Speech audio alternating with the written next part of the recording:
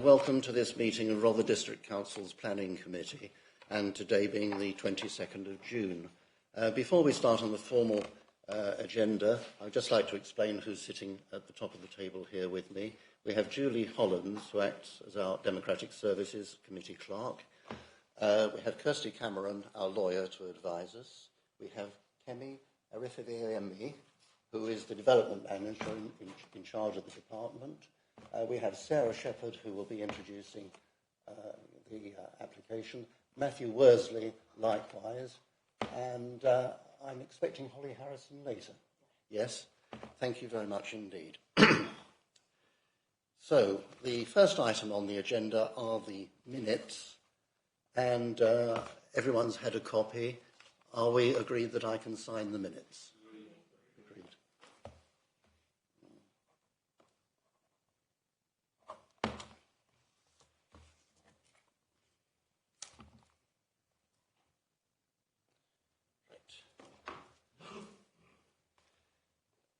Item number 2, apologies for absence and substitutes. Julie.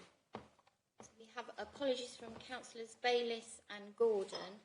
Councillor Coleman is substitute for Councillor Bayliss today, and Councillor John Barnes is substitute for Councillor Gordon. And I should explain, we have Councillor Creaser appearing remotely, which means that she can speak but not vote today. And we also have Councillor Cook, the Chair of the Council, who is here both in her own right as a councillor, though not on the Planning Committee, and ex officio as Chair. And again, Councillor Cook, you may speak but not vote. Thank you. Additional agenda items, are there any? No, there's none. Are there any withdrawn applications? No, there's none. Disclosures of interest. Item number 5, to receive any disclosure by members of personal and disclosable pecuniary interests in matters on the agenda, the nature of any interest, and whether the member regards the personal interest as prejudicial under the terms of the Code of Conduct. Members are reminded of the need to repeat their declaration immediately prior to the commencement of the item in question. Are there any declarations of interest? I see none. Which brings, yes, we have the index of planning applications, which we acknowledge.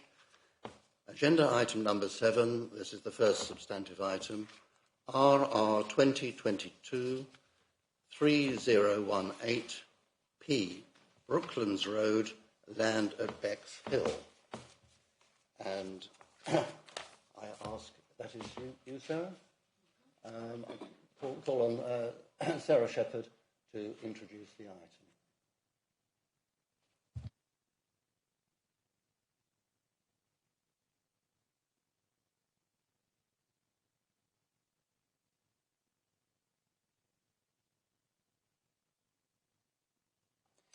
Get the display up. Right, the first item, as you're aware, is for the proposals at Brooklands Road, which is on the new Rosewood Park estate off of Barnhorn Green.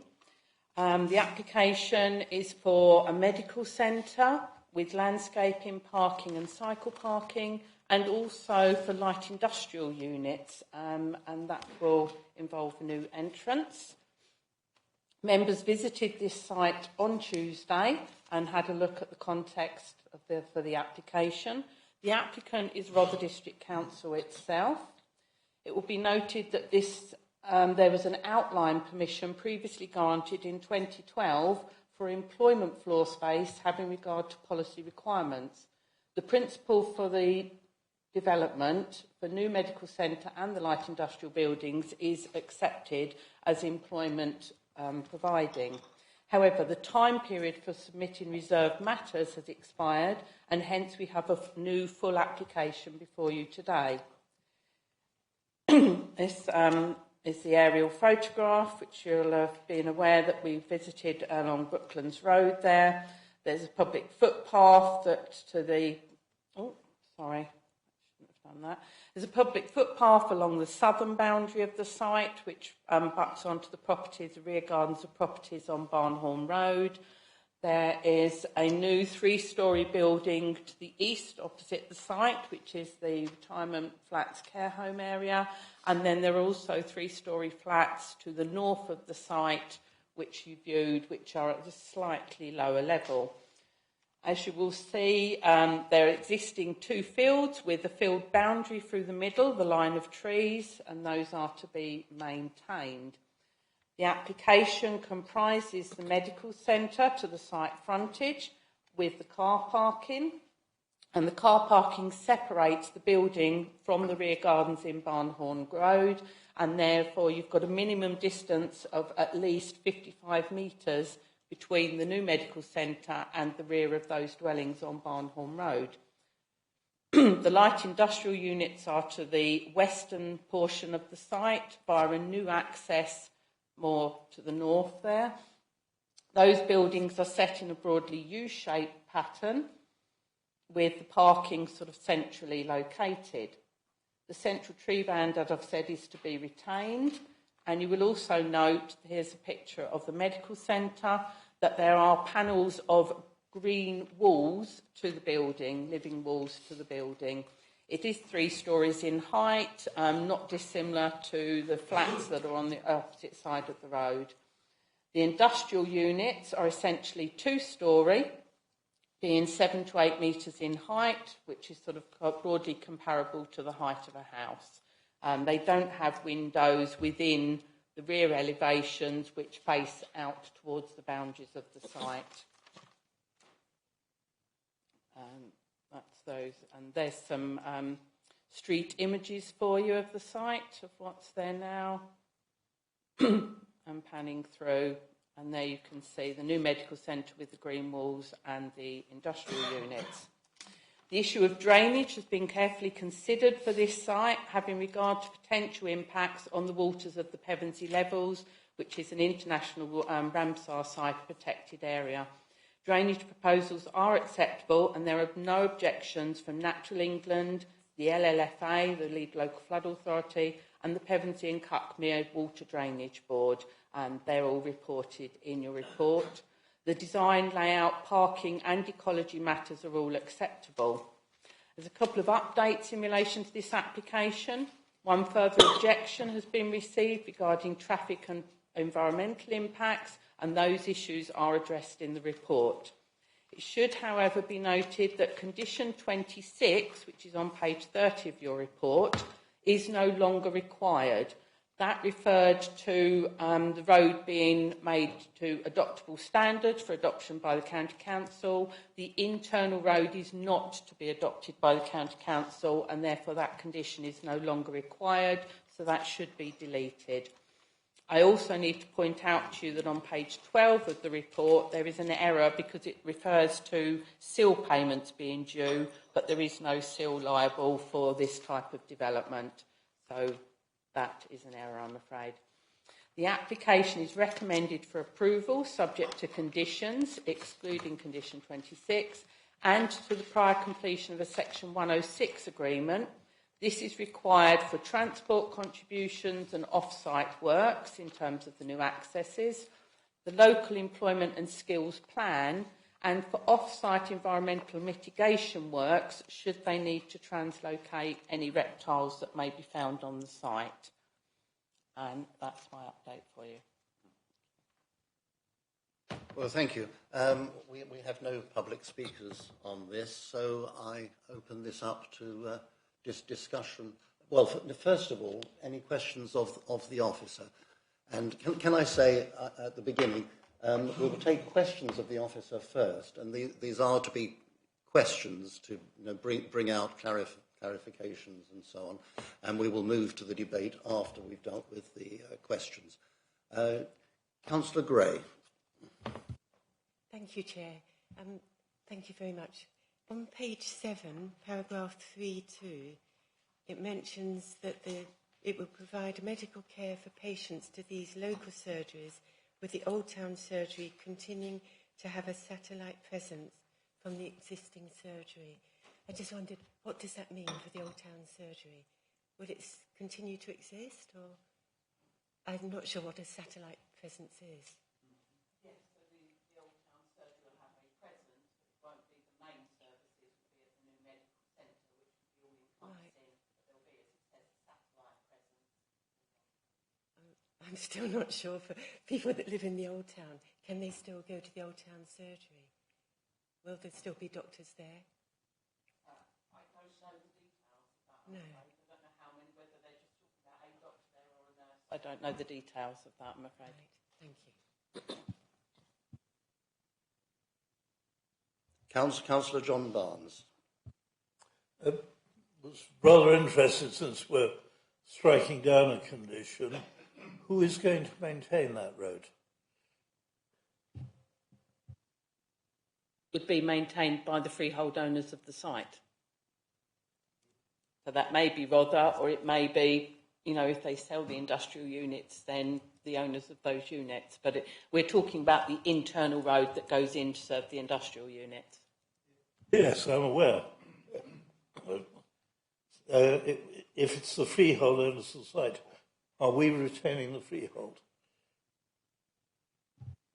I don't know, that's not a planning matter.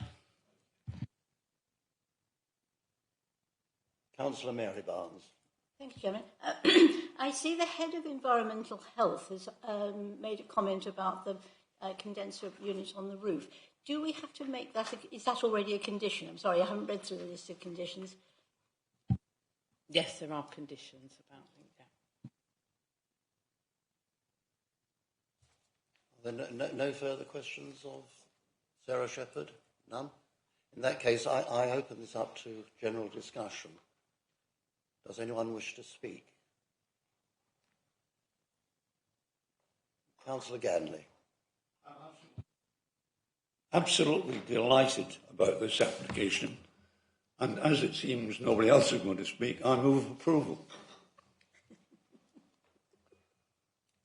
Councillor Drayson. Councillor Drayson seconds. And Councillor John Barnes again. I do have some concerns. They're not enough to make me oppose it, about the amount of traffic that will be generated. There are certain times of the day where the traffic is more than relentless on that particular road. I'm also a little uneasy that the county is wriggling out of its obligations to adopt on so many estates, because that throws the cost on other people. But those doubts are not sufficient, I think, to make me, they make me more enthusiastic for a Bexhill bypass, rather than actually opposing this. Yes, and I think it's fair to say there are no objections from the highways authorities, but there very seldom are to matters of this sort. Yes, please, Councillor. Thank you, Chair. Page 24, pre-commencement. Down at the bottom, item 5, and we're talking about surface water drainage. Now, surface water drainage is quite a hot topic at the moment. The last sentence says, the calculations shall demonstrate that surface water flows can be limited to 408 litres per second, is that per second, for all rainfall events. Calculations don't demonstrate, I mean, that's to predetermine these calculations. Surely we should be saying the actual provision, the drainage, the bore of the system should be capable of that. It worries me that we're relying on calculations to demonstrate something that is so often not true in terms of surface water disposal, especially by the water company concerned. So that it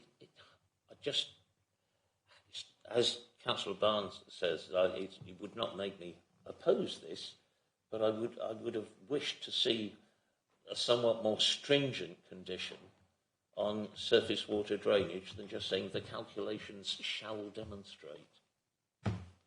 I think in a moment I'll probably ask Sarah Shepherd to come back on that, but we have no objections again from the Pevensey Levels Drainage Board. This has all been gone through and looked at, anyway, I do ask Sarah Shepherd. The wording for that condition is from the drainage authorities themselves. That's the wording that they use. So hence we use that. You know, and it does say they shall demonstrate. So it is, you know, it's not a should, it's a shall demonstrate.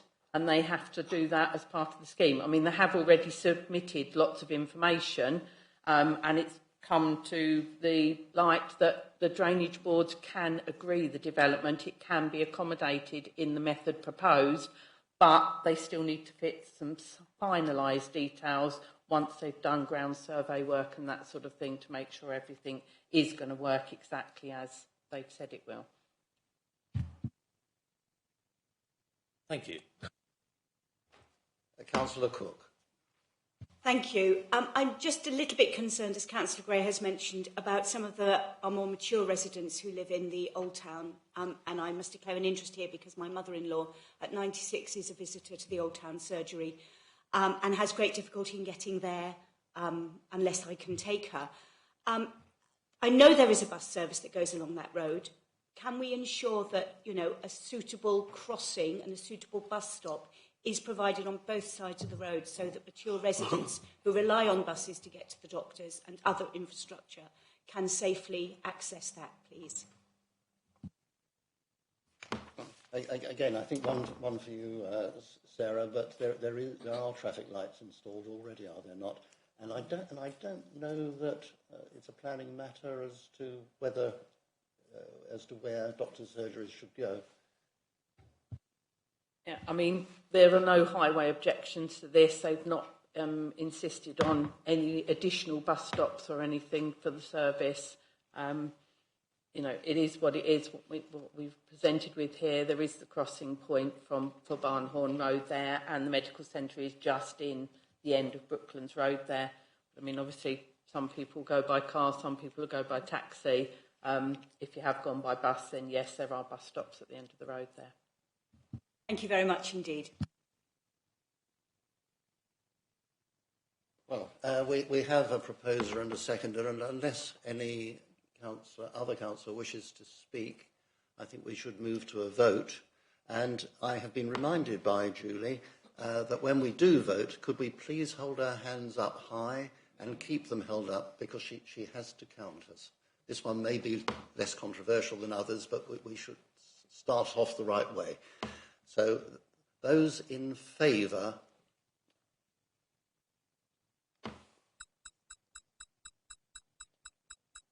I've been reminded by Julie that when we do...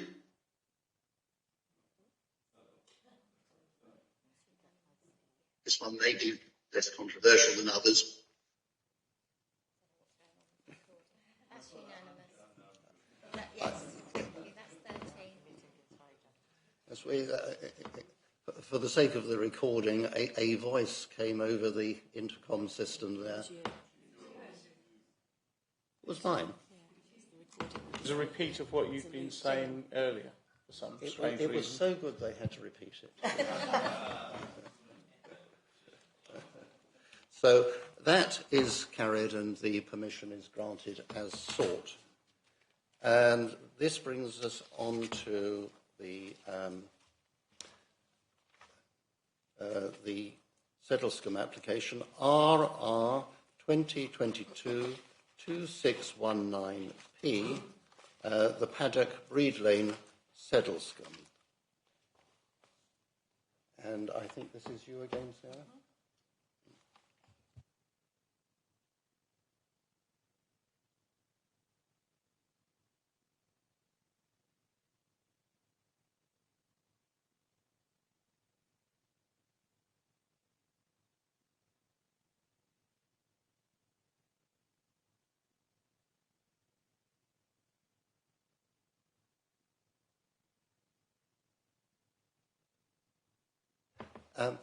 Yes, we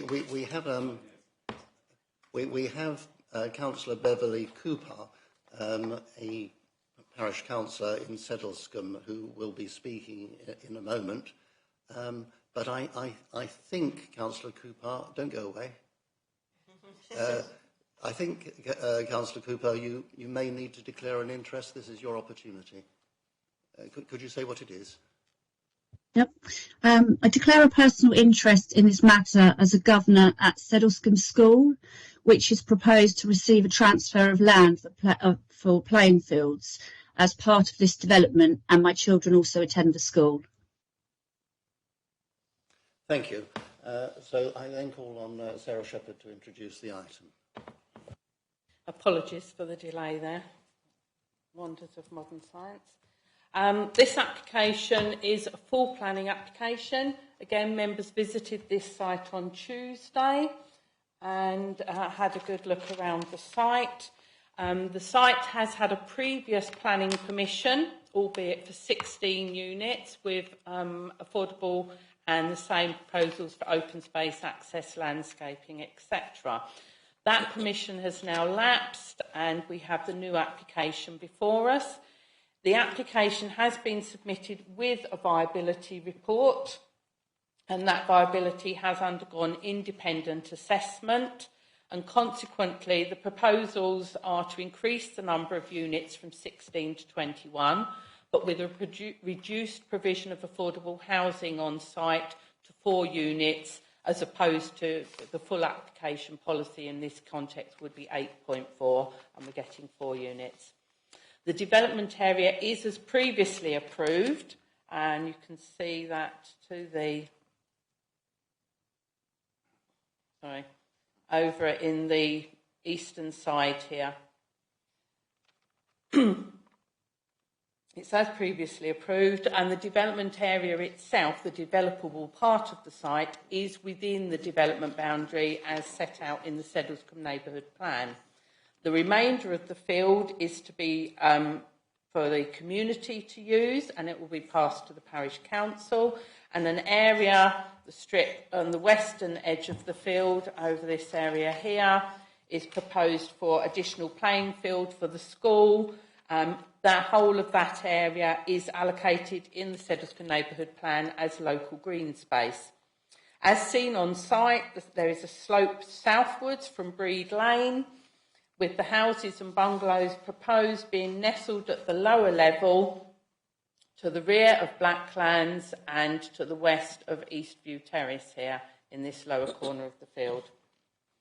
Public footpath and ancient woodland are located along the southern boundary of the site here, with the ancient woodland trailing down here. And new woodland buffer is proposed along the western area of the site and an edge of the field. 5 additional units are proposed within the development.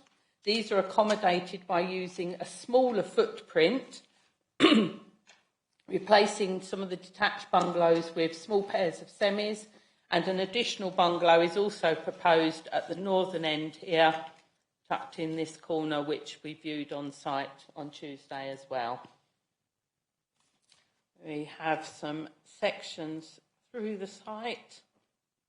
As you can see, they're the street scenes. The top one shows you the houses up on Blacklands at the left-hand side of the plan, with the slope going down to the southern edge of the site. So the bungalow that you can see centrally on that top image here is the one that's located on the corner. Sorry about this. You have then got some elevations here that you've seen, traditional style with clay tile roofs, red brick, tile hanging and some cladding. We've had no objections received from any consultees. The layout for the site generally is considered acceptable. It's the same layout as on the previous permission, with the road, Spine Road coming round, looping round the site with the dwellings spread round that loop. There's parking is compliant, landscape and ecology are also proposed, and they're also subject of conditions. By way of update, I would advise that I have realised that condition 4 in the proposed conditions is actually a repeat. Sorry, condition 5 is a repeat of an element of condition 4 above it. So I propose that condition 5 be deleted, as condition 4 already covers the issue about drainage and highway drainage, not being able to take drainage from other sources. The recommendation for you is for approval, subject to conditions, and also subject to a 106, as previously. The 106 would seek to secure the provision of the 4 affordable units on site. It seek to obtain the off-site highway works, which is one in respect of the access onto Breed Lane, but also proposals for a new footway path along the northern edge of the site, linking in with existing footpaths. That's something that the Highway Authority have requested. That footpath is on highway land, so it needs to be part of the Section 106 and not a condition, because the applicant doesn't have control over that. For land to be transferred to the school, which, as I said, is the strip on the western side here. If the school decide they don't want that land, then the parish have already indicated that they would take it as part of the general community local green space there.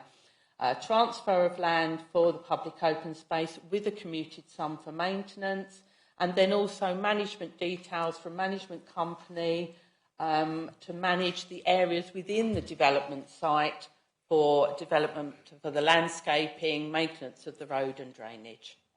Thank you. Thank you. Are there any questions for Sarah Shepherd, councillors?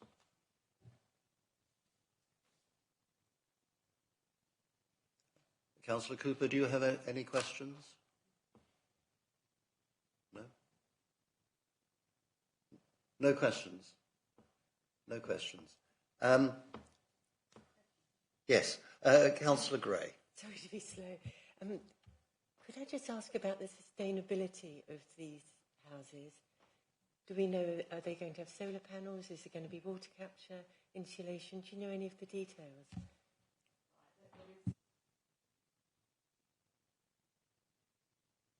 In the report about sustainability, about sustainable construction, material locally and things like that, electric vehicle charging points, obviously things like energy, that is being considered, but we don't actually have the details for that at the moment. But that is all part of the proposal.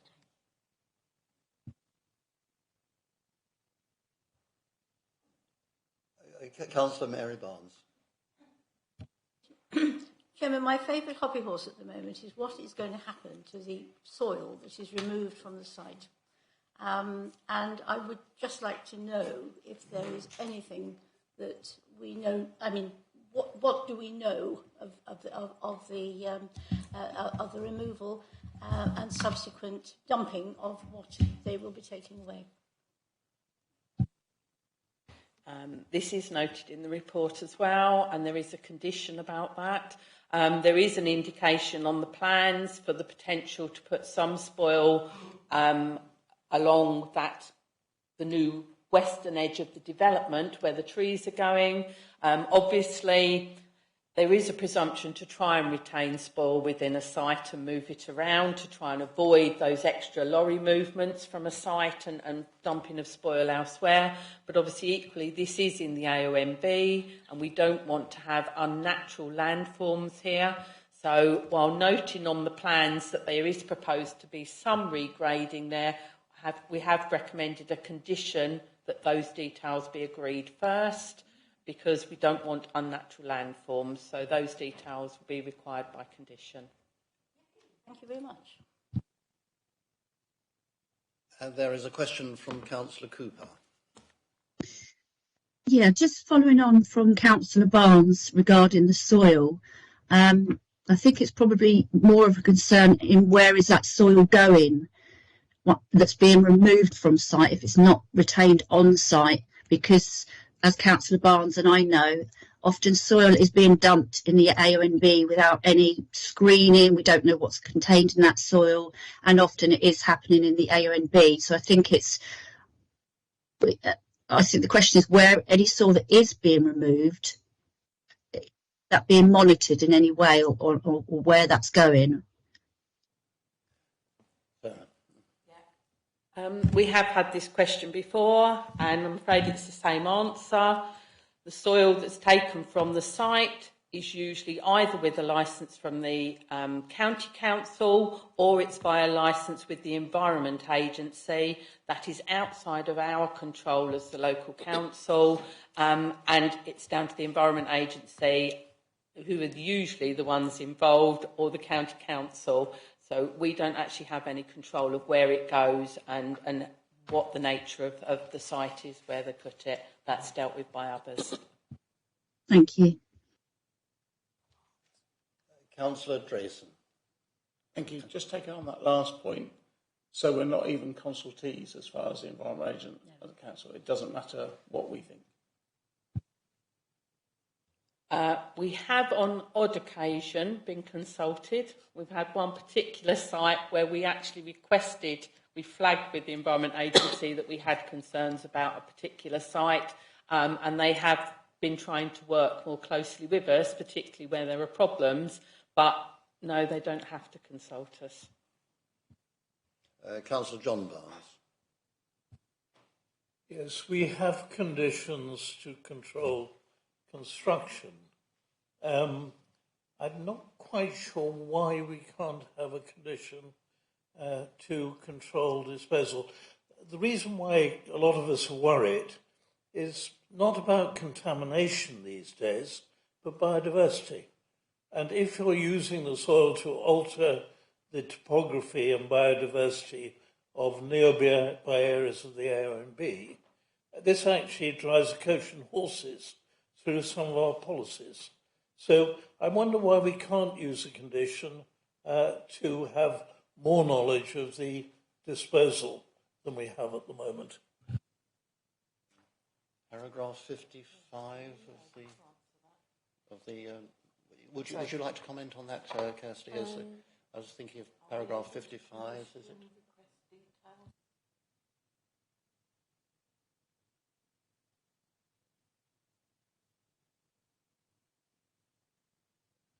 I'll just come back there. Sorry, Chairman. This would be practically impossible condition to control. And in terms of how we apply conditions, we have to make sure it's enforceable.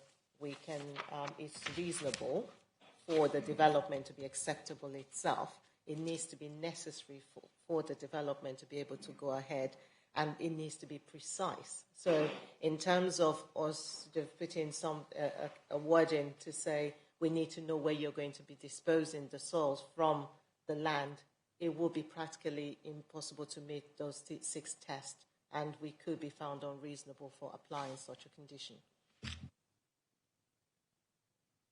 Councillor Mary Barnes. Just to come back on this is absolutely outrageous. I have 2 farms in yes, is this going to be a question? Well, I could make it into one because I am so furious about it. We have two farms that have been altered forever by the amount of tipping. When is this council going to do something about it? We really do need to flag this up. It is a positive disgrace that we are altering what we're supposed to be custodians of, which is the AONB. It's being altered forever. Yes, and I'm sure that councillors would agree with that, but that is something we can only take away with us and note and raise in the course of developing policy and so on. I don't think we can really debate that today. Are there any other questions for Sarah Shepherd? Yes, Councillor Byrne. Sorry about this, Chair, but it's following on from Councillor Mary Barnes' point. One of the considerations is harm to the AONB that will be caused if the soil were retained near to the site and used to bank up some of the other areas.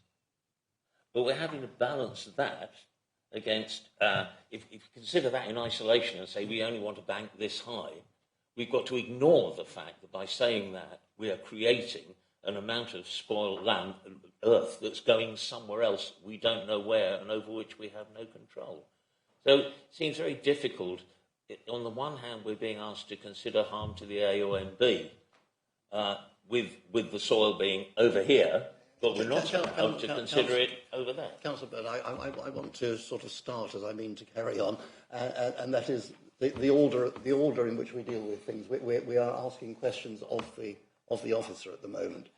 Okay, so we can establish the fact that although it is a material matter, what happens to how much soil we retain, but we don't have to take into account what happens to the soil that we don't retain. That's not part of the equation. Am I correct in thinking that that's so? We would love to have control over where it's going, but it's not in our remit. We're not the licensing authority. So, yes, as Councillor Mears, the Chair's just said, we'll go away and flag your concerns with the Environment Agency and the County Council, but they are the controlling bodies that decide where this spoil is going to go. And we are not the controlling authority of that. Councillor Groner, a question. Is there a minimum requirement of distance of the housing units to the boundary? Because I'm looking at the one in the northeast corner here, and it seems to be sitting very tightly up against the boundary. No, the other ones have gardens. Yeah, there's no minimum requirement for the distance of a property from, say, a side boundary. I mean, many properties are built on the side boundary, aren't they? We do have a policy whereby we seek to ensure adequate amenity space, private amenity space for an individual, the occupiers of a dwelling, and we look for gardens of around 10 metres depth. The supporting text with that policy does also refer to looking at the plot as overall, i.e. the width and things as well. So you might be slightly less. I mean, most of these ones here do have the 10 metres. Several of them have actually got more than 10 metre depth gardens. So they are all policy compliant in that respect. Yeah, I was mentioning it more in respect to the people who are already existing houses there. Which? Well, to the right of the house of the northeast. Oh, Eastview Terrace. Yeah. Yes, I think they haven't got particularly large gardens, but the dwellings on the proposed site have been slightly moved westwards to make sure they have. I mean, they've now got a minimum, most of them slightly more than 20 metres between the two facing buildings. Okay, thank you. Well, if there are no further questions, we have a parish council representative with us here today, and we'll move on to that.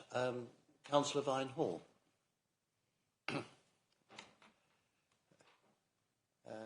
And you need no further introduction, and you know the rules. 5 minutes. Thank you very much. Good. Thank you, Chair. Sedlescombe had the first neighbourhood plan in Rother, and it was this site which started that process.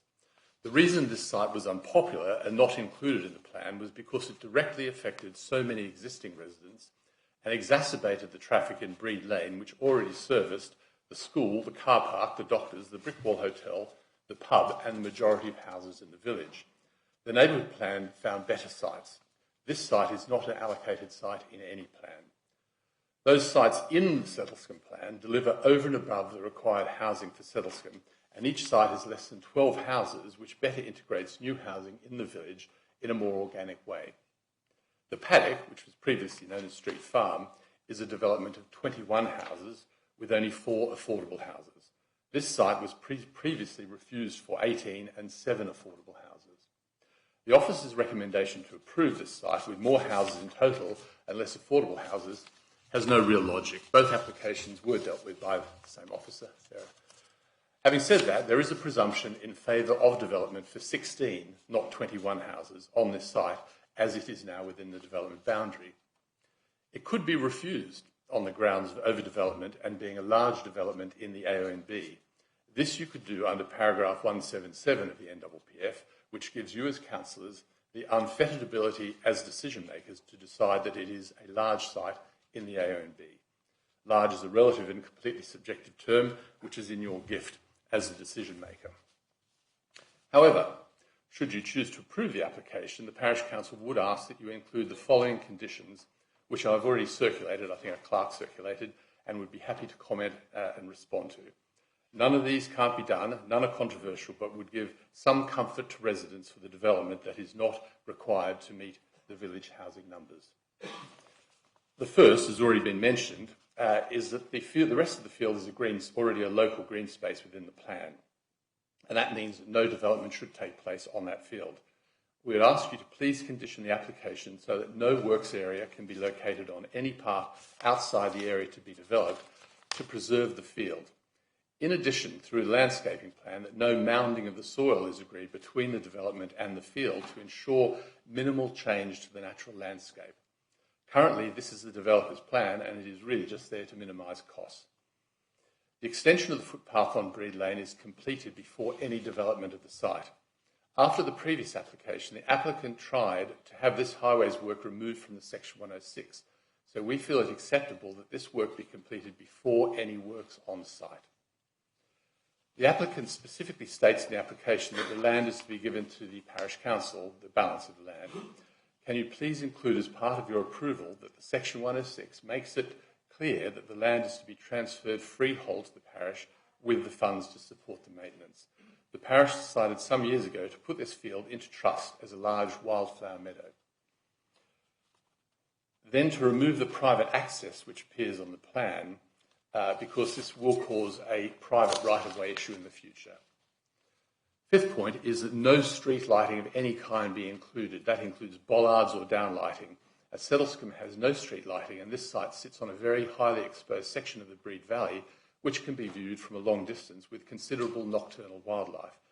Street lighting will result in the urbanising effect of this village. Lastly, that a hazel dormouse and an ecological design statement be produced and approved by the county ecologist. The south side of this site contains one of the very few pure hazel hedges in Rother, and we also need to ensure that the reptiles and other wildlife is protected. Finally, while 16 houses is approvable, 21 is overdevelopment, as these houses are not required in Settlescombe as the neighbourhood plan has already provided over and above its requirement. I leave you with the question as to why the developer allowed their permission for 16 houses plus 6 affordables to expire when they could have built this out 5 or 6 years ago. Thank you very much. Thank you. Yes, please stay there. I'm sure there'll be questions. But there we have a list of proposed conditions, should we be minded to approve. And I think the question is, can we do that? Are they legitimate? I have received a copy of those as well. Condition number 1 about the spoil, as we've just discussed, there is a specific condition, condition 11 about that. Note what they've said there, but we feel that, there may be an element of soil going down there that may be acceptable, and hence we've put the condition 11 on there. Condition 2, as suggested by Councillor Byron Hall, as I've previously stated, this is part of the Section 106 agreement. It's land outside the ownership of the applicant. It's reliant on the landowners undertaking with them that work. It's highway land, and it needs to be subject to a separate highway agreement, and that is all part of the Section 106.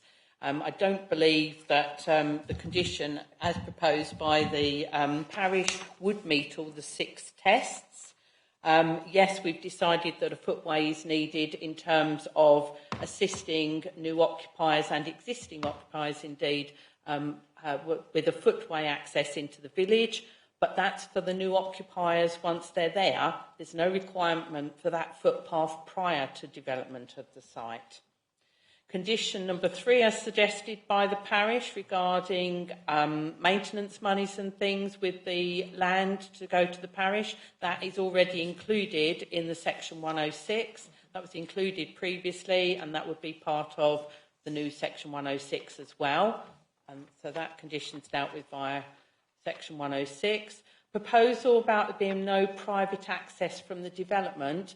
This is not a gated development. Anybody will be able to walk down into the development site. Anybody will be able to access the site either from the gate lower down opposite the proposed new houses or from the proposed gate up on Breed Lane itself. So it just means there's 2 access points to enter the field for anybody to use. Don't believe that that condition is reasonable and that it would meet the 6 tests. In terms of lighting, condition 20 in your list of conditions already covers lighting. So, and that says no lighting unless it complies with the proposals, and that they'd have to submit a scheme if they wanted to do lighting. But, you know, street lighting is not proposed as part of this scheme.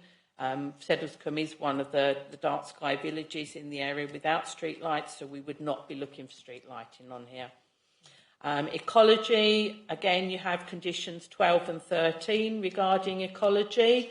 There are no dormice within the site itself. There are no proposals to touch the hedge along the southern edge. There are proposals for protective fencing and things for the hedges and trees on the site as may be needed, particularly along that southern edge. And so we don't believe that that condition would meet the tests either. But as I say, there are ecological conditions already, conditions 12 and 13. Okay. Thank you very much. Now, councillors, do you have questions for Councillor Vine-Hall, please? Questions of the Speaker? Yes, Councillor Byrne. Thank you, Chair. Councillor Vine-Hall, you're proposing a modification to the access to the site. Can you maybe give us a bit more detail on why that is proposed and what you see as the advantage or disadvantage of the existing arrangement? Yes, that's one of the conditions. Well, one of the suggestions we made is that the current plan shows an access onto the site from the centre of the site, and really that does create effectively a private right-of-way, because the road in the site will not be an adopted road, so it's not off a highway; it's off a private road. Therefore, it will create a private right of access in the future, and so it's better just not to have it there. It doesn't need to be there. And we would want to be really, as a parish council, being able to control the field so that we can manage it at the right times, and so that all the villages have the right of access through one point. And that is in the same location as the soil is proposed to be mounted. It would be really a very bad thing to mount soil there. The best thing to do is to leave the rest of the field beyond the red line of the actual developed area absolutely clean. The local green space assumes absolutely no development, and development is mounding up soil. So any excess soil should be removed. I listened to the discussion earlier. There are actually licensed places to take soil, and the applicant would be going to those places, but putting any soil there is a bad thing. That field has a lot of slow worms in, we all know that. You see them on the footpath, so we want to minimise any impact on the wildlife or the field itself. And ripping up the field to put a works area, which was proposed last time, just damages the field. And the whole point of having the local green space is not to damage the field, not to use it as a works area. So I hope that answers your question. Thank you. I'd ask Sarah Shepherd to deal with the access point. Can we just clarify, this is a footpath access. It's not a vehicular access, it's a footpath access. So, as you all witnessed on Tuesday, there were other footpath access through the hedges around the field already that the local people have made. You know, it's one of those things that occurs. If people want to go somewhere, then they'll create a way of going there. What's being proposed in this instance is a specified footpath access that allow people to walk that route. Yeah, we're not talking about a vehicular access, it's just a footpath access. And in terms, if I got this right, Councillor Vine-Hall, you're suggesting that in the course of construction, the field shouldn't be used for the storing of materials. Absolutely correct, yes. I don't know if that would be reasonable or not. It would obviously preserve the field, but probably at the expense of creating a lot more lorry movements and difficulties. I don't know what we think about that. Do officers have a view? Legal?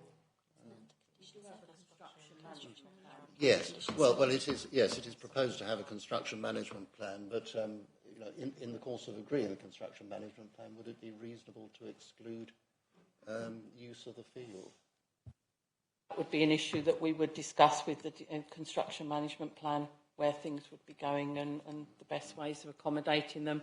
And the construction management plan, we consult the Highway Authority, and we can also consult ecology in this case too.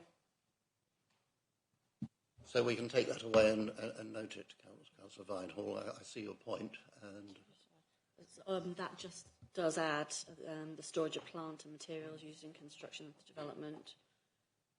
So that would cover it.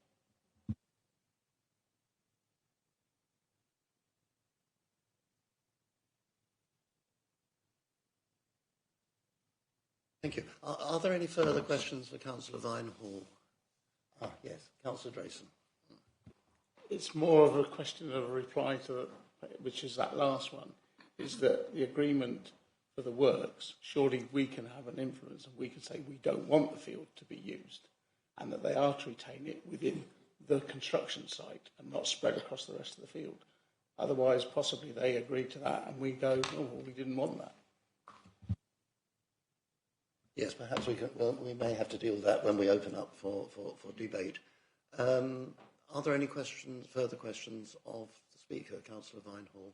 If not, I say thank you very much, Councillor. Thank you. Thank you very much. Thank you. And we have the ward member appearing remotely, Councillor Cooper.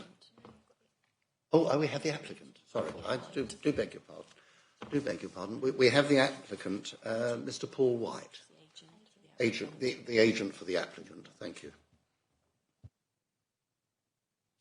Thank you, Chairman, and good morning, everybody. The officer report is very thorough in its assessment and support for my client's application, but I just wanted to briefly mention the following points for your attention. Firstly, the site's just over 4.5 hectares, but only 25% of this is proposed for residential, with the balance of 75% proposed as open space and school playing field for use by the nearby Sedlescombe Primary School. The residential part of the site, as mentioned by Mrs. Shepherd in her introduction, is wholly within the settlement policy boundary of Sedlescombe in the adopted 2018 neighbourhood plan, where additional residential development is allowed in principle. The proposed open space is also shown as an allocated local green space in the neighbourhood plan, so it is policy compliant on all fronts. But apart from the neighbourhood plan support members, the site was also granted full planning consent for 16 dwellings, open space and school playing field by this council in May 2017.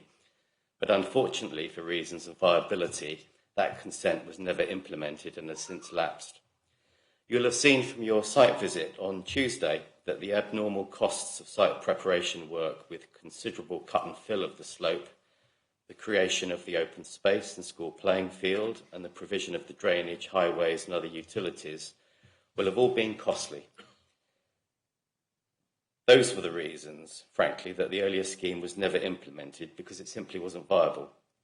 But there is national policy and policy in your own core strategy that says unviable schemes can be made viable if there is a fully justified reason to allow a reduction in the provision of affordable housing.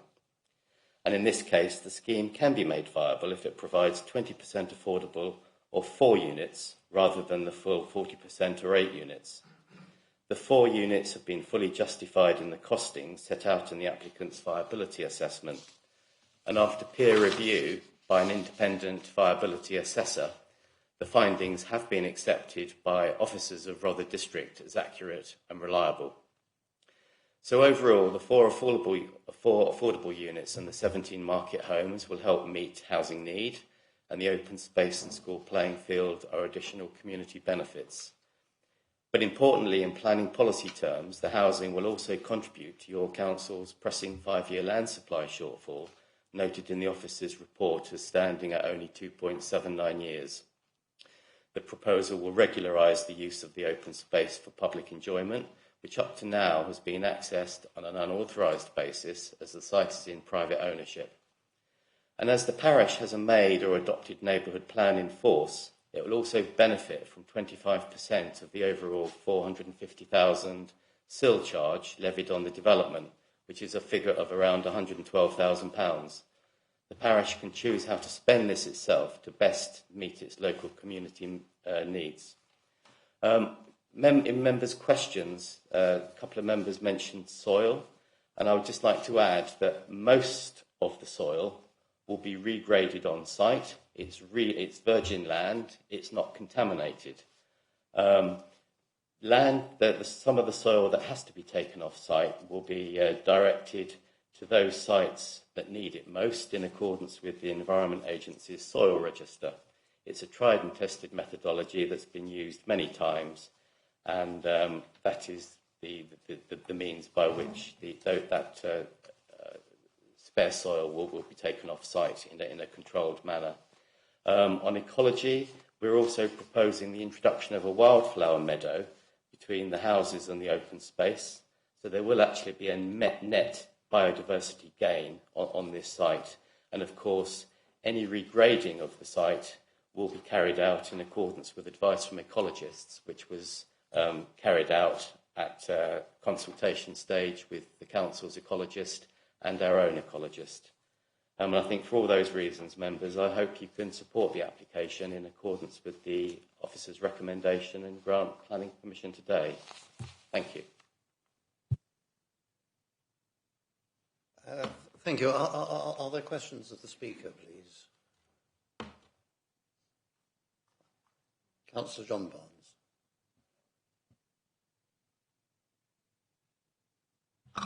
I fear, Chairman, it's the first I've heard of soil being taken to sites which have been indicated to need soil by the Environment Agency. I wonder if we could hear just a little bit more about that, because it is rather relevant to our consideration of whether we're going to dispose of some of the site on the actual green field. I don't think it's proposed to dispose of any of the spoil on the green field. Yes, that's why we've got the condition to prevent it. No, we've got conditions which mean it has to be cleared with us. One of the considerations in my mind when I'm talking about this is going to be what happens to surplus soil. It's an increasing worry to a number of us, and if there is an Environment Agency policy that it's taken to where it is most needed, in other words, it actually is a reassurance. So I'd like to know a bit more about that policy. Well, is this a question of the Speaker? Well, he referred to it, yes. And therefore he can presumably tell us what is going to happen. Well, can we hear from you, please? I'll try, Councillor. My understanding is that the Environment Agency's soil register has a list of sites where soil is likely to be taken from and a list of sites where spoil is needed. And where sites need soil, they might be construction sites. The soil that is going to be taken from our particular site would be directed to the sites that most need it in the nearest proximity. And that's all I understand of the Environment Agency's soil register. I don't know if that's sufficient to answer your question, but I'm afraid that's all I know. It's helpful, even if not quite sufficient. Councillor Drayson, question. Thank you. I welcome an application that's actually got viability with it, and you've already put in why you can't do the original 6. But I just want to clarify with you, there's no guarantee that you won't come back within 3 years and say even these 4 are not viable. Is that correct? If that were the case, this application wouldn't be implemented either if we claimed that it wasn't viable, and there would be another application which would come before you, and it would be in your gift at that point to say enough is enough and we will refuse the application. So I think from our point of view, we have made a mistake earlier by thinking that the provision of a full 8 affordable houses would be viable, and it proved that they weren't. We now stand by the viability assessment that has been discussed with the council, and we now believe, even with rising mortgage rates and rising construction costs, we're still of the view that the provision of 4 affordable units would be viable in this instance. Thank you. As I said, I welcome an application with a viability study already on it, but thank you. Yes, and here to that. Councillor Mary Barnes. Thank you very much.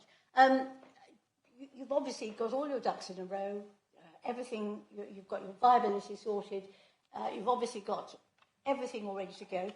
Is there any indication at all of when you're going to start work? My client advises me that they want to make a start on this site as soon as possible. I can't give you chapter and verse on when that might be. Clearly, there will be pre-commencement conditions to discharge, and Mrs. Shepherd has already explained what they might be. Assuming consent is granted today, I would expect to receive instructions from my client to discharge those pre-commencement conditions as soon as possible, possibly a start within 6 months. I can't give any cast iron guarantees, but my client is a house builder and he makes money out of building houses. He doesn't make money out of banking land. Thank you. I have a question, and that arises out of using the remaining field for construction purposes in the sense of storing materials, parking vehicles, and so on. And I'm rather concerned that if councillors were minded to impose a condition refusing that, then it would affect the viability of the site and of the affordable housing, and would it make life very difficult for the builder to build efficiently and effectively? I think Mrs. Shepherd mentioned earlier that matters that you've discussed, that you've just raised, Chairman, would be a matter for the construction management plan, which is one of the pre-commencement conditions that need to be discharged. So perhaps it would be best to leave that for discussion at that stage.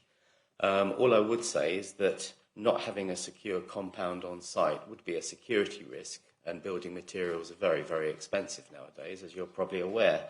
So our preference would be to choose a part of the site that doesn't have any ecological value, which won't need regrading, is well accessed by the contractors, and we would prefer to have a secure construction compound on site. Yes, I have to say that.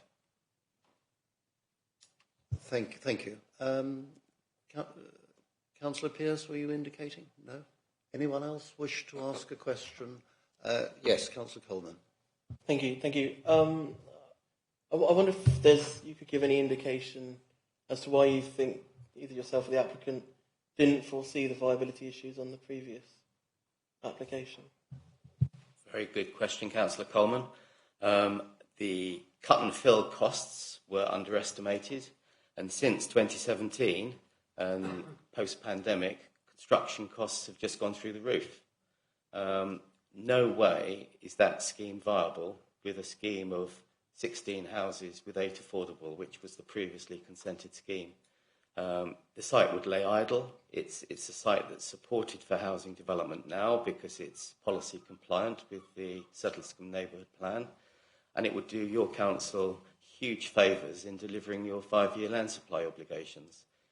Because you don't have a 5-year land supply, the presumption in favour of sustainable development applies to all new residential sites. And if this greenfield site doesn't come forward, your council would be at risk of lots of other speculative applications on, I would say, less good greenfield sites.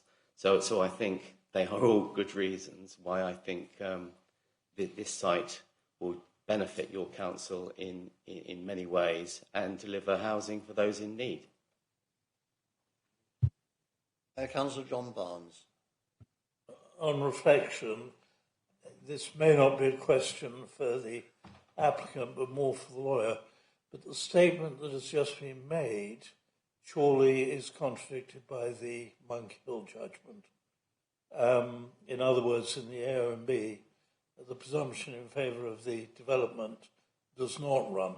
That doesn't mean there isn't a balance of advantage and disadvantage, but the tilted balance, because Monk Hill went to the appeal court, the ruling now is the tilted balance does not apply in the AONB.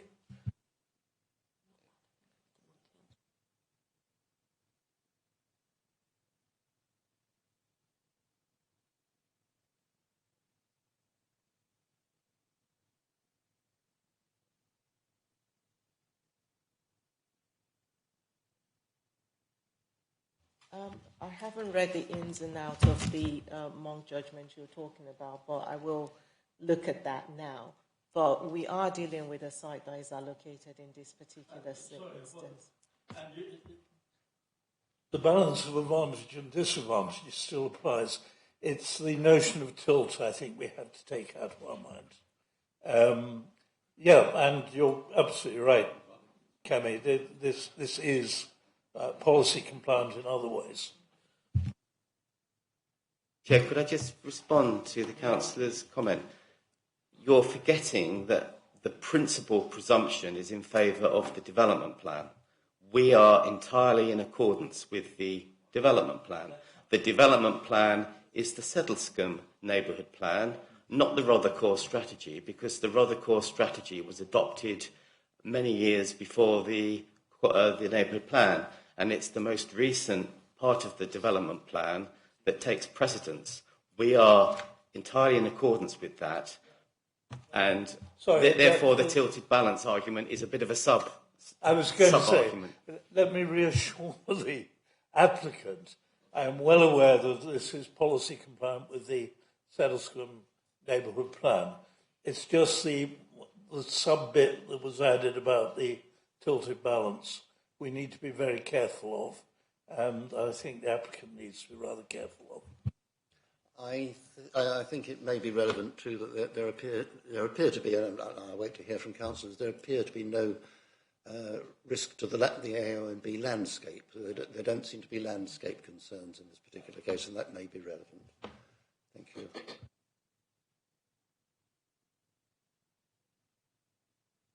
In which case, thank you very much, Mr. White. Thank you very much indeed. Very helpful. And we now have the ward member, Councillor Cooper, who's appearing remotely. Councillor Cooper. I will be echoing a lot of what's already been said. I think everyone's quite familiar with the figures. But I want to start by saying this application has now been running in one form or another for about 9 years, having originally been lost at appeal because of the Sedlescombe neighbourhood plan, and that was for 18 houses with 7 affordable. We know now that's the approval of 16 has changed to 21 with only 4 affordables. The Sedlescombe neighbourhood plan has provided for 30% more housing than is required by the core strategy. The site proposed today is not an allocated site in any plan and is the very location that the residents objected to when the Sedlescombe neighbourhood plan was made. To approve more than the 16 on this site would go directly against the Sedlescombe neighbourhood plan, which is an adopted part of the core strategy. This is a busy lane, and even a small number of additional houses makes a large difference to the traffic, particularly on the area around the school and the doctor's surgery, which is highly congested. The village has proactively brought forward the required housing and more, and all the sites in the plan are at different stages of development, mainly held up by legal, but all being pressed forward by the site owners, who are all local residents, rather than this development which is being promoted by absentee landowners. This is a small village and development needs to be controlled. The neighbourhood plan has set an example in Rother in terms of delivering. Can I ask that this is refused as a large overdevelopment in the AONB and housing numbers not required to meet the village allocation? I know the parish has asked for a number of conditions to be added to the decision should you choose to approve, and I would ask that you take up these conditions. Thank you. Thank you very much, and stay with us. You may wish to speak again later. Thank you.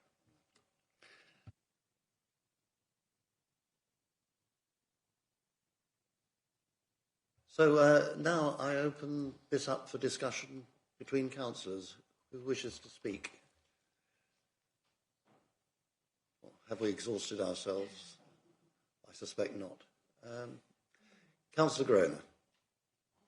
Yes, it seems to be, maybe I'm misunderstanding, but there seems to be sort of a contradiction about whether this development sits within the neighbourhood plan or not. We seem to have conflicting statements from the applicant and from the parish council and ward member. The application site sits within the development boundary for Sedlescombe, and that development boundary is defined in the neighbourhood plan. No, they did not put it as an allocated site because it already had permission at the time that they did the neighbourhood plan, so they didn't reference it, but they drew the boundary around the edge of the application site.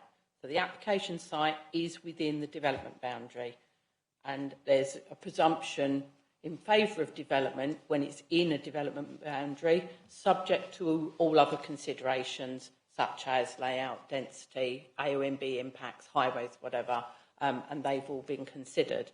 I do have to say that, yes, there are other sites allocated in the neighbourhood plan. We have had applications. None of those sites have actually come forward. They haven't been delivered yet. So there is still, they haven't met their additional housing need yet in Sedlescombe because those sites haven't come forward. And the applicants have played a part in that as well. As we said, this application site is tucked down in the corner, and it was previously determined that there was only local impacts on the AONB for development down in that corner, not wider harm to the AONB, and hence the previous approval was granted. This application does propose an increase in numbers of units, but the density of that development is still only just in the low 20s, so it's still not an overdevelopment of the site. There's ample open space, this garden meets the policy sizes, you've got the central green area. It can't be described as an overdevelopment of the site.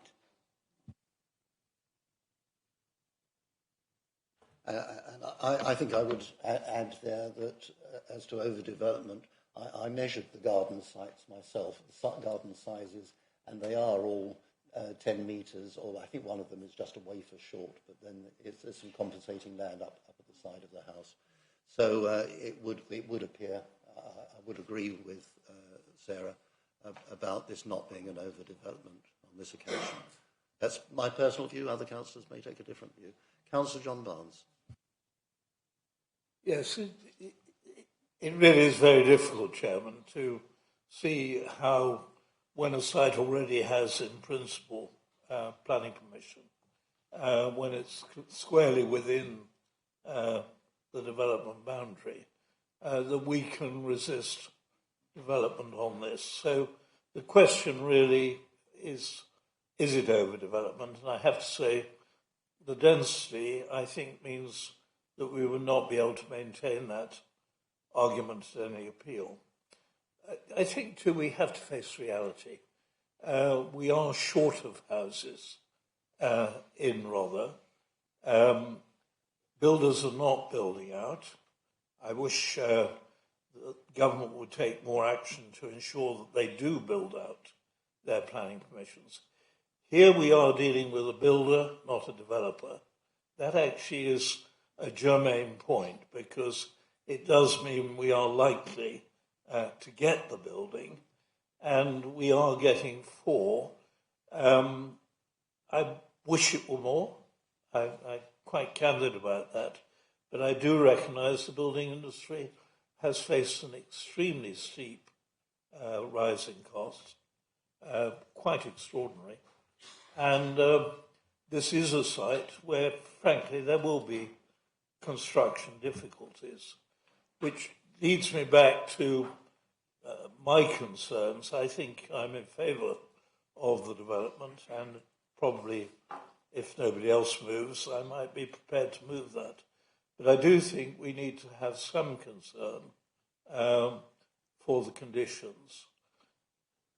I'd like to see most of the soil employed on the site if that's possible, because you're going to alter the topography anyway, so you might just accommodate as much of the soil as you can on that site.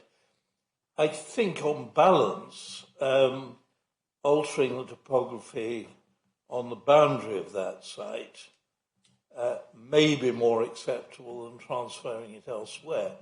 But I still wish that we knew more about what is going to happen to the soil. It seems to me to ask for knowledge is actually not an unreasonable condition. And to ask for knowledge is, I would have thought, enforceable.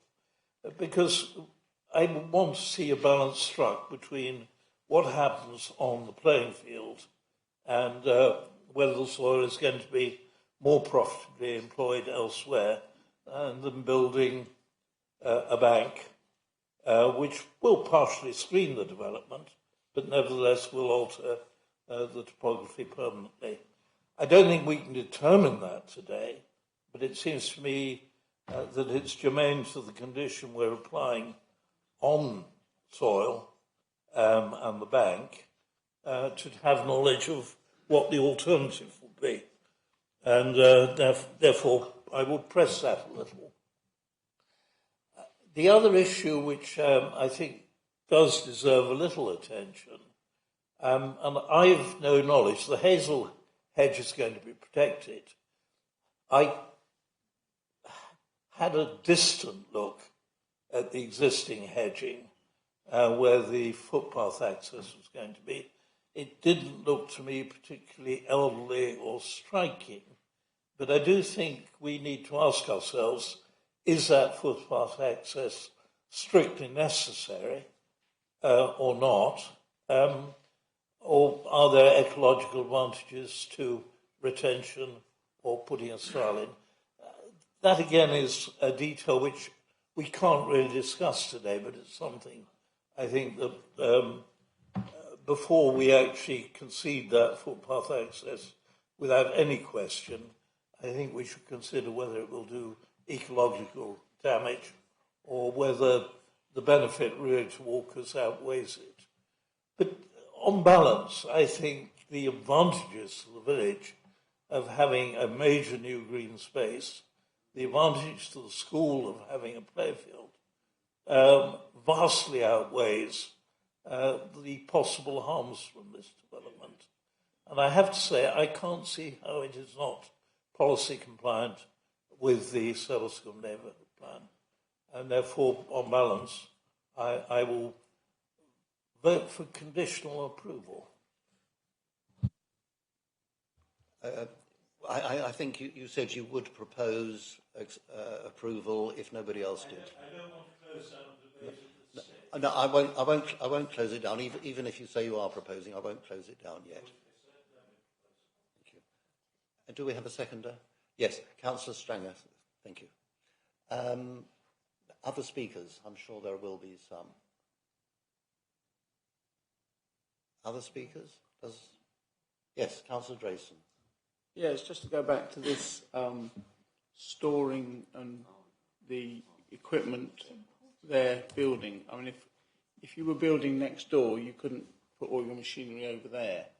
You have to work within that site. So I need to be convinced that it would do them great financial harm if we said, well, no, you've got to keep your building equipment within the site, within the building site, not on that ground, not on the recreation ground. I'm not sure if we can do that or not, or if it, as the agent said, it would possibly affect the viability, or somebody said. Are we allowed to condition that? I think what I'd like to say, strange site indeed. where there is no off-site parking, sensible parking or sensible place to keep equipment, lorries waiting with deliveries and so on. It has caused enormous difficulty, absolutely enormous difficulty, for the builders and of course, for the local residents. And I would be very reluctant to impose on a developer or builder a condition which would make their life so difficult and potentially increase vehicle movements in the rest of the village and so on for no very strong purpose. That's my view on that. Yes, Councillor Byrne. Thank you. Just a thought on construction. If you're going to do this is a small development, so they're likely to do all the foundations at one time. So the idea of setting aside an area for equipment and storage within the boundaries of the development, I think that would really affect the viability of the whole scheme. And you've got to weigh that against the harm done to the land that's being used for storage. But I really think we would find a builder coming back to us saying no longer viable. Maybe we might even be asked to lose the 4 affordable units. So I would be worried that any construction plan, I'm sure the officers would be worried too if they were to impose a construction plan that affected the overall viability of the scheme. Yes, and presumably in agreeing a construction management plan, officers can agree mitigation measures such as putting down boarding or whatever to preserve the subsoil and so on. The officers are nodding to that. Other speakers? Councillors? We have a proposer and a seconder. We did have some proposed conditions from Councillor Vine Hall, which I think we ran through. And I think they were mostly covered already by the conditions which you have. Councillor John Barnes has mentioned the hedge, but the access. But is the hedge something to die in a ditch over? I think it's possible to be discussed within the conditions you've already set, because there is this condition about the earth. I don't think it should turn on that kind of detail. I'm very happy to give the officers a certain amount of discretion around conditions. We all know what we want to achieve. And that is what conditions are intended to do. And if there are ways, I literally cannot judge myself the quality of that hedge as opposed to the footpath access. It's the kind of detail which I think somebody needs to talk to the ecologist about, and that I would hope would be done at the condition stage. I think the conditions are very sensible. I don't think I want to make any preconditions that actually affect the viability of the site. And I think to insist on the road conditions, for example, putting that footway, that must be done before residents take place, but I don't think the timing should be in advance. So that one I wouldn't be pursuing. So I'm very happy at this moment to say to the officers, you know what we want to achieve, get the conditions absolutely right to do it. I think they already are 99% there. Thank you. I think we're moving towards a vote. I don't know if we still have Councillor Cooper with us remotely. We normally give the ward councillor the last word. I think you've got it pretty well covered. Thank you, Chairman. Yeah, thanks.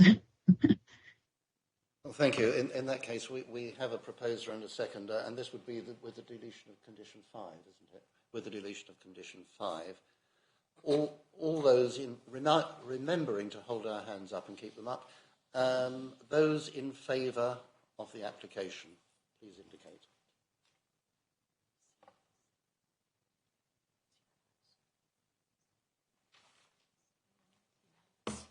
And those against? None. I think that's unanimous. That is passed unanimously. Thank you very much. And thank you, councillors and speakers. Thank you very much indeed. Thank you. Next break. Yes. Thank you. I'm being told that there is some coffee available if we wish to take a short break. Yes. 10 minutes?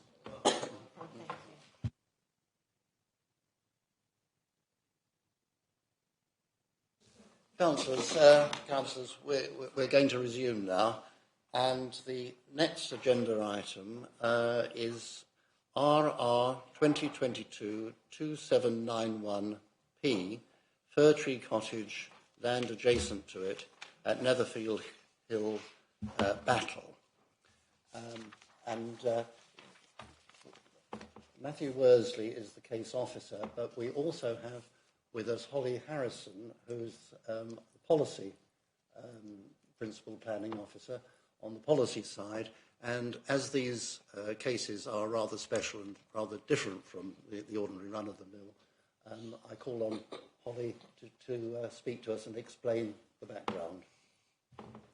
Thank you, Chair. I will be setting out the planning policy position for Gypsy and Traveller accommodation need. The National Planning Policy for Traveller Sites, known as the PPTS, sets out the approach which local authorities should follow. Firstly, determining the level of need for Gypsy and Traveller pitches within the local area, and then planning to meet that need. The core strategy sets out the need for pitches over the plan period, which was 2011 to 2028, which was 5 permanent pitches between 2011 and 2016, and a further 6 between 2016 and 2028. This was based on evidence from 2011. Between 2011 and 2016, 5 pitches were granted permanent planning permission, leaving a remaining requirement of 6 pitches up to 2028. The DASA local plan allocates 2 sites to meet the outstanding need, 1 pitch at a site in Battle and 5 pitches at North Bexhill. To date, none of these allocated pitches have been delivered, although 2 of the pitches at North Bexhill are subject to an outline planning permission, which expires in December this year, if no application for approval of reserve matters is submitted. However, an appeal decision in 2021 cast doubt over the deliverability of all 6 of the allocated pitches. It also found that the evidence underpinning the Council's pitch target, dating from 2011, was out of date, meaning that the actual need may be higher than that identified through the core strategy. Since then, Rother has worked with all of the East Sussex local authorities to commission a joint Gypsy, Traveller and Travelling Show People Accommodation Needs Assessment, the GTAA, for East Sussex to cover the period 2021 to 2040. This study will inform the Council's new local plan. The new GTAA considers 3 definitions for gypsies and travellers when considering their accommodation need. The first is an ethnic definition based on the ethnic identity of gypsies and travellers, not taking into account whether they have permanently ceased to travel or not. The second is known as the PPTS definition. This considers only gypsies and travellers who meet the definition set out in the National Planning Policy for Traveller Sites. This means those who travel with a caravan, including those who have temporarily but not permanently ceased to travel. The third definition is a work definition, which is a narrower interpretation of the PPTS definition and only considers those gypsies and travellers who travel for work purposes. Using the PPTS definition, the new study finds there is a need for 16 pitches in Rother up to 2040, including 4 pitches between 2021 and 2026. This assumes that the 2 allocated pitches with outline consent at North Bexhill are delivered. If these do not come forward, then the overall need up to 2040 is 18 pitches, and to 2026, 6 pitches. However, it should be noted that a recent Court of Appeal judgment last year found the PPTS definition of gypsies and travellers to be discriminatory. Since then, planning inspectors, both locally and nationally, appear to be relying on the ethnic definition. Using this definition and assuming the 2 pitches with outline consent do not come forward, the new study finds there is a need for 28 pitches in Rother up to 2040, including 14 between 2021 and 2026. Therefore, there is a need for the Council to identify a significant number of additional pitches for gypsies and travellers over the new local plan period through the allocation of land. As it stands currently, we are aiming to launch the initial public consultation on the new local plan at the end of this year, and for the new local plan to be adopted in 2025. Therefore, we are confident we will have a new local plan with gypsy and traveller pitch allocations to meet the identified need in place by the end of 2025. Thank you. Thank you. Do councillors have any questions of Holly Harrison, please? Councillor Byrne. Thank you, Councillor Meir. Yeah. We're confident that we will, by 2025, you say, have these allocations. Are we also confident that those sites will be deliverable? When we go through the local plan process, all of the sites that we propose for allocation, we have to be confident that they will be deliverable. They will be considered by an inspector at a hearing, and we will be confident. When the DASA local plan was adopted, we were confident that those sites were deliverable, but unfortunately circumstances have changed and it no longer appears that's the case. So yes, we will be confident that the sites will be deliverable. So the sites in North Bexhill, which we are currently considering as not deliverable, are still considered in this new allocation as not deliverable, or are they part of that equation? They are not included in those figures that I mentioned, because the new study doesn't consider that they will come forward because of the doubt. Going forward, we will investigate as to whether they may become deliverable in the new local plan period to 2040. We're not at that stage yet, so that's about all I can say. Thank you. Councillor Mary Barnes. Chairman, that's still very imprecise, isn't it? I mean, what we really need to do is to instruct the council that it must do a compulsory purchase order on that site on which we already have planning permission before it expires, or at least extend the planning permission. Because, I mean, we are stuck between a rock and a hard place, because we are now indiscriminately, I mean, indiscriminate use is being made use of, and we of land which has no business at all to be used as a gypsy site. So, we are definitely vulnerable. To have to identify 20 sites is a very, very tall order indeed. I remember when I was first on the council, we were taken on a tour of all the sites, and it was pathetic. There were just not enough. So unless we make sites, and unless maybe we have a compulsory purchase order on that site that we have in North Bexhill, we are stuck. Well, I think the answer to that is probably going to be that we are where we are. And you've heard from Holly Harrison that officers are bringing the policy forward, and it may well be that compulsory purchase is something which will have to be considered, but we can't consider it here. Councillor Coleman. Thank you. My question is, could there be some clarity on how sites are considered deliverable? Because I'm just thinking about the North Bexhill site, and the most recent one that was the end of Watermill Lane. I think one of the big factors that stops that being deliverable, as I understand it as a ward member, is the fact that you'd have to build the concrete hard standing and do some changes to the area for it to be able to be used in the first place. And I imagine that's a factor in the deliverability of that.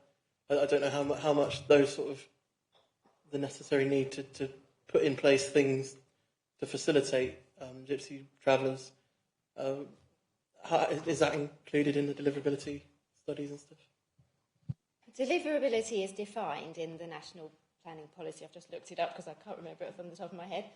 That sites should be available now, offer a suitable location for development, and be achievable with a realistic prospect that development will be delivered on the site within 5 years. So the fact that it needs works doing to it wouldn't affect its deliverability if someone is willing to carry out those works. I think the issues with the sites currently are about their availability. They are not available now. And I think an inspector in another case on appeal cast severe doubts on the deliverability of the sites which we currently have. Is that right? Yes, that's right. An appeal decision we had in 2021. Councillor John Barnes. Yes, I know that appeal judgment, but the appeal judgment on this particular site agreed with us that we would never have this one as a gypsy site. We have enforcement action, which was upheld by Inspector. I was going to say, although I think I know the answer to that, it's probably better to hear it from Matthew Worsley. Yeah, I think the idea of Holly speaking was to give the general policy overview. I'm going to present Fir Tree Cottage, so we can get into the details of that later, I would suggest. That seems reasonable, yes. Other questions for Holly Harrison? Yes, please, Councillor Gandy. Thank you, Chairman. With regard to Watermill Lane,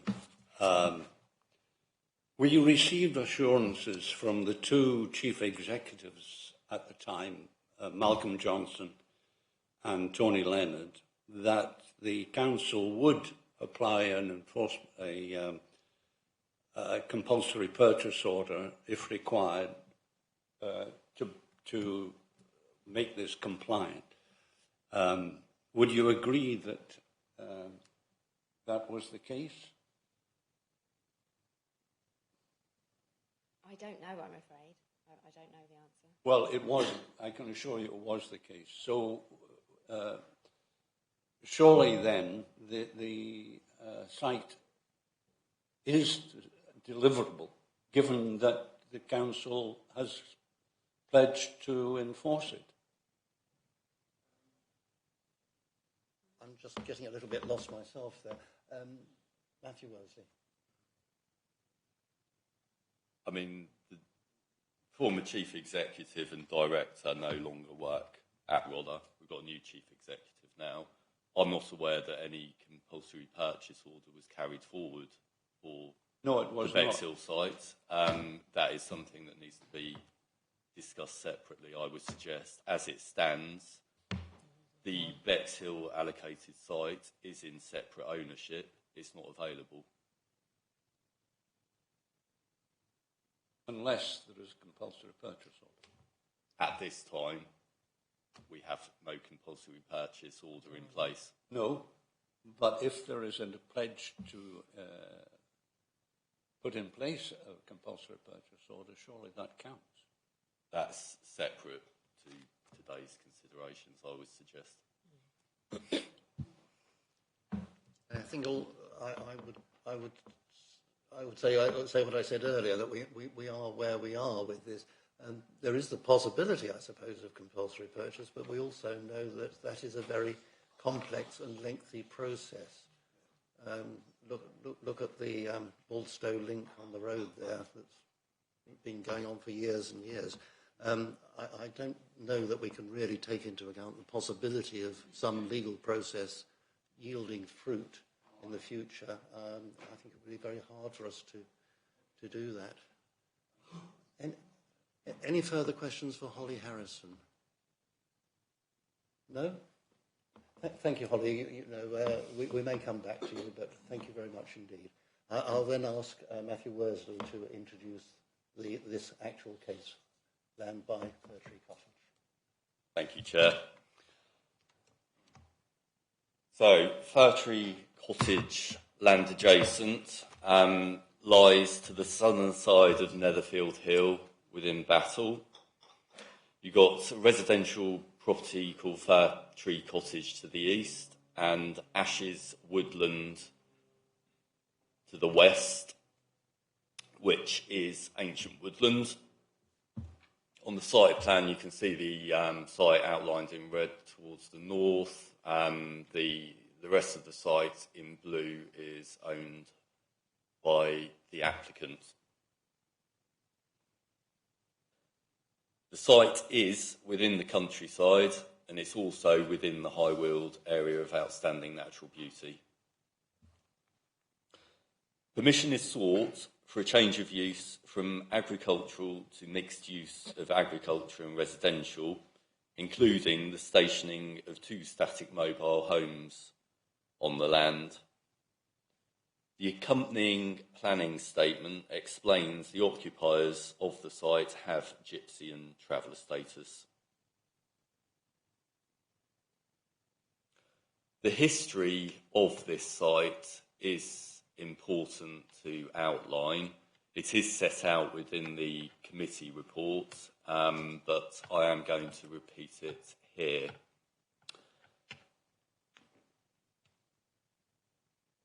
On the screen is how the site appeared in May 2018. To the northern corner, immediately adjacent to the woodland, there was an L-shaped stable block. There were also other structures or shelters present on the land which remain today. You may have observed those on the site visit. You can also see there was an unmade track roughly in the position of where the existing hard standing is. And next to that, it would appear a large pile of timber.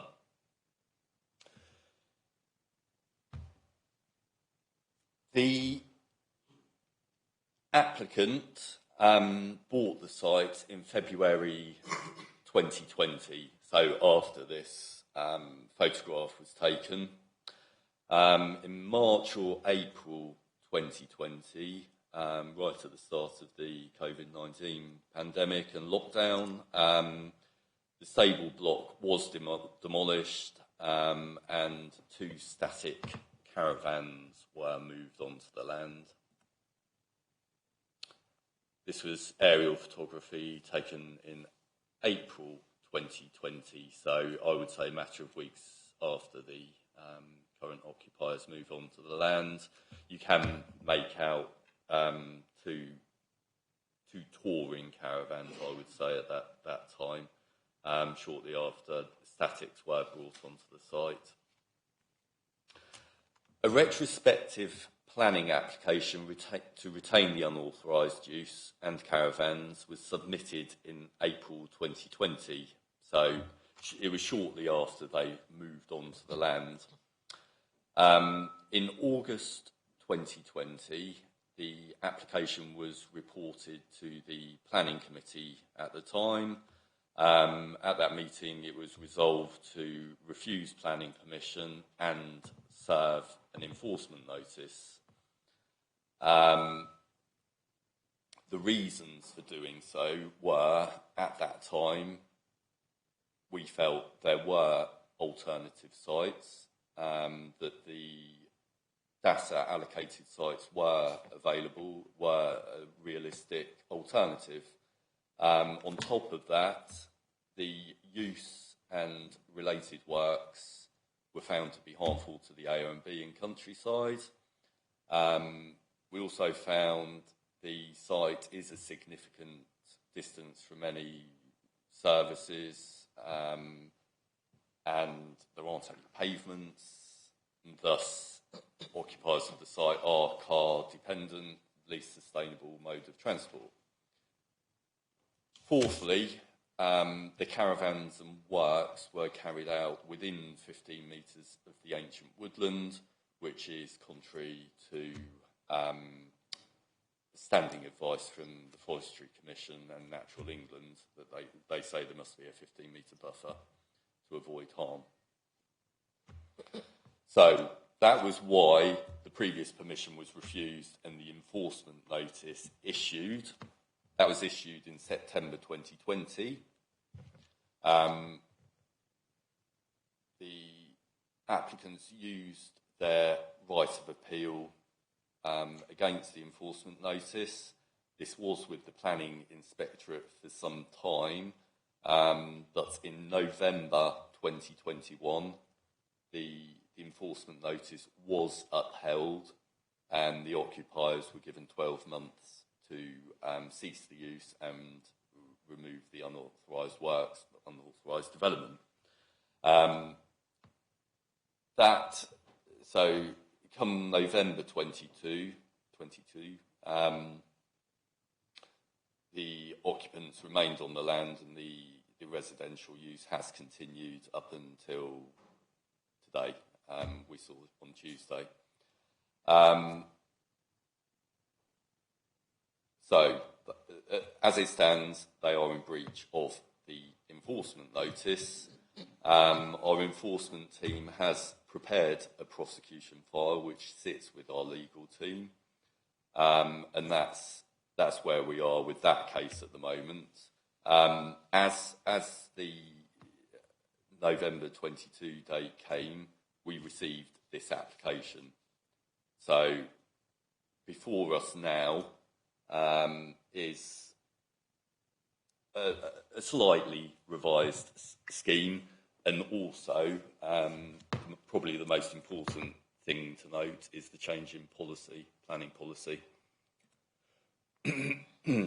So this photograph was aerial photograph was taken August 22.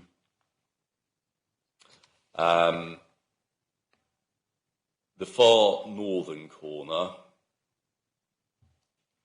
where my cursor is, there was a twin unit static mobile, which was significantly larger than the unit you saw on Tuesday. That was moved off the site, a smaller one brought in. And the other one you saw is the one to the south with a sort of brown roof. That's in the same position, I believe. Also on this aerial photography, you can see the T-shaped hard-standing access, which is roughly in the position of the unmade track.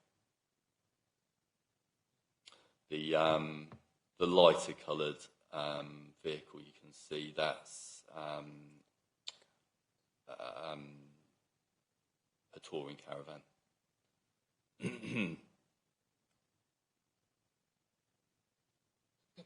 So submitted with the current application is the existing or previous site setup. It does show the larger mobile home here, larger static twin unit caravan to the north, which has gone now. The one to the south remains. This was the layout detailed during the previous application, but it's not what's proposed now. What is proposed now is on the screen before you. So to the west side of the site, they're proposing to remove the structures, and it's annotated on this plan as a wild meadow with post and rail fence, native hedging. The hard standing would be altered to move it 15 metres away from the ancient woodland, and the caravans also moved away to approximately 25 metres away from the ancient woodland. Another annotation on this plan is that the mobiles would be 40 by 20 feet, which is 12.2 metres in length and 6.1 metres in width.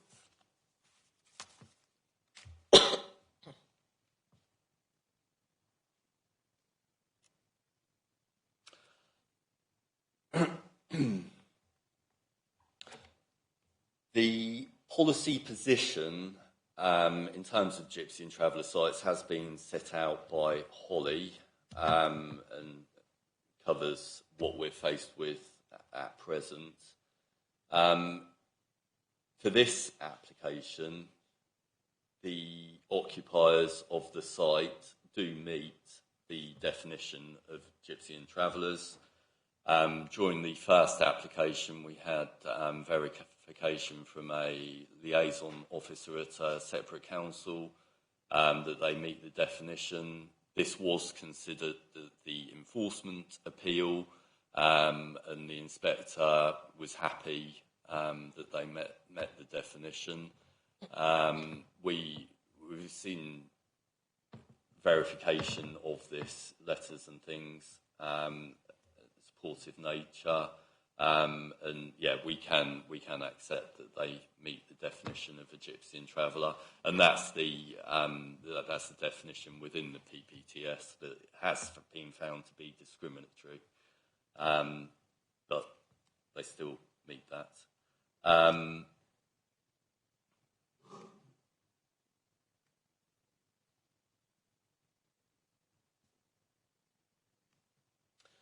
I think it's important to refer to the National Policy for Travellers, the PPTS, and in particular, paragraph 24 of that document.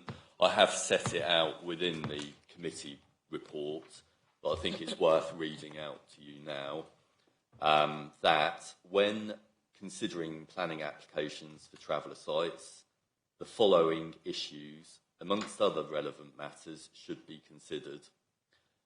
It says, A, the existing level of local provision and need for sites. B, the availability or lack of alternative accommodation for the applicants. C, other personal circumstances of the applicant. D, that the locally specific criteria used to guide the allocations of sites in the plans, or which form the policy where there is no identified need for pitches or plots, should be used to assess applications that may come forward on unallocated sites. In that regard, we do have policy LHN6 of the core strategy. Again, that's detailed within the committee report at paragraph 8.3.2. Perhaps won't read that out fully, but it does require sites to be outside of high-risk flood zones. It shouldn't result in unacceptable visual or landscape impact on the AONB. It should be close to existing settlements, as well as other criteria. Going back to paragraph 24 of the PPTS, it does say that subject to the best interests of the child, personal circumstances and unmet need are unlikely to clearly outweigh harm in terms of harm to AONB that can be harm to ancient woodland and other matters. In respect of the current application and having consideration to policy, Holly explained the doubts we've got and backed up by inspectors' decisions about the deliverability of DASA allocated Gypsy and Traveller sites. On top of this, the recent Gypsy and Traveller accommodation assessment identifies that there is further need for more pitches in the district, significant number up until 2040, but also in the short term up to 2026, so within the next 3 years. There are currently no other pitches available for the occupiers of this site.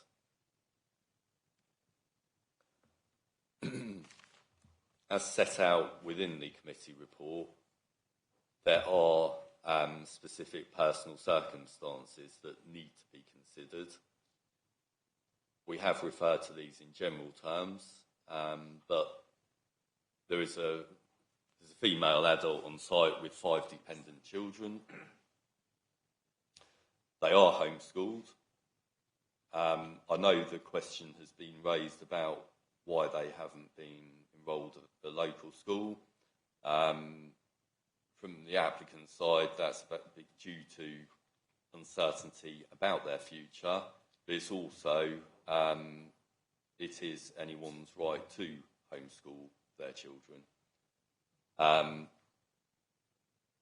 the other hand, I have been provided with correspondence from County Council saying that even if someone has not got a registered address, if they are approached for a school place, they are required to assist them and give them a school place.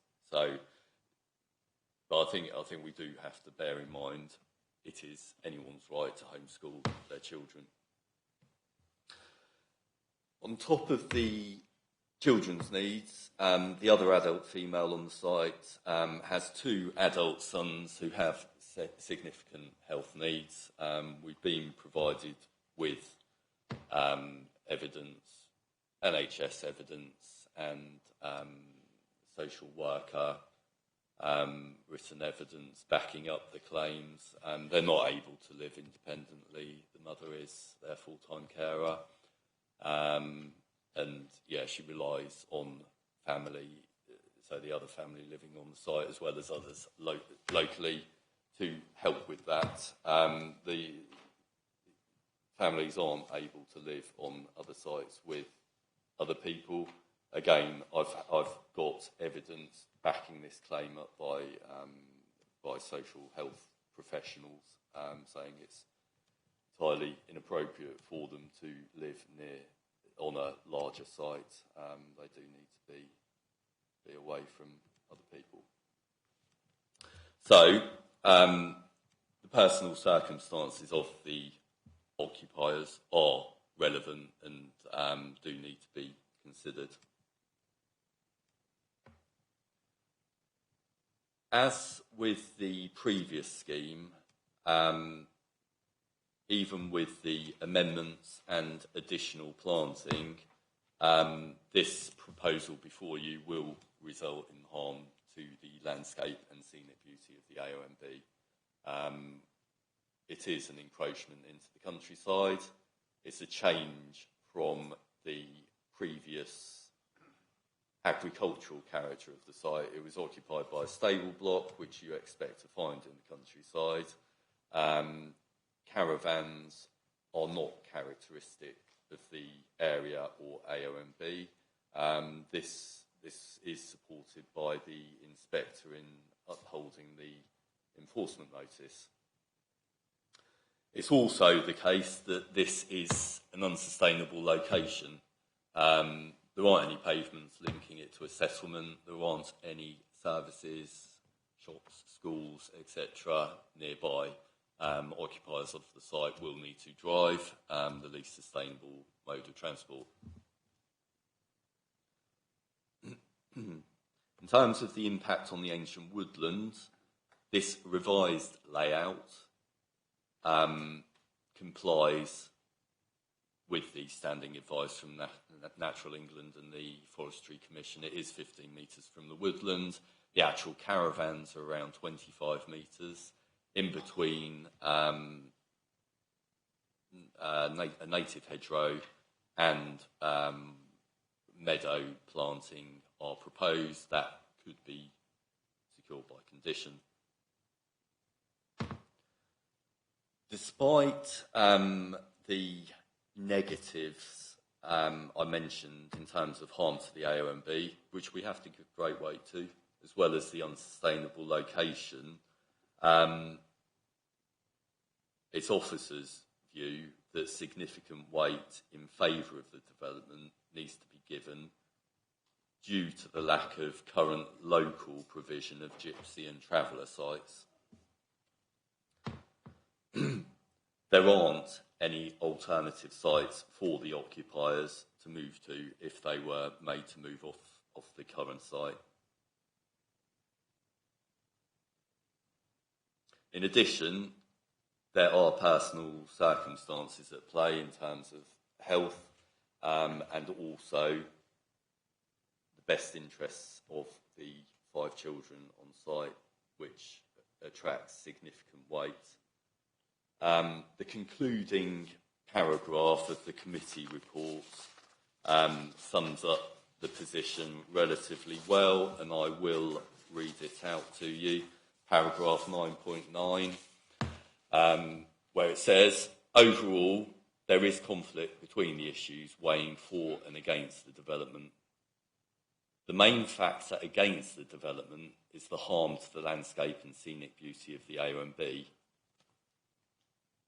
In time, once a new local plan is adopted with G&T, so Gypsy and Traveller allocations, there is a real possibility of more suitable alternative sites being available and deliverable.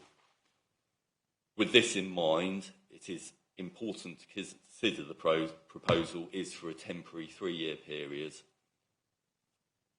Given the significant issues highlighted weighing in favour of the proposal, in the circumstances and on balance, it is officers' opinion that the application should be supported.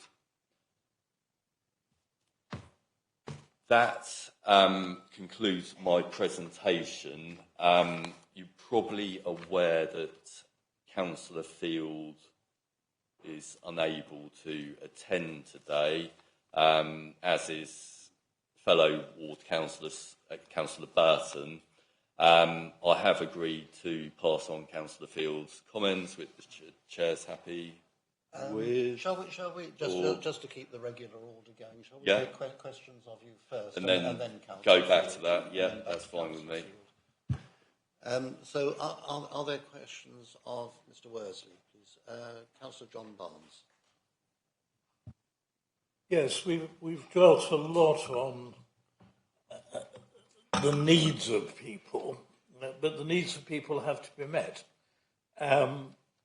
Homeschooling, particularly if children have special needs of any kind, is not an ideal solution.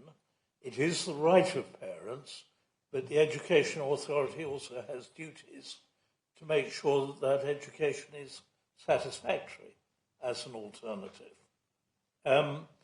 What advice we had from County? Has this site been visited, and have the children's interests been fully considered in terms of their educational needs?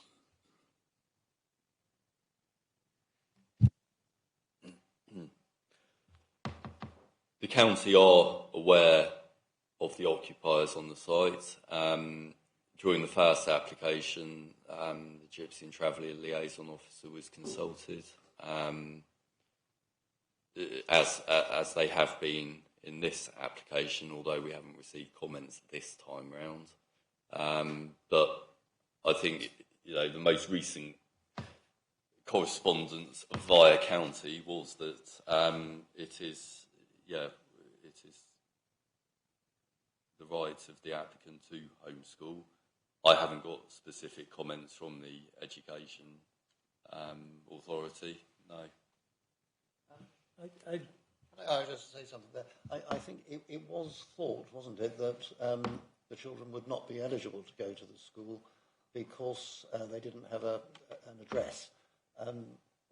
That was the thinking. That's what we had believed and been told, but that's turned out to be incorrect. So that might have explained how this has happened. Yes, correct. So at the time of putting the report together, we were told by the applicant agent that due to them not having a permanent address, they couldn't register with a school. Since then, it has been clarified that correspondence from county that they can actually register if they wish, but it's also their right to homeschool. Yes, and of course we can't look into what correspondence there might have been between the applicant and the school. we don't quite know how all this came about, and I wouldn't hold it for or against the applicant. That's my view anyway. I've got Councillor Cook first, and then Councillor Drayson, and then yes, thank you, and then Councillor Coleman.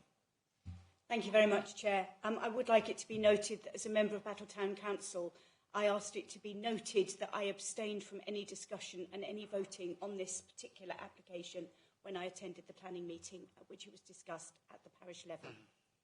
My question to you, Matthew, is on page 63 and 64 and 65, under consultations, I note 6.1, the Highways Authority, 6.2, the Environment Agency, and 6.3, the East Sussex County Council Gypsy and Traveller Liaison Officer, did not send in any comments. Was there a particular reason why this was?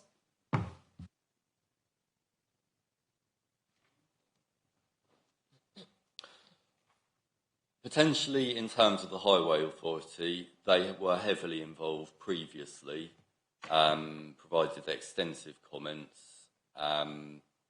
When the enforcement notice was heard at appeal, the inspector found there was no highway safety issue. It's 2 residential units. The site was used previously for agricultural purposes with some traffic. Basically, it's a very low usage. There's no increased risk to highway safety. The inspector was happy that if permission was granted, a condition could be imposed to require appropriate visibility displays to be provided, as well as a reconstructed access. They are added to the recommended conditions. Having Highway Authority comments wouldn't have added anything to this matter. Environment Agency, no comments received.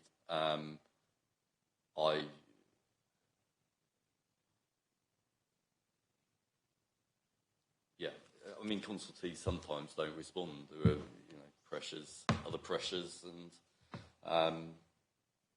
in terms of the Gypsy and Traveller Liaison Officer, we had comments from them before, from a separate authority. Really, all they would be doing is verifying whether they thought the applicants met the need, whether what the policy situation is, perhaps. But from Holly and myself, you got that information.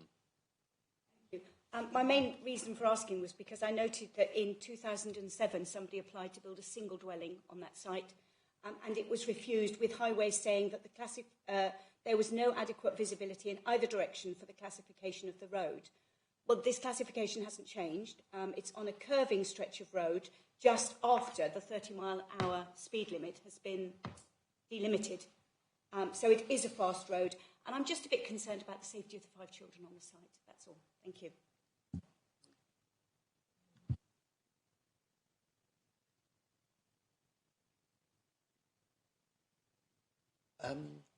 Councillor Drayson. Yes, thank you. I just want to clarify, and it's good that picture's up. Matthew just referred to it being 2 residential units, but at the back of each residential unit is a parking space for a mobile caravan, touring caravan, and 2 vehicle spaces. Now, it would seem logical, and I apologise if I cause any offence to the touring caravan, it would seem logical that if they have visitors, they would bring their touring caravans with them, but what's to stop that being a 4-pitch traveller site within those terms? As I say, it's 2 residential units, but potentially 4 caravans. Yeah, the permission would be for 2 pitches. The use would be limited by condition to 2 pitches, and it's usual that you allow 2 tourers on as well. They are Gypsy and Travellers. I mean, the other female adult was not there on the visit because I believe she is off travelling at the moment. So it's a return shortly. But yeah, both occupiers do have touring caravans. They're not occupied by a separate family. It is just 2 family units on this site, controlled by condition. As I said, I hope I didn't cause offence with that question, but that was what I hope was my understanding. Thank you. I have a list of speakers here. Councillors Coleman, Ganley, Creaser remotely, and Byrne. So we start with Councillor Coleman. Thank you, Chair. Can I just get a clarification on the education point that Councillor Barnes raised? The fact that there is this technical ability for the children to go to a school is not something we need to consider because of the right to homeschool. Is that correct? Or is it something that we need to factor into our considerations?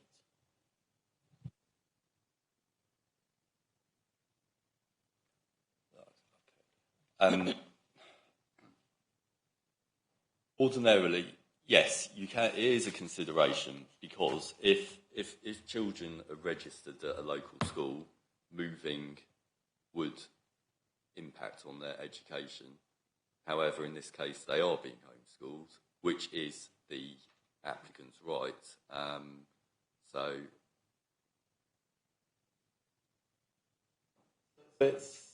it's the removal of consideration for them being schooled locally rather than the any sort of concern about so in terms of best interest of the children, I would say it's only part of the issue here. So yeah, where they're educated, but also they have a right in terms of human rights, which they have a right to a stable home family life. What we're saying is there aren't any other suitable sites for them to go to.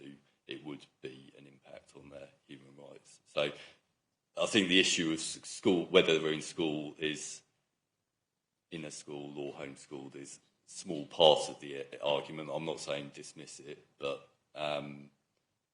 yeah, there's more to it.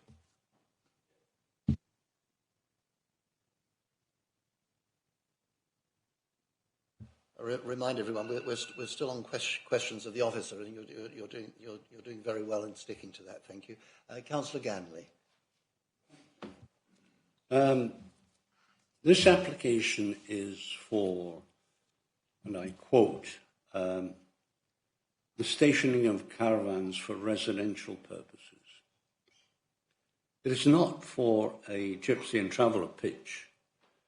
It is for the stationing of caravans for residential purposes, therefore market dwellings. Now, officers may well believe the applicant is a gypsy, but that is irrelevant.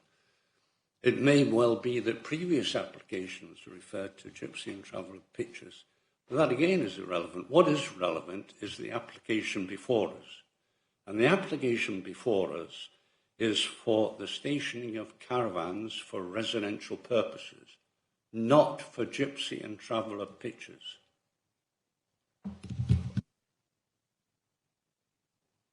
I would respectfully disagree with that opinion. The description does say residential, mixed-use residential and agricultural purposes, but as you read on, within the report, it is explained within the supporting statement accompanying the application, available online to the general public, that the occupiers are gypsy and travellers and meet the definition. The enforcement appeal is referred to, where this same description of development was used, which the inspector used in upholding the enforcement notice. From the temporary grant of planning permission comes with a number of recommended conditions, one of which is that where are we? Here we are, condition 8. The site shall not be occupied by any persons other than gypsies and travellers defined as persons of nomadic habit of life, whatever their race or origin. The description of development in combination with that condition limits the occupation purely to gypsy and travellers. On top of that, we have also suggested that we make this personal permission as well to the current female occupiers and their dependents.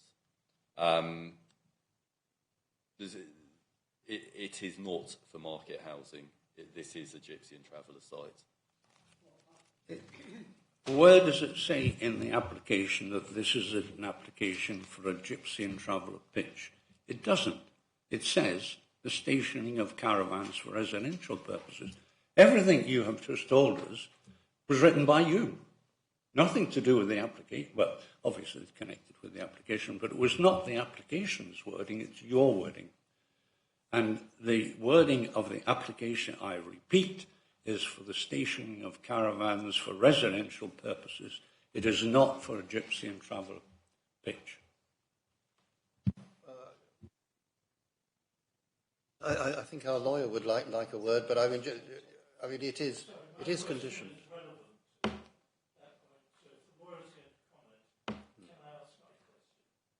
I'll let you do it. I'll just say what I was going to say, and then I will allow that. I was going to say, Matthew Worsley has read it out, but there is a proposed condition that the site should only be occupied by gypsies and travellers, and the occupation of the site shall also be restricted to only Mrs. Sherry McAllister and Mrs. Susan Smith and their dependents. So that is in there. So now, John Barnes. Well, planning permission normally runs with the land. So there is a danger that if we actually write that condition in, and I'd like the lawyer to comment on this, that actually we are approving a gypsy site, which we actually think is unsustainable, does harm to the AONB. The personal, obviously, is a rather different point, because that doesn't then run with the land. But I am worried about that condition, which isn't actually, as Councillor Ganley said, actually what was applied for. And we are in danger of creating a gypsy site and a planning history if the planning permission runs with the land. So I think the point here is that if an applicant for planning permission wants their gypsy status to be taken into account as a material consideration, then it's for them to prove that status and then the local authority to be satisfied that the evidence provided meets that criteria, which Matthew has said is the case, and obviously then you're looking at things in terms of the relevant policies. Respect, nobody's arguing about the status of the applicants. What we're arguing about is that they didn't make an application for a gypsy and travellers pitch. They applied for 2 caravans.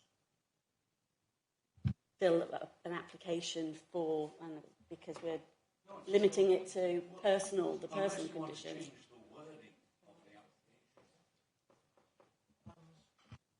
We have to go with the proposal that's given by the applicant in the application form. This is what they've submitted to us, and we cannot legally change it without getting permission and approval from them. But the supporting, yeah. Microphone, please. Yeah. But the supporting. Aye.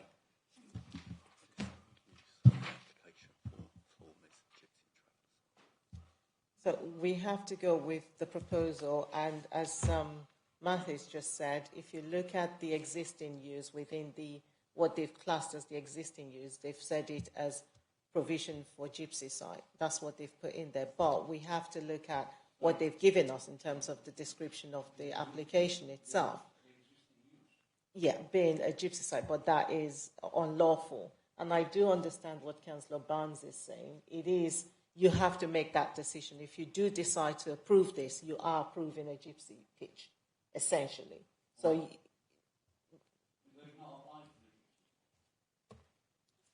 that is essentially.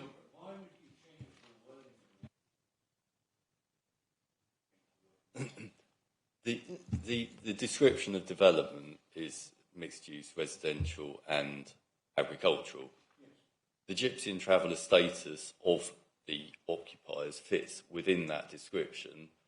I have not made up that they're Gypsy and Travellers or that's what they have applied for.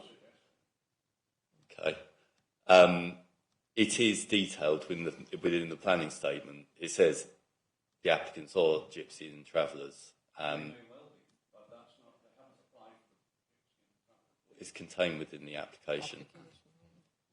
The description of development, together with the suggested condition, will limit it to a Gypsy and Traveller site.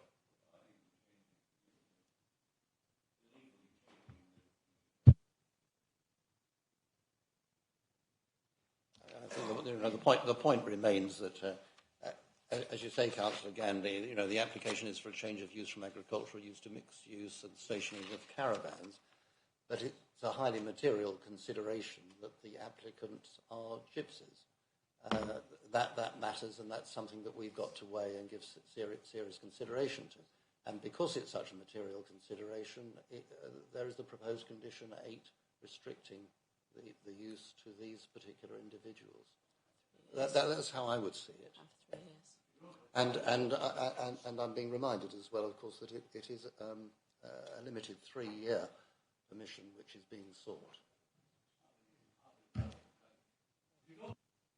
Gypsy and Traveller pitch, you don't apply for a Gypsy and Traveller pitch. Simple as that. Whatever you are, whether you're a Romanian, a Catholic, a Muslim, a Gypsy, the fact is the wording of the application that counts, and the application is not for a Gypsy and Traveller pitch. Thank you. Yes, I know. I think maybe we've exhausted that. Councillor Creaser, who is online. Thank you. I am obviously you've got the 5 children, and they're not there all the time because obviously they weren't there the other day, which is kind of school hours, which it is.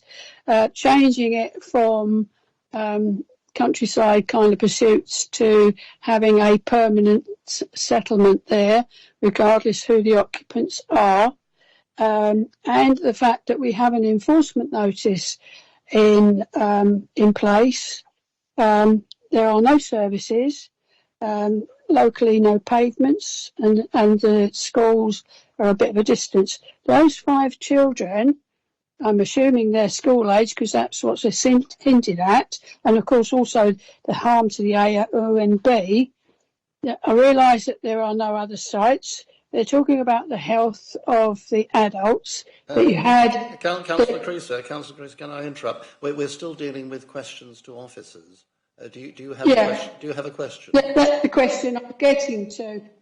How are we supposed to be able to determine whether this is being granted simply? Well, simply is a rude word, perhaps, but if it's being granted on the circumstances of those that have gone there, and obviously in response of previous similar situations elsewhere, if they were not people from that particular culture or group, would they have had the same opportunity to pursue this?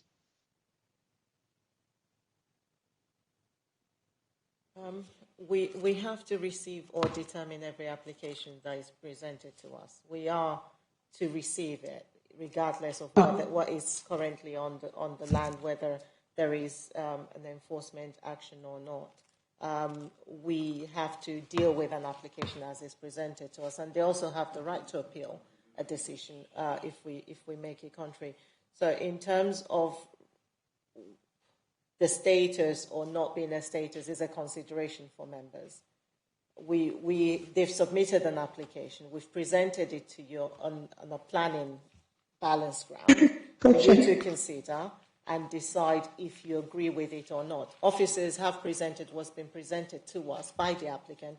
We've assessed it and we've considered it to be on balance, acceptable, subject to those conditions, which the conditions then makes it more personal to this to the nature and the characteristic of the individuals on the premises. And I know, there is a struggle with putting some conditions and sort of temporary nature of the application itself, but you do have 3 years down the line to reconsider the position if they still want to carry on and continue to be on the land.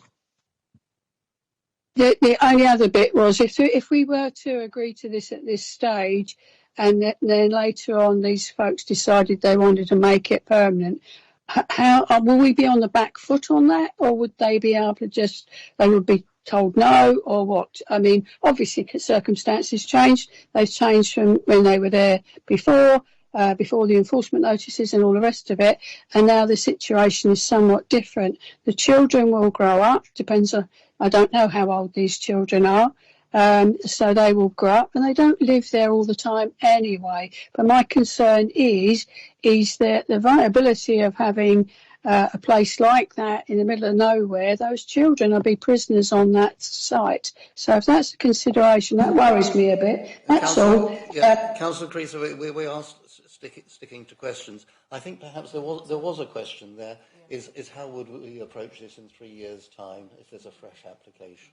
Yeah, I mean, when the application comes back in 3 years' time, if they do feel that there's still the need for them to remain on the premises, we will have to consider what they submit to us at that point. The onus will be on the applicant to justify and provide us the reason why they still feel they need to be present on that land and within that area.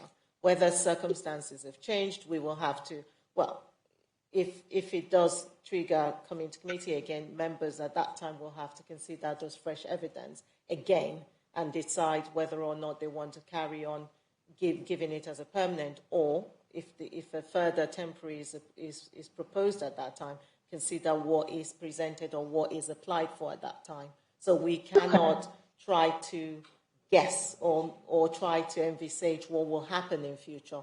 You only have to decide what is before you, and that is what you need to consider. Thank you, Chairman. Just to add to what Kemi has said, obviously you're looking at the application on its merits at this point in time. In 3 years' time, the local plan position is going to be in a much different position, so the weight to be attached to various considerations will differ at that point. So you have to look at it at this point in time in terms of where we are on a policy basis as well.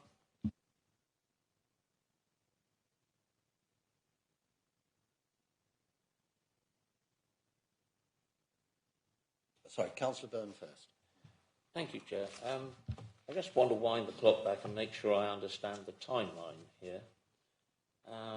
This land was purchased, and at the time it was purchased, there was stabling accommodation on it. Caravans were then moved onto it illegally, and I believe during the COVID period. So actually that was illegal in all sorts of ways, but no action was taken. A retrospective planning application was then put in, which was refused. There was then an appeal, which was refused, and an enforcement notice issued. The condition of the enforcement notice was you have to move within a year, and that year's grace, as it were, was up in November 22.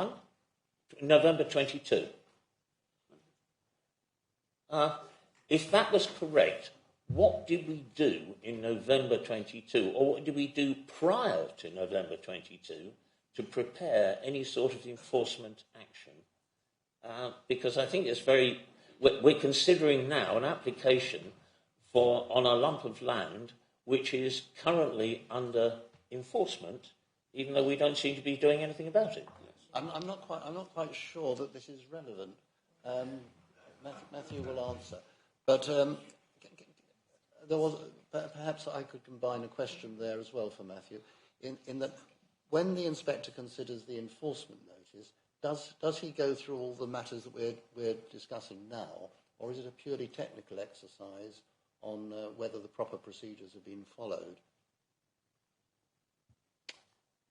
Okay. In terms of the enforcement appeal in this particular case, you have different grounds of appeal for enforcement cases. So ground A is that you can consider the planning merits of a case, so whether it adversely impacts on the area, highway safety, gypsy and traveller status. Kirsty will probably be able to outline the different grounds of enforcement better than me.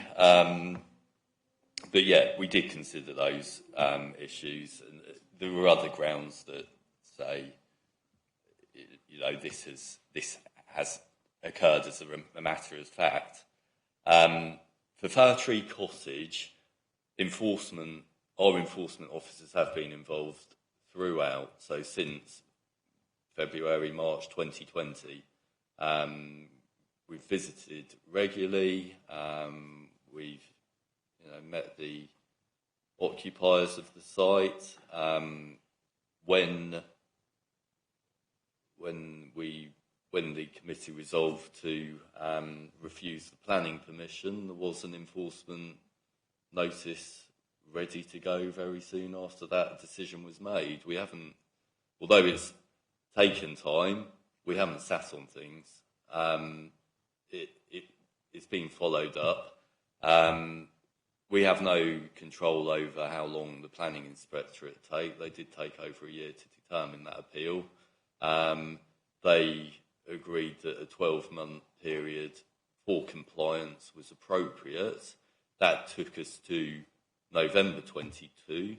Our enforcement team have put a prosecution file together that to say it's in breach of that enforcement notice, which is with the legal team. However, as I explained earlier, at that same time that the non-compliance with the enforcement notice occurred, we received this current application, which, because of the material differences, we had to consider. We couldn't just say, no, this is exactly the same, we're not considering it. They have changed the position of the caravans, and more significantly, the policy position has changed, which is backed up by appeal decisions. Yes, and I think that the point is we have to consider the application before us as things stand today and on the merits as they stand today. And that's very important that we shouldn't go back questioning whether people have done things right or wrong in the past. My question is exactly that. Yeah. So the status of the enforcement is still exactly as it was, and the enforcement was issued with the allocation or the availability of traveller sites as it was then. But we seem to have applied our current view of the availability of traveller sites and used it as a reason to not carry on with the enforcement that actually took into account a different number of sites. So we seem to have crossed a boundary there. The enforcement is encapsulated there and was issued with the availability of sites and everything else taken into consideration, said yes, enforcement should be carried out. Sorry, and Matthew may want to contribute, but obviously what Matthew explained previously and in the report is obviously the applications come in November of last year. We have to determine it on its merits in terms of current policy, etc. That's if the application is refused for whatever reasons, then you're going back to the enforcement notice, because obviously if we're, that's legalising the current position given those changing circumstances which we weren't aware of previously. So if the application is refused today, then I think you're looking back at the enforcement position, but that's not relevant. You're looking at the application for planning permission today and not the enforcement. And the conditions of enforcement remain the same if we were to revert to that on refusing this application.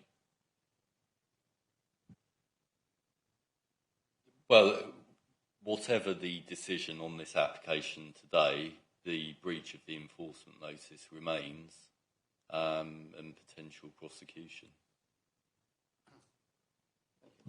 I'm aware of the time, and we also have speakers. I'm not going to cut us short, but I just say there will be an opportunity for more general debate later. We have John Barnes and then Councillor Groner and Councillor Gray as well.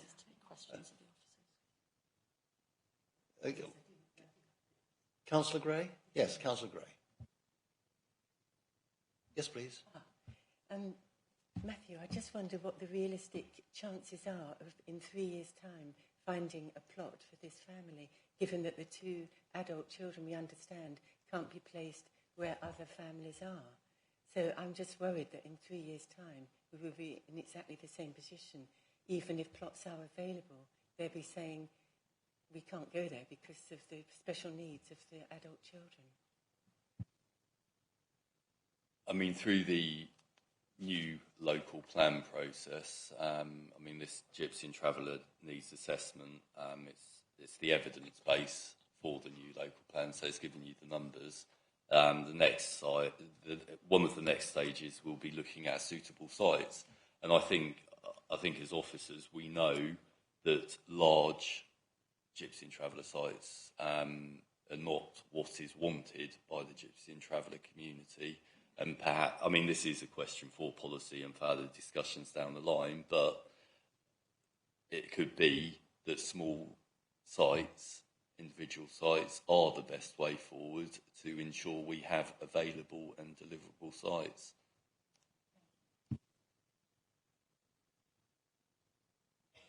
Councillor John Barnes, did you still have a question? You've asked it. And Councillor Groner? So, a point of clarification about the 3-year term, is that derived from the new or forward availability of other sites, or is that to do with the circumstances of the family and what their condition will be in 3 years' time? It's more to do with looking ahead at when the new local plan will be in place with the allocations for Gypsy and Traveller sites. So in 3 years' time, we are confident the new local plan should be adopted, and you know, there would be realistic alternative suitable sites for the occupiers to go to. I think for temporary permission, 3 years is fairly commonplace, is it not? Yes, but it varies in each case because different councils will have that would be at different stages of their local plan preparation. If there was no local plan being prepared, I would suggest you're at risk of having a permanent permission granted in other cases. Well, thank you. In that case, if there are no further questions for officers, and of course they will still be here later. Oh yes, we have Councillor Field's statement to be read out. Which will come after the speakers. Dear, oh dear. Yes, Mr. Brown, Bernard Brown, please come forward.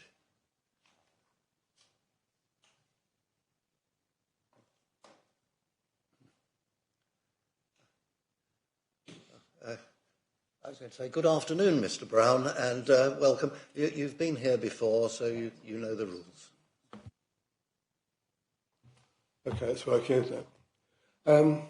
I prepared a statement before I came here this morning. I want to try and keep to it as much as I can. But what I do want to do is talk about some facts rather than some fiction. But in the report it says there is no alternative accommodation available. There is. DASA BEX 3C set aside spaces allocated for Gypsy and Travellers.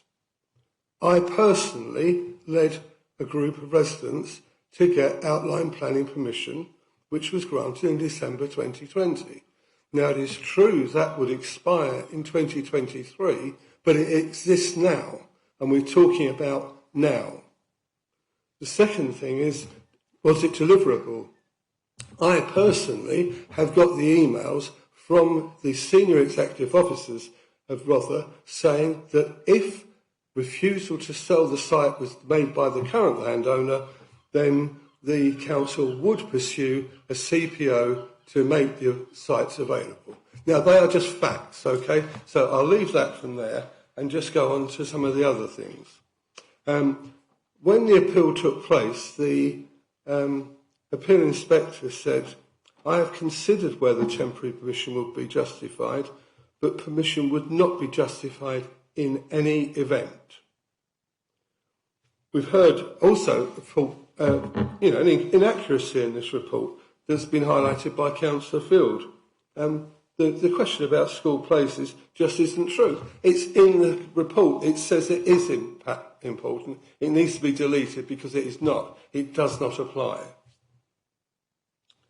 When the appeal for the last application happened, Rowden, which is the residents group that I sort of represent, there's 120 plus at the moment, we reported to the inspector, and what we mentioned was we detailed how the applicant had disrupted the rural peaceful entitlement of their neighbours, citing cases of nuisance reported to the enforcement officer, Mr. Bright.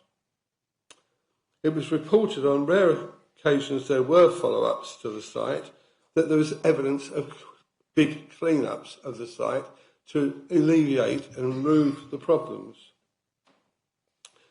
I have to say that this still appears to be the case at the moment, and it certainly makes a mockery of proposed Condition 10, which bans commercial or industrial activity, since the appeal, all changes to the site have been detrimental. We've heard that we've got 2 ladies, 5 children and 1 man, and one of those is away travelling. It would be really interesting to know who's been driving the 3 commercial vehicles on the site over the last 3 weeks. The chairman asked me to avoid hearsay, and I'm trying to do that. But the officers have referred to the GTAA. Now, the GTAA was commissioned by all the authorities in East Sussex, or in Sussex, and does deal with future requirements. But this report has never been accepted or adopted by Rother. It doesn't exist as far as Rother policy is concerned. And I challenge all of you who've got laptops in front of you, go into the Rother website, do the search bar and put GTAA, and the answer comes back, nothing found. So if this policy, if this GTAA is going to be taken into account for this application, it should be on there somewhere, shouldn't it? When we were with the inspector, we were talking about the occupier's needs. And believe me, I really do care about what happens to children. But what we said was, be in no doubt, the occupiers exploited the state of administrative paralysis which existed at the time of COVID. The land was purchased pre-COVID. The move to the site happened when such movement itself was not lawful. If Rother had undertaken even possibly adequate research, they would have found that the roadside living condition did not apply. The moves were made from safe, secure social housing conditions or Kent County Council managed sites. The children's best interests were not served by bringing them to a site which was deemed to be unsustainable. 15 seconds left. Yeah. Previous owners have been denied consent, and they accepted the democratic decision and moved on. Residents of Netherfield and Battle asked this committee to respect the local plan and the neighbourhood plan of 2021. Thousands of pounds. You're going to straight in the bin if you can't permission here today. Thank You have a choice. Do the right thing and follow the example set in 2020, or refuse consent. Mr. Brown, are you about to finish? I'm going to finish in 2 sentences there. Right. If you don't refuse, then you're actually letting the mantra, we don't do planning, which is the favoured phrase by the applicant, to be ruling. We ask for no superior rights. We just want you to review this application and refuse it. Thank you very much. Stay there as councillors will have questions. I think there was one point there for you, Holly. Yeah, the status of the GTAA. Mr. Brown's correct. It hasn't been adopted by the council. It forms part of the evidence base for the new local plan, and it hasn't been through examination, so therefore our relevant policies and our relevant figures do still remain the core strategy and the DASA local plan. That's correct.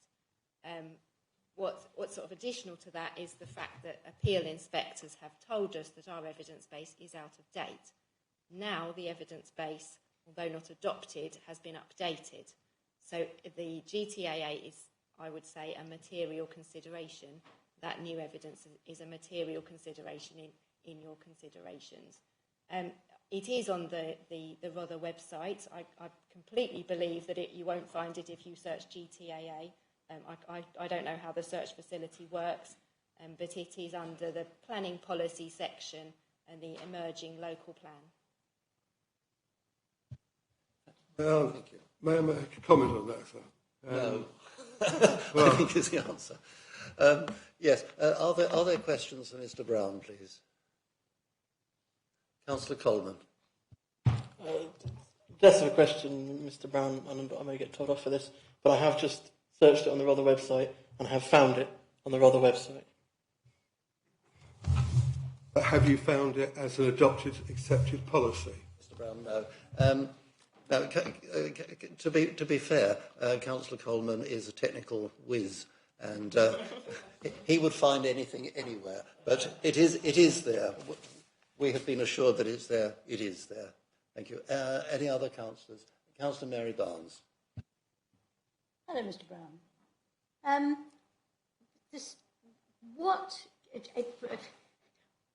What stopped the family being shifted back to where they came from?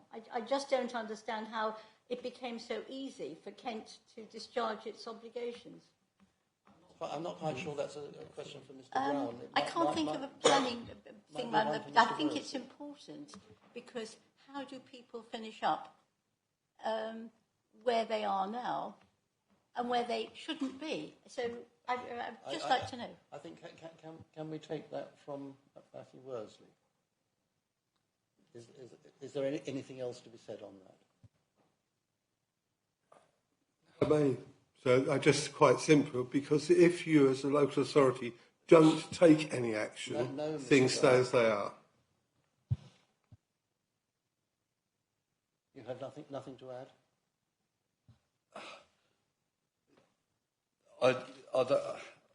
I'm not sure I understand the question really,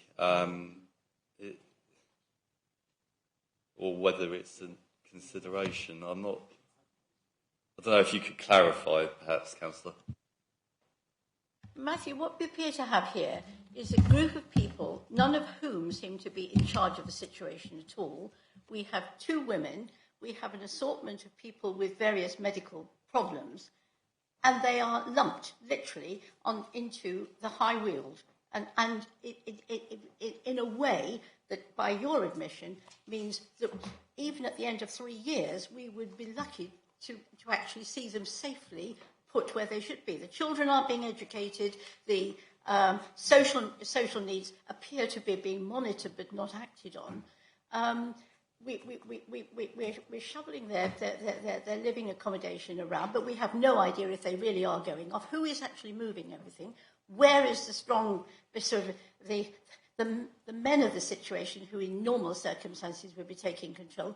It just seems to be a strangely assorted group of people who are in the wrong place at the wrong time.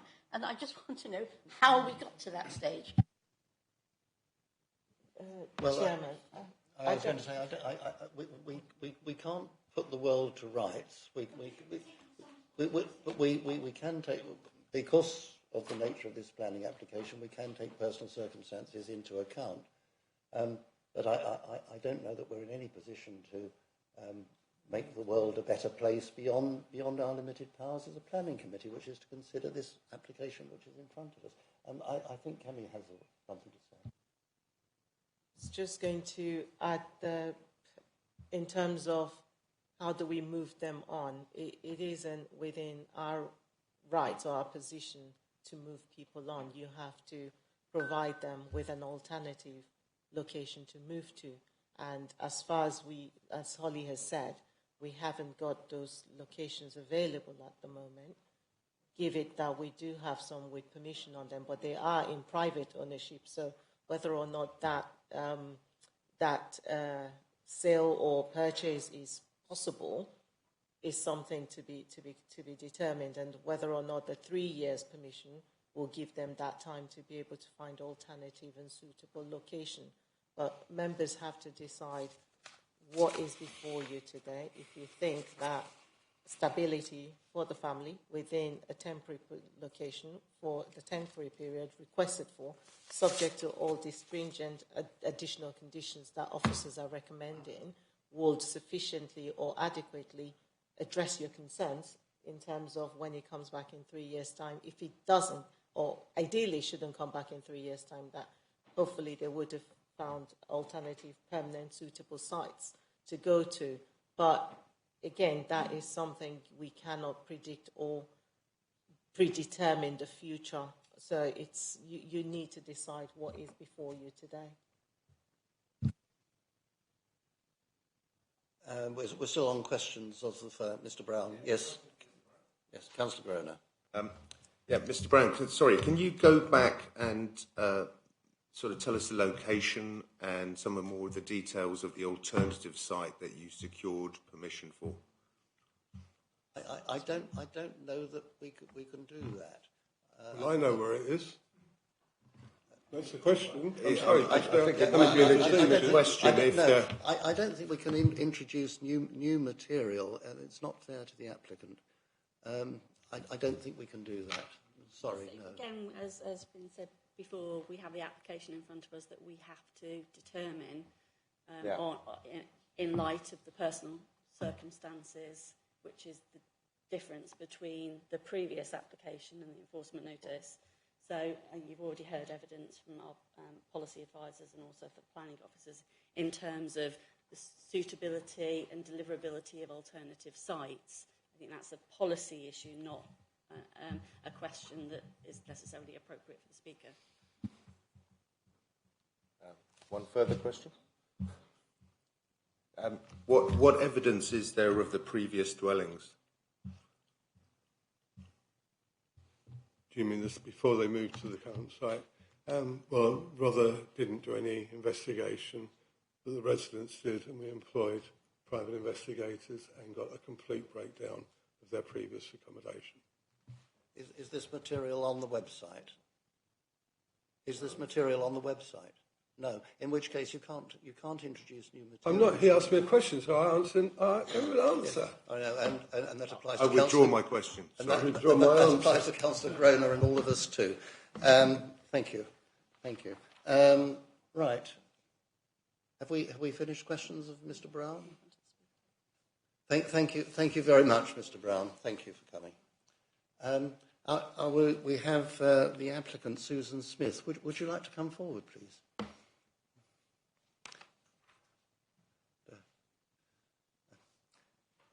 Take your time. You have 5 minutes, it's a lot longer than you think. You can say a lot in 5 minutes. And if you press the button on the device in front of you, the red light will come on, and then tell us all about your application. Well, I think there's been a lot of disputes about that we're gypsies or we're not gypsies. We are gypsies. I was brought up in Robertsbridge as a little girl in a house, but I'm still a gypsy. We still travelled, we still earned money through our travelling with our Torah. My mum and dad used to run the Mountfield Tip. So I am from round here. I've not come from Kent. I travelled Kent. I travelled all over.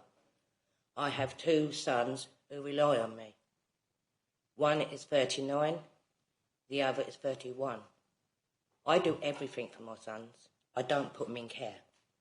I do it. I'm their mum. Firstly, Sherry's got children, yes. Some of them got learning difficulties, a couple of them. But all people's children's got something wrong with them sometimes. Not every family get it perfect. And I definitely did not get perfect. but I'm a Christian and God provides for me. And it's all I've got to say is I'm not there to upset anyone, or I don't want to be a burden to anyone. My sons are not a burden to me. They bring me joy. And lastly, I just want to... No one knows what you go through, what I go through, like with my children, my boys. And Sherry's got her own issues with her kids. There's no harm come to them kids. They're not got social services or anything on them. Anyone can try and see if they have it, but they haven't. They're looking after properly. And because some of the learning difficulties, they get hurt, that's why she homeschools them, some of them. Some of them are older and they decide they want to be homeschooled.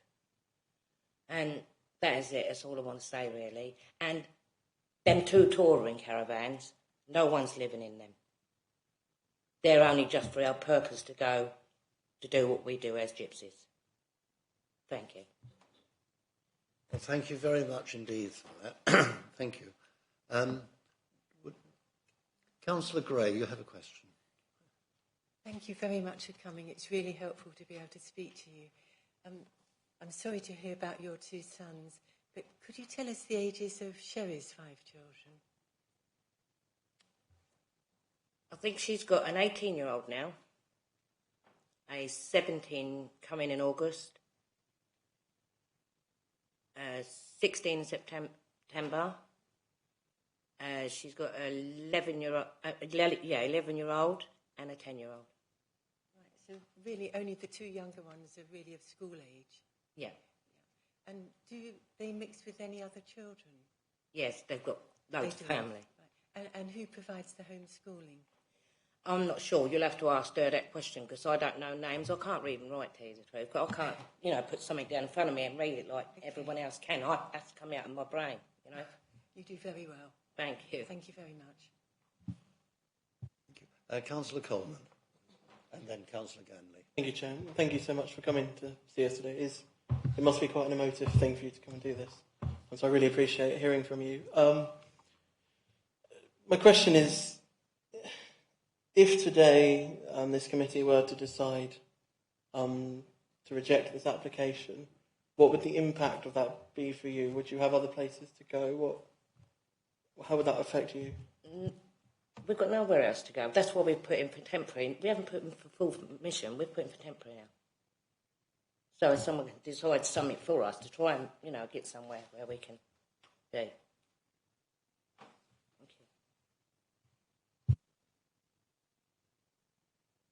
Councillor Ganley. Thank you for your presentation, Mr. Smith. It was very interesting. You say you... Well, let me rephrase that. Were you in secure social housing in West Sussex before moving here?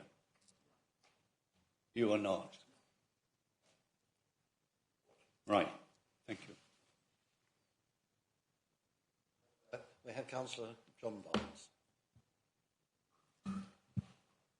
Yes. Good afternoon to you.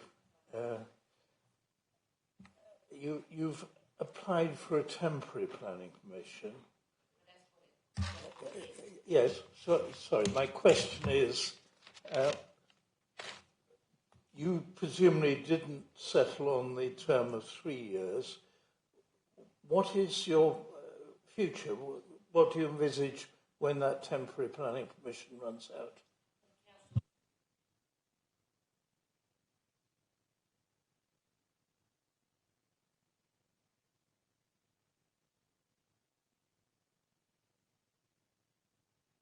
Thank you. And other councillors? Stunned silence? No one? No? Well, thank you very much, Susan. Thank you very, very much for coming. It's very, very interesting indeed, very helpful. Thank you. Yes, of course.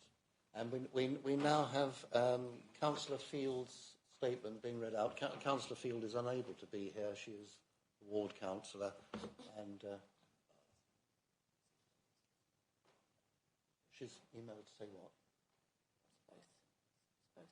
Oh, right, okay. I'm also told that Councillor Sue Burton has some comments. She's the other ward councillor. But Councillor Field first, please. Thank you, Chair. Yes, Councillor Field was unable to attend today's meeting, but wanted me to read out these comments. It's her view that this application should be refused.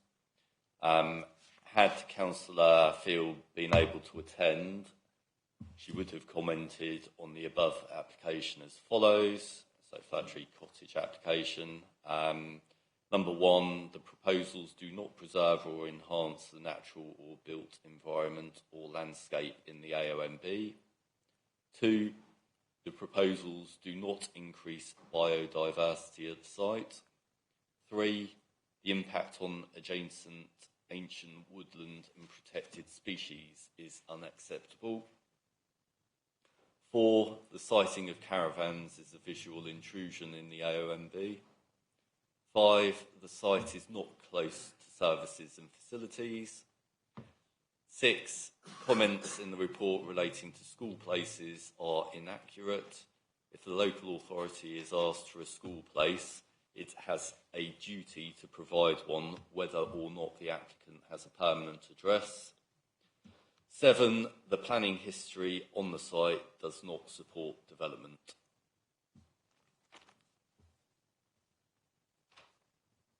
Thank you. And you say that Councillor Burton submitted something, which I haven't seen, I don't think. Okay. It's only a brief comment. Councillor Burton also wasn't able to attend. She simply says if the committee are minded to approve the application, she would like to propose that the date, so I assume date of the temporary permission, is permitted to be in line with an eviction order when it is executed.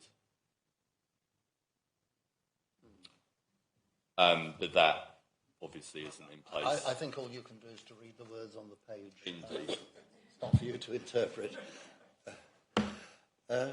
Thank you. Now we're coming up to 10 to 1. I think we should press on a little. We'll see how we go, but if we get much past 1 o'clock and we're getting tired, we will adjourn for a midday break. So, Councillor John Barnes first.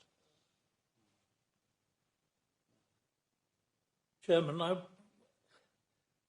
one is torn between one's personal sympathy for the people concerned and the fact that this is so totally contrary to policy. If you look at the relevant page and the relevant policy, which is set out in 832, and there are two things which are absolutely imperative to me. One is, in terms of the AONB, little 2, the site should not result in an unacceptable visual or landscape impact, especially within the High Weald AONB. And we're enjoined to take account of landscaping and screening, but the overriding concern here is damage to the AONB. Then we come to little 3, and this is as much in the interests of the applicant as in the interests of ourselves. The site is located within or close to an existing settlement and is accessible to local services by foot, bicycle, or public transport. This is not, and we decided this, or rather our predecessors did, in 2017, this is not an accessible site. We would not normally be considering this as a location for travelling folk. We really, when you look at the PPTS, which is quoted further on, we are enjoined to give special attention to the green belt. Not actually relevant here. But the AONB, like national parks, has the same status as the Green Belt and has to be protected in the same way. And you will find, I think it's paragraph 153 in the MPPF, that we have a duty to protect the OMB. So that will preclude any permanent planning permission here. It's relevant, obviously, that they need to find, the family concerned need to find alternative accommodation. And it will be relevant, therefore, I think, rather than take continual enforcement action, it might well be right to provide a temporary planning permission personally attached to this set of residents. That would seem to me humane in the circumstances and respect their rights. I have to say, I have some doubts about home educating children who are coming up to secondary school. What you can manage at the primary level is not necessarily going to be that helpful to people's life chances as they move into the secondary age group.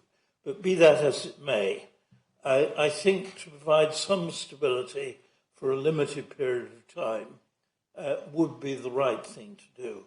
But what we mustn't do, and I think Condition 8 is in some danger of doing, is begin to think that this could be ever suitable accommodation for a gypsy or traveller family. I think if we're going to give anything at all, it should be personal to this family and for a much more limited amount of time. I don't believe we should actually be waiting on the new local plan. I think we probably should give no more than 18 months, but we do need, and I think we should be saying as a rider to our minutes, that we do need to actually have deliverable sites in place. We have 2 sites with temporary planning permission which expires in December. If we regard those as right sites that should be available, then I think it's on the Cabinet to actually make sure they are available. But it should not be germane to this decision. This decision must be about this particular site, this particular piece of land, and we do not think that this is the right place for a travelling family to be accommodated permanently. A temporary one, because they actually have moved on to the site, I think is actually defensible. But I can't see that we can approve a condition that implies it might be suitable for a gypsy family. It is not. Thank you. I imagine that so as far as 18 months versus 3 years is concerned, I would think that the officers are likely to say that the 3 years is more realistic and gives far greater stability and certainty to the residents. Councillor Ganley. Oh, did you want to speak? To reiterate your comments about the 3 years, an 18-month timeline, we're unlikely to have an adopted new local plan within 18 months, just to clarify that. Talking about the new local plan, we have 2 sites that actually have planning permission. They're only not available because our executive has not taken compulsory purchase order action, which they actually said to the local objectors would be done if that site were not available. We have breached that promise as a local authority.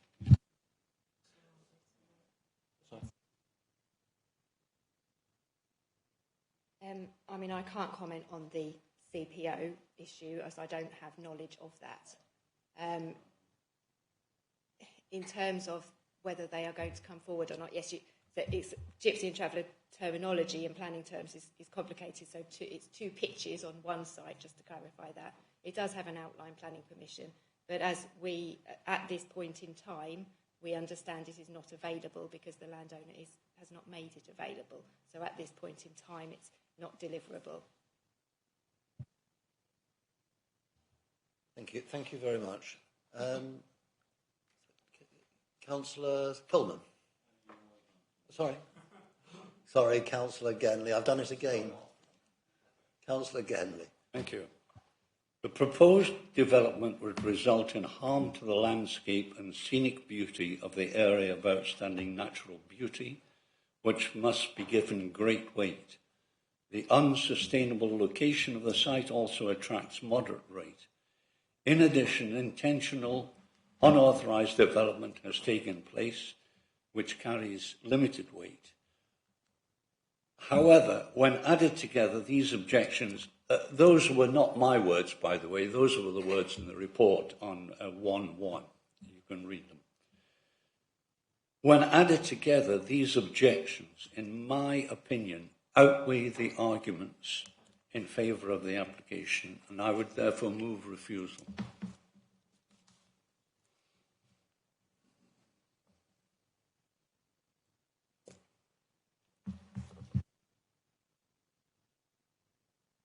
Councillor Byrne, and then Councillor Drayson. Thank you, Chair. I'd just like to go back to the circumstances that we are putting these two families into. They're currently on site and are subject to an enforcement order, therefore some uncertainty. We're proposing to give them 3 years, a degree of certainty, even though at the end of those 3 years, we're kind of saying we'll probably have somewhere for you to go. So it's not exactly certainty, and it's not as if they could plan for their new location. However, if we say no, so if we say yes, you can have 3 years, they're still uncertain at the end of it. If we say no, we take enforcement action, which will probably still take a long while. So for the family, we achieve the two results are the same. However, for the authority, we are seen to have given permission on a particular site, albeit limited. The next time this comes through, it will be a site on which we have already granted, albeit temporary, permission. So whatever decision we take today, the family is not going to have a secure future where they are. But the downside, so there's no upside for them, there's a downside being where they are. The downside for the authority is that we might be seen to have been given to be giving permission on a totally unsuitable, unauthorised and illegally occupied site. So that's the thing I think I don't see that we're doing these people any favours whatsoever by granting, but I do see that we could be doing the authority harm by granting.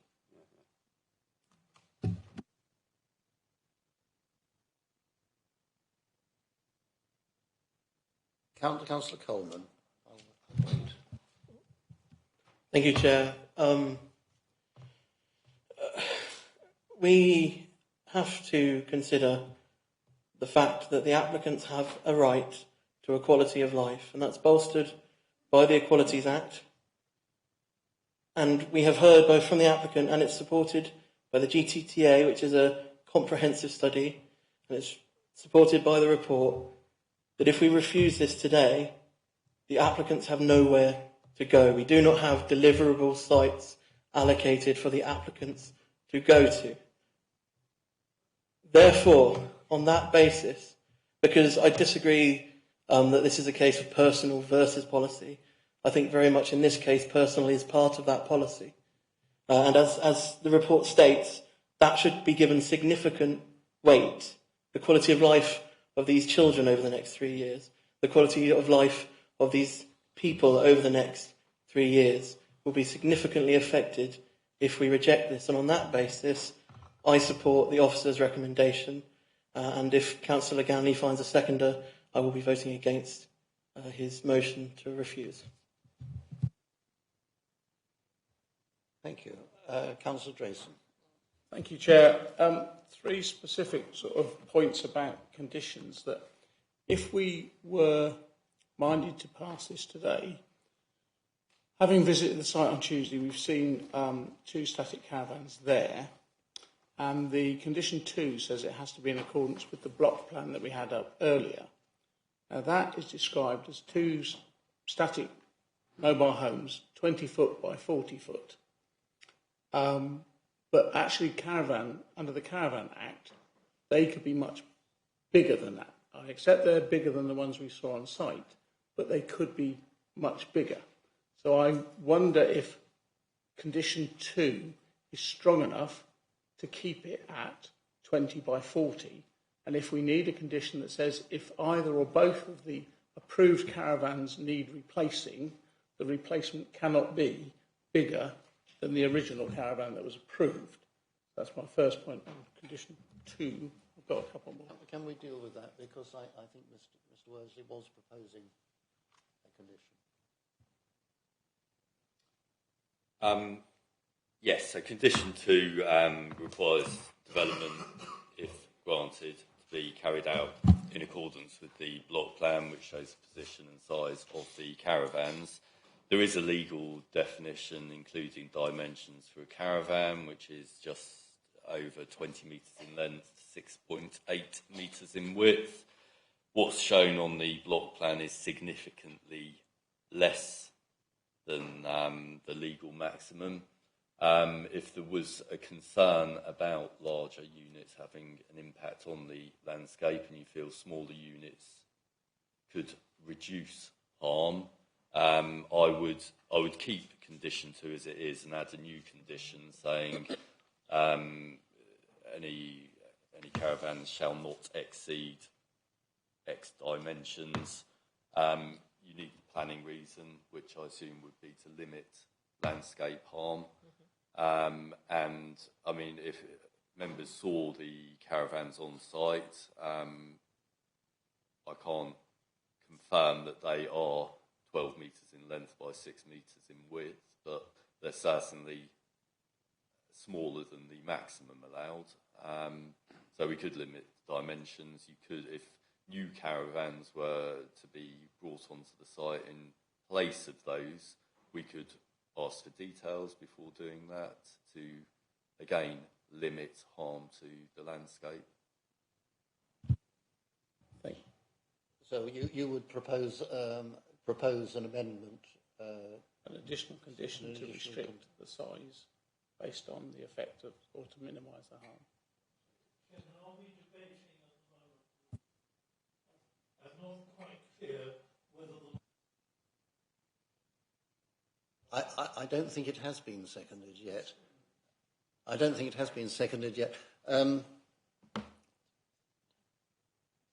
Councillor Byrne, you second refusal.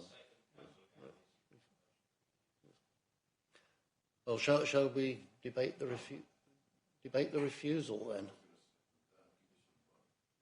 We can come to that. If we debate and vote on the proposed refusal, then if we do not pass that, we would then move to debating the substantive recommendation, and we can propose amendments in the course of that. Yes. Councillor Coleman wishes to speak. We're debating refusal now, yes? We are debating refusal. My question to anyone who wishes to vote for the refusal would be, where will these applicants go in the next 3 years, considering we do not have deliverable sites? If I could Councillor Drayson reply first. to Councillor Coleman. Councillor Drayson first. Okay. I just want to make clear in my own brain that if we were to vote against refusal, that doesn't automatically mean we're voting for approval, does it? No. If we vote against refusal, we have a lot of double negatives. If we vote against refusal, we would then move to debating the approval, and in the course of debating approval, we can consider amendments such as the one you were talking about. Councillor Byrne. Thank you. In reply to Councillor Coleman, I am only recommending refusal because I don't believe it in any way impacts on the future prospects of the two families.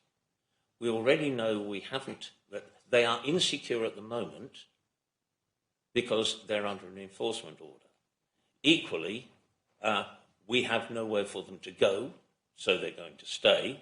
And we're saying, but in 3 years, you might go somewhere, but we can't tell you where. So it's a pretty parlous situation, whatever. Now, I believe refusal might indicate to these people that they should seriously start looking for a more suitable location. But I really do not believe that refusal is going to impact the future prospects of these people, given that we have no idea where we're going to ask them to go within 3 years, but we are going to ask them to go. So how does granting give them any more security than refusal? But refusal does, I think, give rather a far more defensible position for any future applications in the AONB or anyone else who may feel that Rother is a good place to buy a field, move on, and hope you're going to essentially get retrospective permission. Councillor Byrne, but the point being that we have to consider the policy as it stands, the policy and facts of this particular case.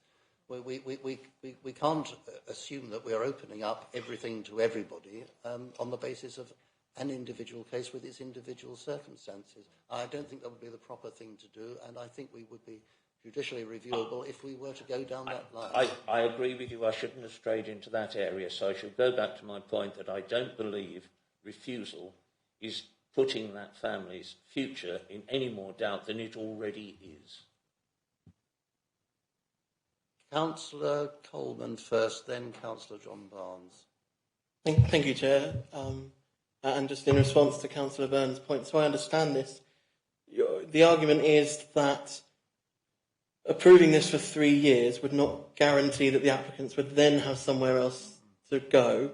And so your solution to that is to give them nowhere to go now instead of in 3 years' time. I would contend that if that was Councillor Byrne's position, he should in fact be moving for permanent location in this position if he wishes to guarantee the applicants have somewhere to live. Now, I can't see how making the situation worse by reducing the time from 3 years to nothing can do anything other than make the applicant's life harder. Yes, Councillor John Barnes. I think the strength, Chairman, of Councillor Byrne's argument, and I do recall the history of Telegraph Point, is that the longer you leave a temporary planning permission, the more you increase hope in the applicant's breast that they will get a change of mind. And you will remember at Telegraph Point, it went on for the best part of a decade, and eventually the applicant died. I don't wish that on anybody, either the authority or indeed the family concerned. Clearly, much depends on when we choose to enforce.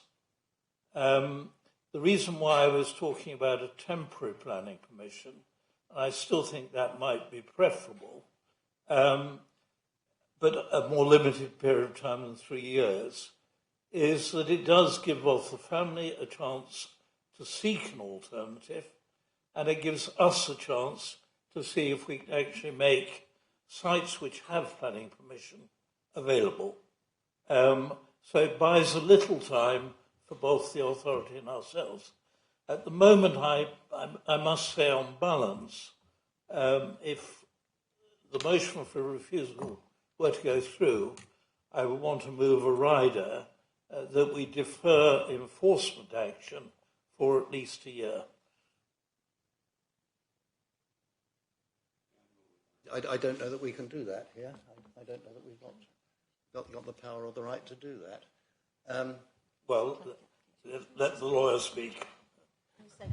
looking at the planning application in front of you, and obviously the enforcement action relates to a previous planning application. I don't think the two, obviously this planning application is accepting the change in circumstances and legalising that current position on the ground. If the motion to refuse were not carried, then of course you could propose your amendment about the 18 months. But I have to say 18 months is a very short time, bearing in mind everything that we've been told by Holly Harrison. I think, Chairman, I will be prepared to make that 2 years. What I am very disinclined to do is to make it 3 years for our own convenience. Councillor Coleman. Thank you, Chair, and I'm aware I've spoken quite a few times in this, so thank you very much. We have a duty as a council to provide adequate accommodation for gypsies and travellers. We currently do not have adequate deliverable sites. We will not, we hear, likely have sites identified that are deliverable for 3 years until the local plan is delivered. So anything shorter than those 3 years is condemning these applicants to a period of uncertainty where we are saying you cannot live there, but we have nowhere else for you to live. We have nowhere else for you to stay. And that would be failing in our duties to provide that suitable deliverable sites. And so I think the 3 years is the minimum, not the maximum. And voting to refuse it now would be even worse than that. Yes, I think we're moving towards a vote. I'm aware that only certain councillors have spoken. Are there councillors who have not spoken so far who wish to speak? No? No. I would just like to say that we do have to consider the application which is in front of us. We have to consider the personal circumstances of the applicants as they present to us today. We have to be realistic about what we've been told about deliverability of other sites, and that is essentially that they're not deliverable, and certainly not for some considerable period. And we need to be, very careful to think of those things, and very, very careful not to think about what might happen in the future, what people's motives might be. We need to deal with this real family as it is, two families as they are now, and stick to the straight and narrow on that, and act in a proper, compassionate way, bearing in mind all the policy considerations which have been so admirably outlined by Matthew Worsley, Holly Harrison, and our lawyer. So, the motion before us is that this application be refused. Now, anybody voting for the motion is voting to refuse the application. So now, who votes to refuse the application? Hands up.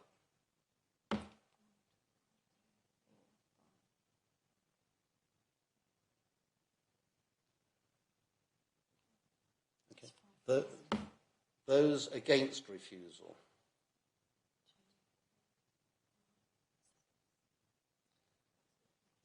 That is not carried, and we now will carry on a little.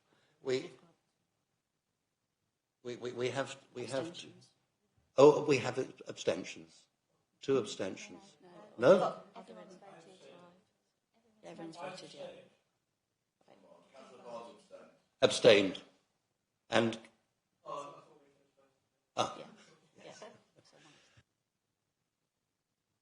it's 1:15. I think we might continue a little. So we now move to debate the we move to discuss the application as it's put forward, recommended by officers. So we don't have a proposer or a seconder yet. Councillor John Barnes first has got his hand up. I move that we amend the proposal in 2 respects. one, that the time is reduced to 2 years, and secondly, that condition 8, the permission is made personal to this family. We don't refer to Gypsy and Traveller there because I don't want to take any risk of legitimising this site for Gypsy and Traveller use in the future. I think proposed condition 8 does limit it personally to the individuals, does it not? Accepting that bit of condition 8, but the reference to Gypsy and Traveller, I think, is a hostage to fortune.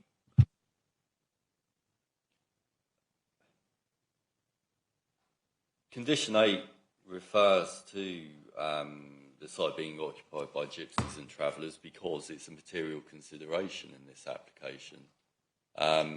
It's not in the description of development. Sorry, it's a material consideration in the light of the particular circumstances of this particular family. To make a generic condition implies that we would look at future families who are gypsy and traveller sympathetically. What we need to make absolutely clear is that we would not normally countenance this site as a gypsy and traveller site. I mean, we've got the condition says the site shall not be occupied by any persons other than gypsies and travellers. Goes on to include the general definition. The last sentence says the occupation of the site shall also be restricted to only Miss Sherry McAllister and Miss Susan Smith and their dependents. Precisely. The last sentence is the crucial thing, that it should be restricted to this particular family. The moment we start building in generic considerations, we are in danger of legitimising this particular site. I'm putting my own hand up so I can say something.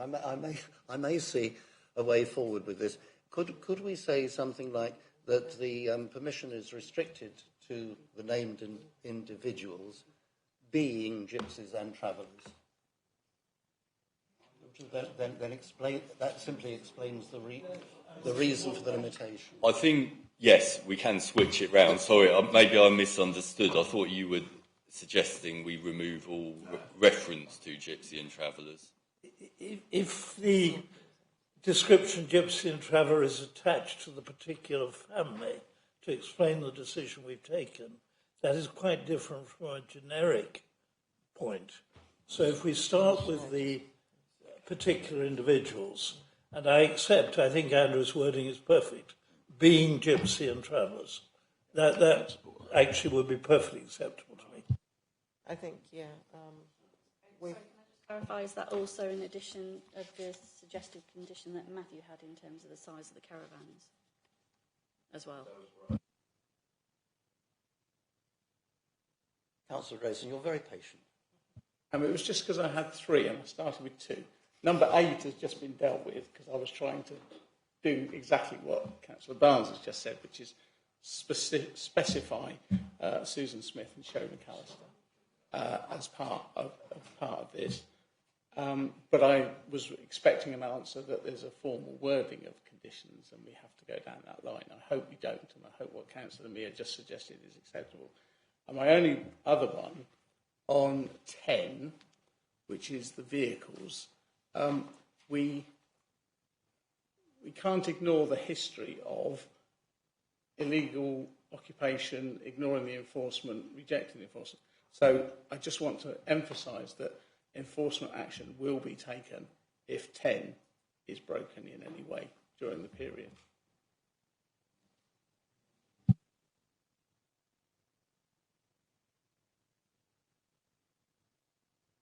There again, it is what it is. It says that any condition, if broken, is liable to enforcement action. Thank you, Chair. Just highlighting that one.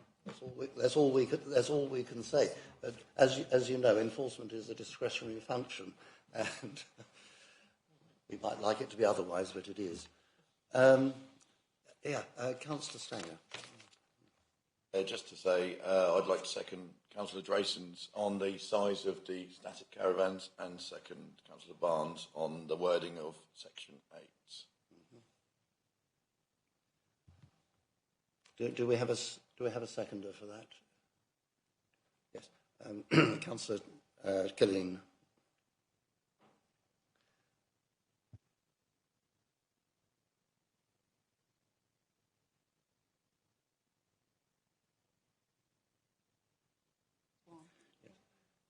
So the original proposal and second, you haven't got a second. I think we've still got a problem hanging in the air of Councillor Barnes' 2 years. And the 2 years.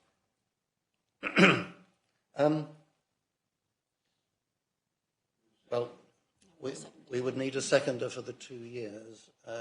Councillor Mary Barnes. Seconds. I'm just thinking in my head how best to go about this. Do we have somebody moving acceptance of the officer's recommendation, that is to grant permission for 3 years?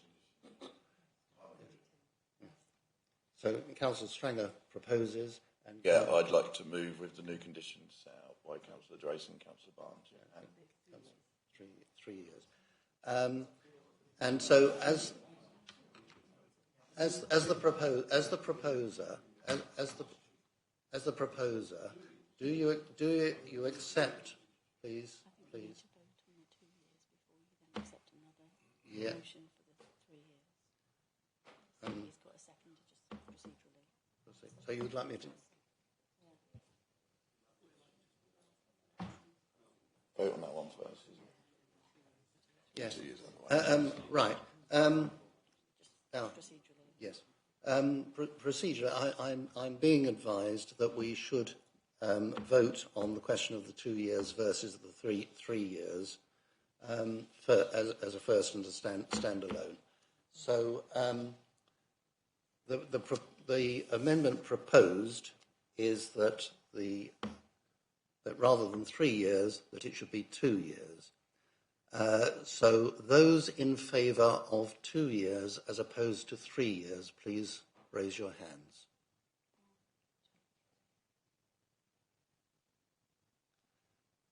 Those who prefer to leave it at 3. Well, no, I suppose those against. Or those against, which means 3 years. Oh no, those against 2 years, and then you go for a motion for the I know. recommendation. Yeah. People put their hands up properly. Hands up, please. 3, 4, 5, 6, 7. That's carried. Yeah. Yeah. So that's it. So you need someone to recommend it as the officer refusal, as the officer recommendation with the additional conditions. So have you got any abstentions? Are there any abstentions? So, one abstention. Councillor Groner. Still got 2 people that have not voted. So if we do it again.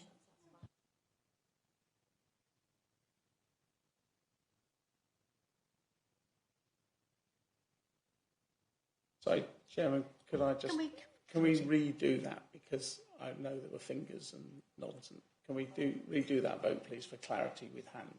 Please keep your hands raised so we can see. So those voting in favour of 2 years, the proposal is an amendment to change it to 2 years. Those in favour of 2 years, please raise your hands clearly and hold them up.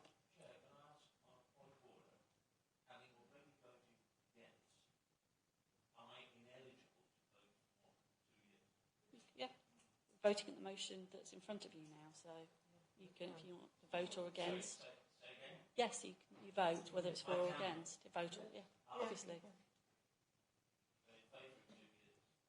So clearly, hands 1, hands 2, right 3, up. 4.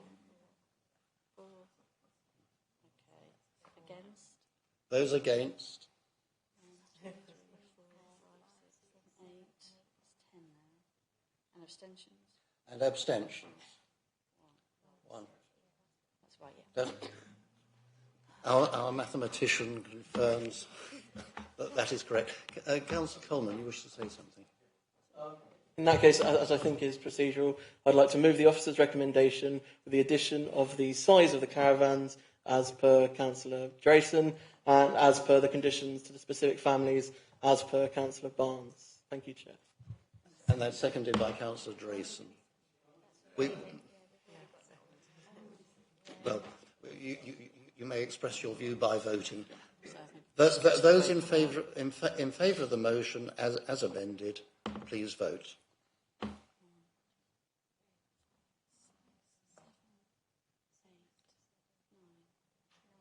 And another one at the end, Councillor Groner. Up again, please.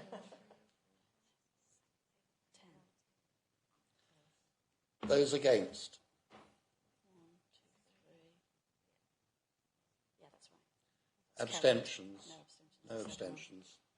The arithmetic adds up.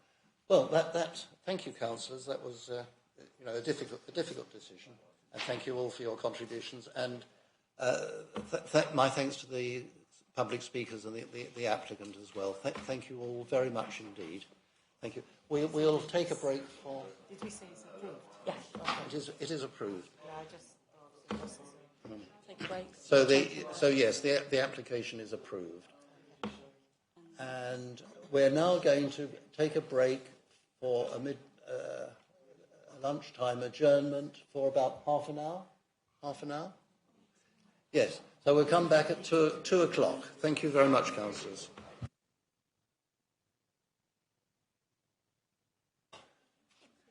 Good. We're restarting. It's about 8 minutes past 2. We're starting a little late. Right. If we'd all settle down, please, councillors, and we will take agenda item number 10, which is the Old Vineyard, land at it, Birchamwood Farm, Pashley Road, Ticehurst, reference RR 2023-272P. And we have Sarah Shepherd to present the application to us. Good afternoon, councillors. This application proposes building operations and an extension to the existing shed building to provide residential accommodation for a Egyptian traveller, together with the removal of the storage containers at the site. The members visited the site on Tuesday, and we entered through the access road and parked on the hard standing area. The application site, as you can see, is a smaller part of the site. The applicant also owns the large field, which incorporates the public footpath running along the northern boundary. The application site includes the hard standing area, plus a small area where the storage containers are currently located, which are to be removed as part of the application. The site lies within the High Weald AONB, and it sits adjacent to a number of other barns and converted barns and dwellings, and the listed cottage, Birkenwood Cottage, which you can see there to the southwest corner of the application site. There's an aerial view for you. That aerial view you will see is slightly older. It includes, as you can see, the white caravan on the edge of the hard standing there, and that has been removed as part of the enforcement notice for the site. The proposal is to extend and convert the existing building to a small one-bedroom dwelling for the applicant, with removal of the 3 old containers, and also proposes additional planting. The buildings and containers predate the current owner. The current owner has been verified as Egyptian traveller, although now permanently ceased travelling. This is a matter set out in detail in the report, and the parallels between this case and the Lisa Smith judgment are considered to carry significant weight. Now, going back to the previous application, you looked at various things about sites, the lack of deliverable sites for Egyptian travellers. It was also mentioned about the Lisa Smith judgment and what does or doesn't constitute a Egyptian traveller. The Lisa Smith judgment takes into account ethnicity, age and health of the person involved, and in this instance the applicant complies with all 3 of those criteria. There is an enforcement notice on the site that precludes caravans at the site.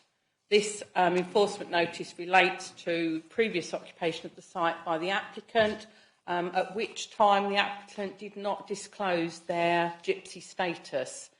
So that enforcement case was based on the enforcement notice, is based on purely any caravan being on the site.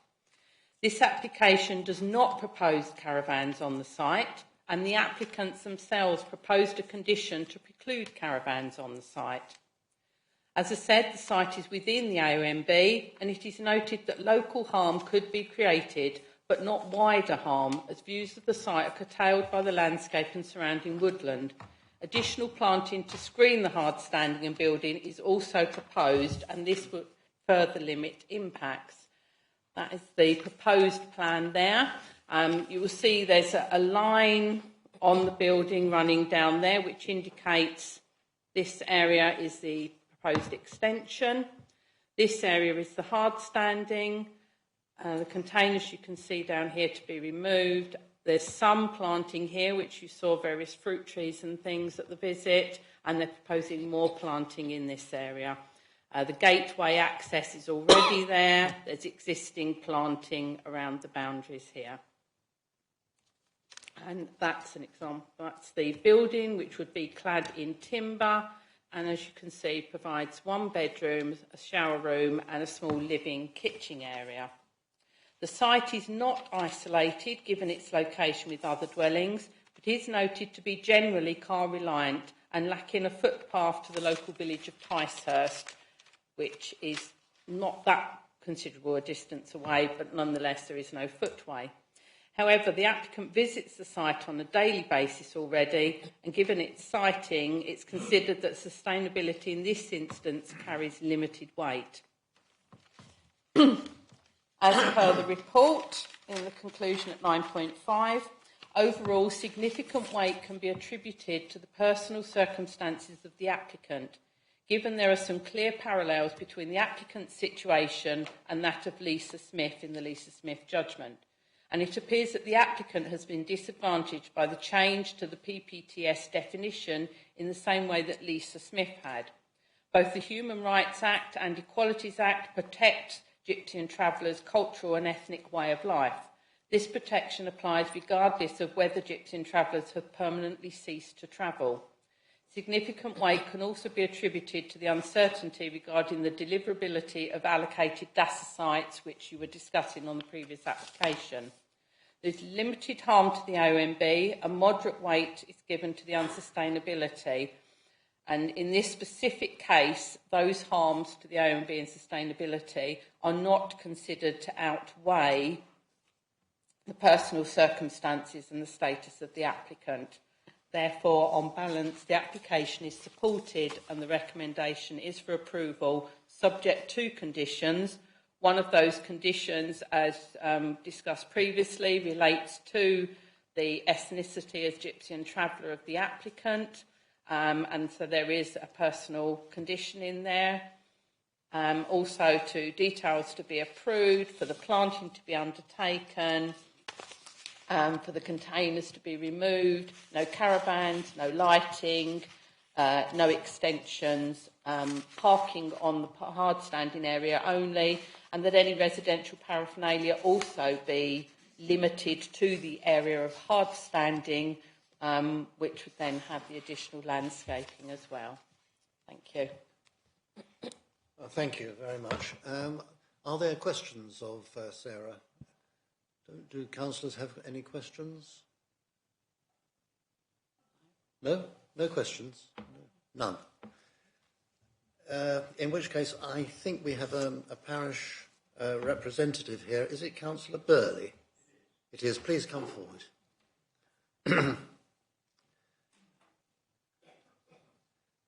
And when you're take your time, but when you're ready to speak, press the button, and when the red light comes on, you go live, and you have exactly 5 minutes from then. That? Yes. Well, good afternoon. I'm Stephen Burley. I chair Ticehurst Parish Council. And We were astonished when we heard that the officers were recommending that this application should be allowed.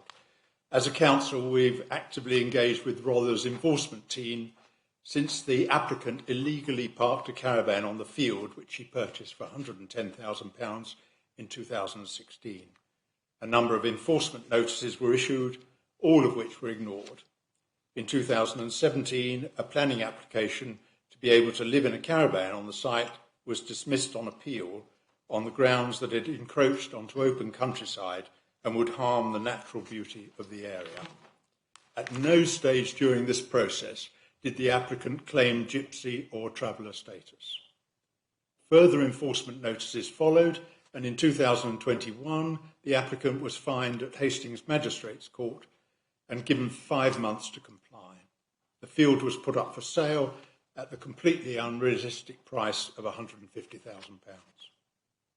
The officer's report accepts that the application lies outside the development boundary and conflicts with national planning policy, Rother's local plan, and our own neighbourhood plan.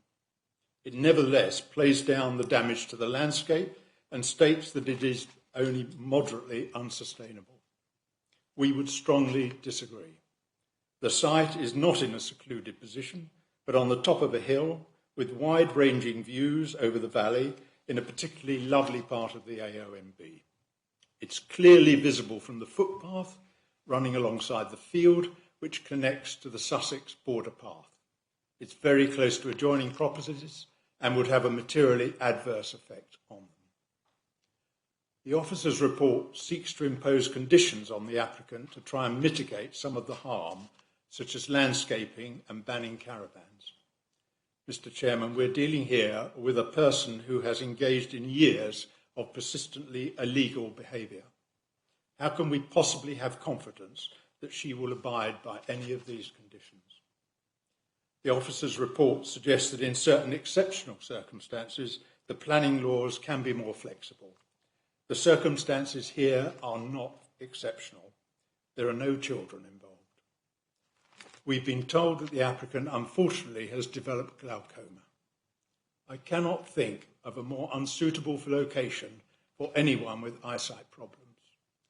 The entrance is on a very dangerous bend on a fast road.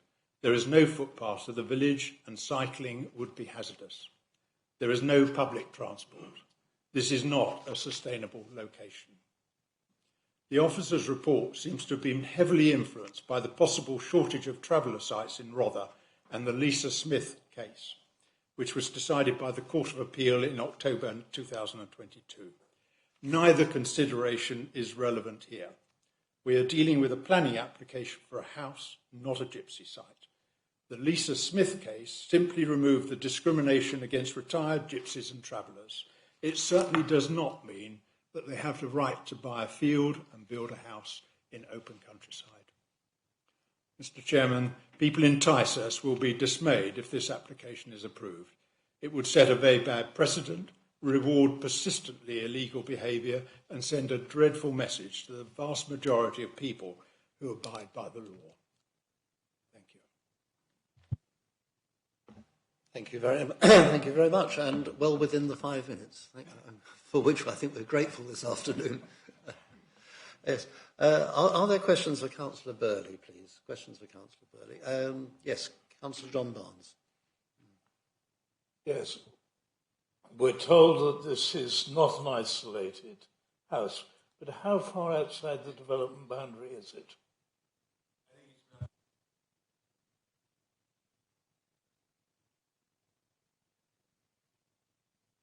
About 3/4 of a mile outside the development boundary.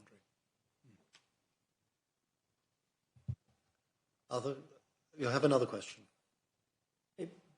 Useful, since sustainability is going to be in front of us. Is there a bus route on this road? I believe there's no bus route.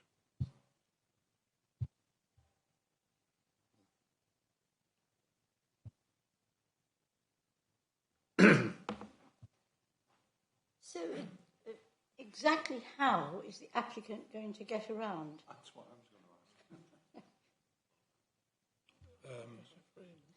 Yes, probably a question for the agent who's going to speak, I think.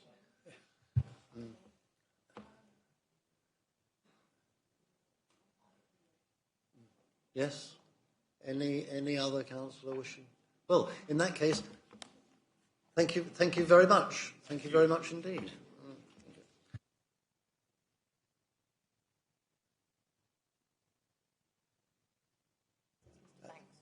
So this will be Mr. Banks, I presume.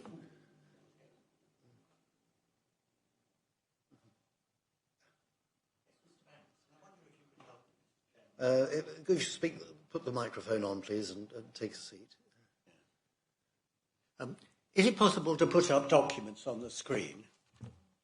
Ones which are on the website or which the officer has available, yes, but Yes. no new material. No, certainly not. I wouldn't suggest a new material. The documents that might assist the members are the applicant's form at page 10 and paragraph 7.5 of the applicant's supporting statement. Unfortunately, the officers haven't had advance notice of that and don't have it available. All right. Unfortunately, but anything that's on the website, you may refer to. You Okay. may tell us about it. We haven't started your 5 minutes yet. Okay, we can rely on Mr. Coleman being very good at getting it up.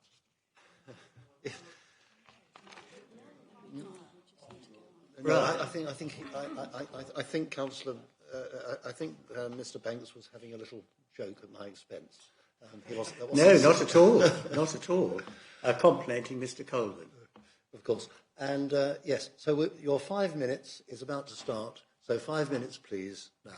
Right, well, there are quite a lot of new faces, so can I start by congratulating those people who've just been elected? And so can I congratulate you on your chairmanship? So well done there.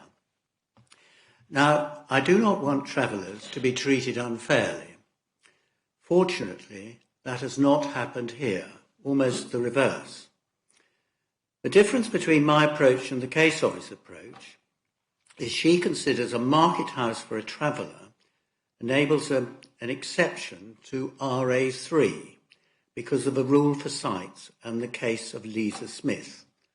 I say that is fundamentally flawed. The key to the application is at page 10, in which it says the application is about market housing 3 times. The consultant makes clear in his first DNA that there is no proposal for a traveller's site. And the consultant bases the argument that the Battle case found a list of circumstances were not closed and others could occur and be consistent with RA3. In fact, the Battle case said that the list is not closed and therefore other extremely limited circumstances not listed could occur and be consistent with policy RA3. So the important limiting factor on the whole basis for his case is not there. And if you put it there, as it has to be there, his case can't be made out because all it is, the applicant wants a home.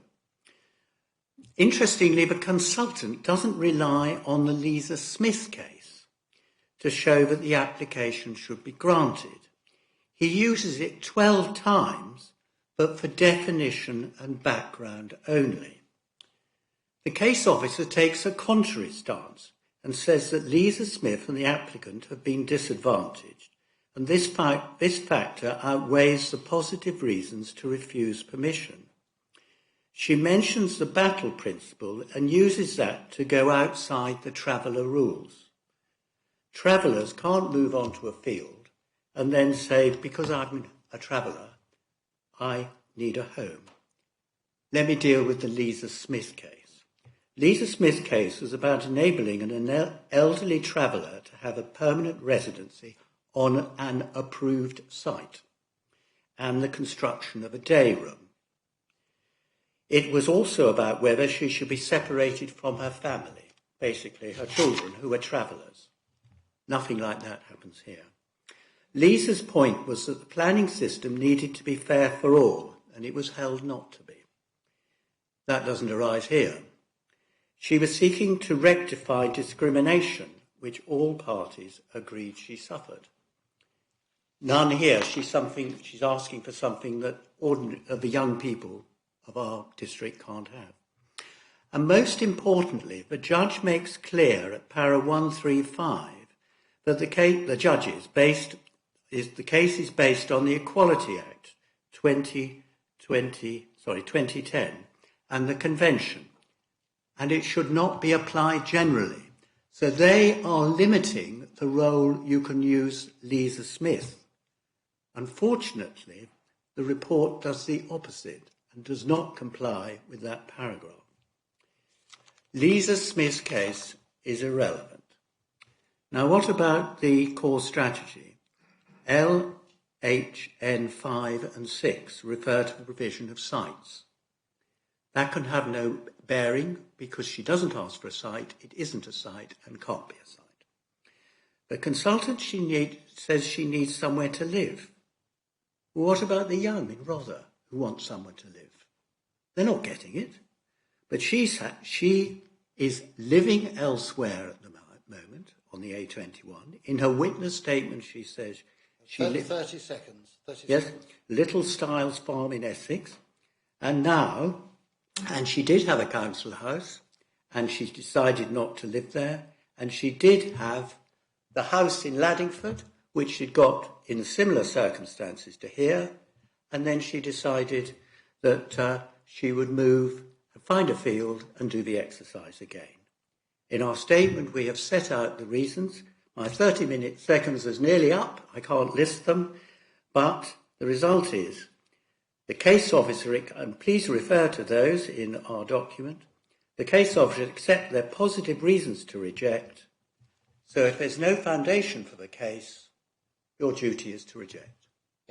Thank you very much. Thank you. I think that really raises some matters best dealt with by the officer, or maybe legal. Some matters arising there.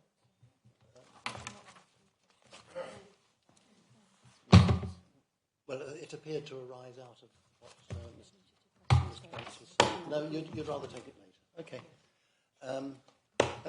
Do councillors have questions, please? Yes, Councillor Mary Barnes. Mr. Banks, do you have firm evidence that the Lisa Smith case is wrong in this? Do you have planning reasons why the Lisa Smith judgment is wrong in this case? The problem with the question is it's not really a question that is capable of being asked. But I think what you're trying to say is, can you show how the Lisa Smith does not apply here? Is that right? Yes. Now, this deals with case and statutory and secondary legislation and how to interpret it. And there are various set rules on how to do it. And what you have to do is you have to determine the territory of the judgment. And you do that by analysing the decision at the end. And therefore, a member of the public, and certain lawyers, if you don't mind me saying so, not here I hope, choose to select various sections of judgments and various sections of statutory instruments and secondary legislation and saying, well, that proves I can use that in my case. That's what I want. I like that expression. That is not how you have to approach case law and statutory law. Because what you need to do is you have to put the whole thing together and seeing where they all fit. And the more rules and regulations you get, and Europe, it becomes more and more complicated. So in this case, one would need to look at the judgment, as you would imagine I have, and then you would say that what is it deciding? And on that decision, you find out the limited nature of its decisions. Judges traditionally are very alarmed unless it's a universal case, like, say, prison reform, of which you are set. I mean, Mr. Banks, I don't know that we can really, go into really rerunning legal cases and advice as a lawyer. If you were here as a lawyer, that might be one thing. We are advised here. We have our lawyer, Yes. Kirsty Cameron, and we have a very experienced planning officers here to advise us. Okay. Well, could I just shortly answer the question? I think you did. Well, I haven't quite finished, because once you look at the decision, you have to determine the territory in which that decision applies. And because this decision is about the discrimination, and that is being met in that case, then you look at this case and you see there's absolutely no discrimination, and so you cannot use Lisa Smith here. That's how it works. Thank you. Any other questions? No further questions? No one? No. Thank you very much indeed then. Thank you. And we now have Martin Hull. Mr. Hull, thank you. And you've gathered the rules. The red light's already on for you. Yes. And when you settle yourself down and when you're ready, start and we'll give you 5 minutes. Thank you, Chair, members of the committee. I represent several residents who live very close to the site and wish to object to the scheme, and we've made written submissions during the application process. This proposal is to provide built accommodation for a former gypsy and traveller who has stopped travelling for health reasons. The application specifically deletes touring caravans from the proposals. Therefore, the proposal is not for a traveller or a gypsy site, but for a permanent dwelling in the countryside for occupation by someone that used to travel. Therefore, the proposal must comply with the relevant countryside policies. The site is within the AONB, which is the highest level of protection for beautiful landscapes. We note the proposals for an extended building at the site for a tack room, store and WC was refused in 2016 by the council because it would have an adverse impact upon the landscape character of the AONB. The importance of the AONB was also recognised by the appeal inspector into the enforcement notice. And at paragraph 35, that inspector noted the effects of domestication on the countryside, the erosion of the character of the landscape, and concluded that there would be encroachment. The current proposal results in a similar impact. To grant permission now would be to cut against previous council decisions and those of a planning inspector. Extra planting, in our view, would not be sufficient mitigation and is certainly not a criteria of the AONB policy to allow housing development. If the existing shed is to be extended and converted to residential use, then there's undoubtedly going to be more pressure for other buildings on the site, such as sheds, perhaps a garage, and perhaps some support buildings for the equestrian use of the land. This is a very relevant consideration. We note the highway comments. Highways say that the dwelling would equate to 4 trips a day, and the existing visits also equal 4 trips. But we're not aware of any horses on the site at the moment, and certainly not aware of any evidence that's been presented demonstrating regular trips. The historic and lawful use of the land was agriculture, and I'm aware that it didn't involve too many traffic movements. You've all seen the site, you've all exited from that access. In our view, it's dangerous. It's a fast road, and any intensification would cause highway harm. Government policy in the MPPF says that paragraph 80 that only the reuse of buildings for residential purposes is supported in isolated locations. This location is actually isolated from Ticehurst, but the proposals are also for an extension, and so it falls outside the policy support anyway, because it is not just a reuse. Policy RA3 of the core strategy only supports conversions of buildings. It doesn't say that they can be extended as well. Paragraph 12.60 of the core strategy says that buildings must be suitable for conversion. If you have to extend it to make it suitable, it falls foul of this policy. In our view, the status of the applicant has not been evidenced thoroughly, and given the previous comments, certainly doesn't outweigh the policy objections that we have identified here. The fact that the building needs to be extended to comply with the space standards that are nationally prescribed suggests to us that the proposal is falling outside of all your own policies and those that are national. Finally, we just wanted to touch on some of the conditions, if you were minded to permit. One we discussed at length today, which of course is the issue of the personal permission and the relationship with Gypsy and Traveller status. I won't dwell on that. The other one that we object to in condition 3 is the reference to dependents. We don't believe there are any that would classify as dependents as per the definition. Certainly in the enforcement appeal hearing, one of the applicant's son was there and he was certainly in his early 20s then. 30 seconds. The only other one was a condition that requires cycle parking. I don't think I need to say any more on that, do I? Thank you very much. Well, thank you very much. Please stay there because councillors may have some questions for you. Do councillors have questions? No. No questions. Thank you very much for your help. Thank you. And we now have Michael Hargreaves, the agent for the applicant, who is remote. He was here earlier. Here he comes. Am I in? You are in. We can't see you. We can hear you. If you switch your camera. Well, that may not be a disadvantage, sir. As long as you can hear me, I think that's the important thing. Okay. Well, if you're happy with that, as with all other speakers, you have 5 minutes, and I'll tell you when that starts. Your time starts now. Oh, good afternoon. Thank you for allowing me to speak.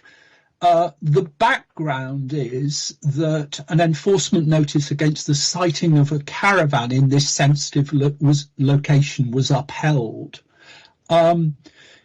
We have responded by proposing that our client's need for a home could be accommodated by refurbishing and extending the shed on the site to provide a small dwelling to provide residential accommodation for a person who is a gypsy. Here I would comment that there is no need for gypsy accommodation to include caravans. It is merely a convention. The report suggests the proposal will cause limited harm to the landscape and character of the AONB. We would suggest that is overcautious, and if anything, that the proposals will have a beneficial impact on the AONB. As members will have seen from the site visit, Ms Stanley manages the land carefully and sensitively. She has a whole life of experience in those areas. She will continue with her tree planting. We will remove the 3 unsightly storage containers. Instead of a caravan, which would be inappropriate, we will refurbish and extend the shed building to provide a residential unit using materials, black-stained weatherboarding, which are much more appropriate to the AONB than those of the existing building. The proposed building, we're having a lot of criticism, and this is for a very, very small dwelling. The new dwelling extended will be 7.6 metres wide by 5.7 metres deep, 43 square metres or 466 square feet. And because of the topography, it's actually in a sort of slight dip at the top of the site, and being seen against other buildings and vegetation, it will have very limited visual impact. As the suggestion the site is unsustainable does not stand up, Ms Stanley currently drives twice a day from the caravan site where she's paying quite a lot on a week-by-week basis to look after her dogs, and until recently she did have a horse on the land. If she is allowed to live on the site, her mileage will be much reduced. It may be that the high level of objections is because the applicant is a gypsy. While Ms Stanley is of Romany origin and has many of the characteristics of the Romany way of life, she is her own person and does not conform with many people's stereotype of a gypsy. Going on to Lisa Smith, and it is crucial. What Lisa Smith was about was that a change introduced by government in 2015 to the definition of who was a gypsy for planning purposes was discriminatory on grounds of age, disability and ethnicity. The change was, up to 2015, you could stop travelling either permanently or temporarily on grounds of health, age or children's need for education. The 2015 change took out the word permanently, so you could only stop travelling temporarily. Now, that was clearly ludicrous and outrageous in terms of people being elderly and people in poor health. And eventually, last October, it was held in the Court of Appeal to be discriminatory. The government is not challenging it, and we are now in a slightly grey area. The government should introduce a new policy, but there's no indication of its urgency to do that. But it's very significant that inspectors' appeal decisions subsequent to Lisa Smith are based on assuming that we go back to the pre-2015 definition. And it's highly, highly relevant to my client who is getting on and has some health issues, which means she can't tow a caravan now. The Lisa Smith judgment is also relevant because the 2015 change in definition made it much more difficult to get planning permission. A few more seconds, please. Okay. It exacerbated the accommodation crisis and added to the pressure for people to occupy inappropriate sites. It means that Rother and many other areas now have a significantly higher level of need. So both the framework in which the local plan will go forward in terms of need is now out of date. Your level of need is greater, and it's very clear that Lisa Smith applies to my client. Thank you. Thank you very much. And I don't know if you were able to listen in on our earlier deliberations, but we have had it explained to us about the lack of supply or deliverable supply of sites. Thank you. Now, stay there, don't go away, because councillors may have some questions for you. And Councillor John Barnes. Yes, I wonder, it's Mr. Hargreaves. Good afternoon, Mr. Hargreaves. I wonder if you could say something about your choice of materials and the pitch of the roof, neither of which seem to me to be in keeping with the high-wheeled AONB.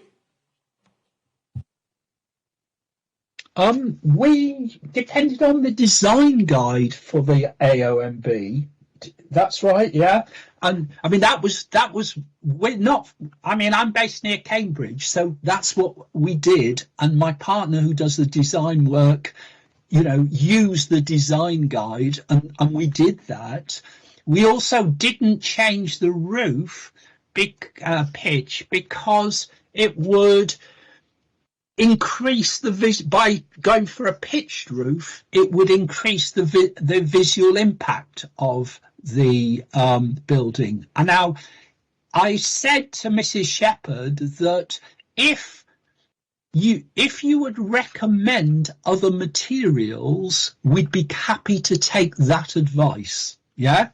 So we're not precious about those materials, but it seemed to us as outsiders to the area to be what you were recommending, but we take advice about other materials. Thank you. Councillor Mary Barnes has a question.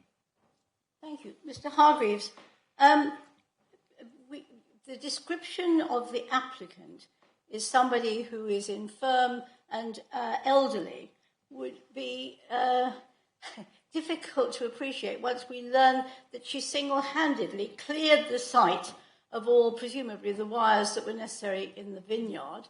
And she sprayed the brambles. She clearly is a lady of some physical strength. I wonder how you define infirmity, and that we've got to the point when she can actually apply to be here under the terms that you suggest. Oh, sorry, I think I've never suggested Celia Stanley was infirm. She's over 70, right? And so she's approaching age. She does have a sight condition, glaucoma, which she's having treated, and as a consequence of that, she doesn't feel comfortable, for instance, pulling a caravan, and her sons have come from Essex to move her caravan, to remove the horse box. But I certainly wouldn't overstress disability, but I would say that some health issues, old age, are relevant to the fact that she would potentially suffer from the same discrimination that was concluded in the Lisa Smith case.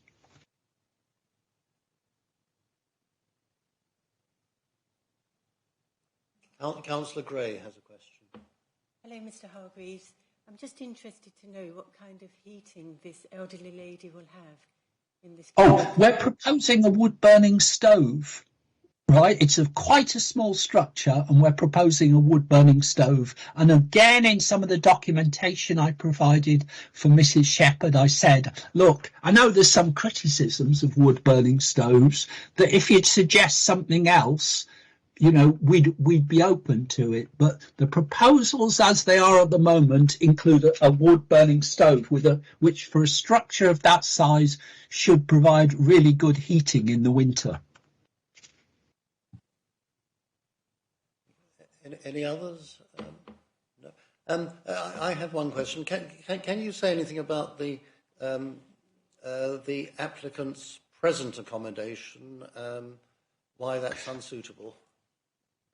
Yes, basically she's got a caravan which is on, I think, a caravan club site. Now, caravan club sites you're not meant to live in permanently, right?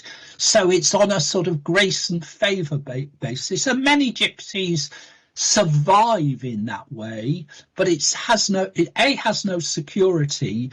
And the fact that she's sunk her funds into this site means she's quite anxious about the week-by-week rental that she has to pay for, you know, siting her van in that way. Thank you very much. No further questions from councillors? Well, thank you very much, Mr. Hargreaves. You're welcome to stay and listen to the rest of the discussion. Thank you, I will. Thank you very much indeed. In which case, I throw open the discussion to councillors. Would any councillor wish to speak?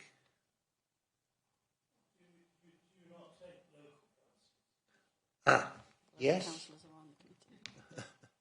Of course, local councillors are on the committee, but may go first and have the last word. Yes. So, Mary Barnes. Here I go, making a hash of it again. Right. When I called this in, I called it in for the very real reason that it is wrong in so many ways. It's not a sustainable site for development. It has no public pavement, so walking anywhere to get supplies of anything, you know, food or just to go out, it means that you're walking along the 2099, which at the point where the access comes in is on a bend, and it's dangerous. And I would say at this point, that there is a near neighbour who finished up with a car upside down in her front garden because cars do travel along that road fast. And I know that highways don't have any particular reason for turning this down, but I can tell you as one who's regularly walked along or tried to walk along that road, particularly at election times, it is very dangerous on foot. The site isn't in the Ticehurst neighbourhood plan, and it's outside the development boundary. And it would be forever a new and permanent building in the countryside. Whatever the outcome, once that house is built, it becomes a permanent dwelling. And you can make what you like of what happens to it when the applicant has no further use of it, but that is what happens. It would be there for all time. This has been a very, very unpopular planning application. There were at least 45 people, 45 objectors at a Ticehurst Parish Council meeting when this application first came up. Everyone is deeply unhappy about it because of the unfairness of what is being suggested. You know, I have applicants in Ticehurst who cannot get so much as a council house. But if you're a young mum and you want to live in Ticehurst and you want to be near your mum so that she can do the daycare so you can go to work, there is very, very little. The waiting list is enormous. So what we're saying is that this person is entitled to something that local people are not. And I'm sorry that she feels like a caged bird, but I must say that if I were a single mum, totally reliant on having to get a train or a bus so she could dump the kids off so she can get at least an afternoon's work, this is deeply, deeply unfair. And you know, this, I think, is probably my major concern, that if you're going to choose probably the most beautiful spot in Ticehurst, that is it. And why should she? You know, it's not fair. It's not fair on all those other people in Ticehurst who simply do not have that opportunity. And I'm speaking personally, I don't think it should be allowed. But you know, I mean, if that rules me out of voting, there we go. But I just think this is wrong.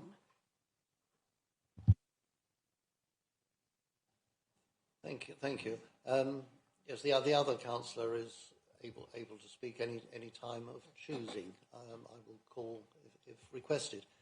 Does any other councillor wish to speak? Councillor John Barnes.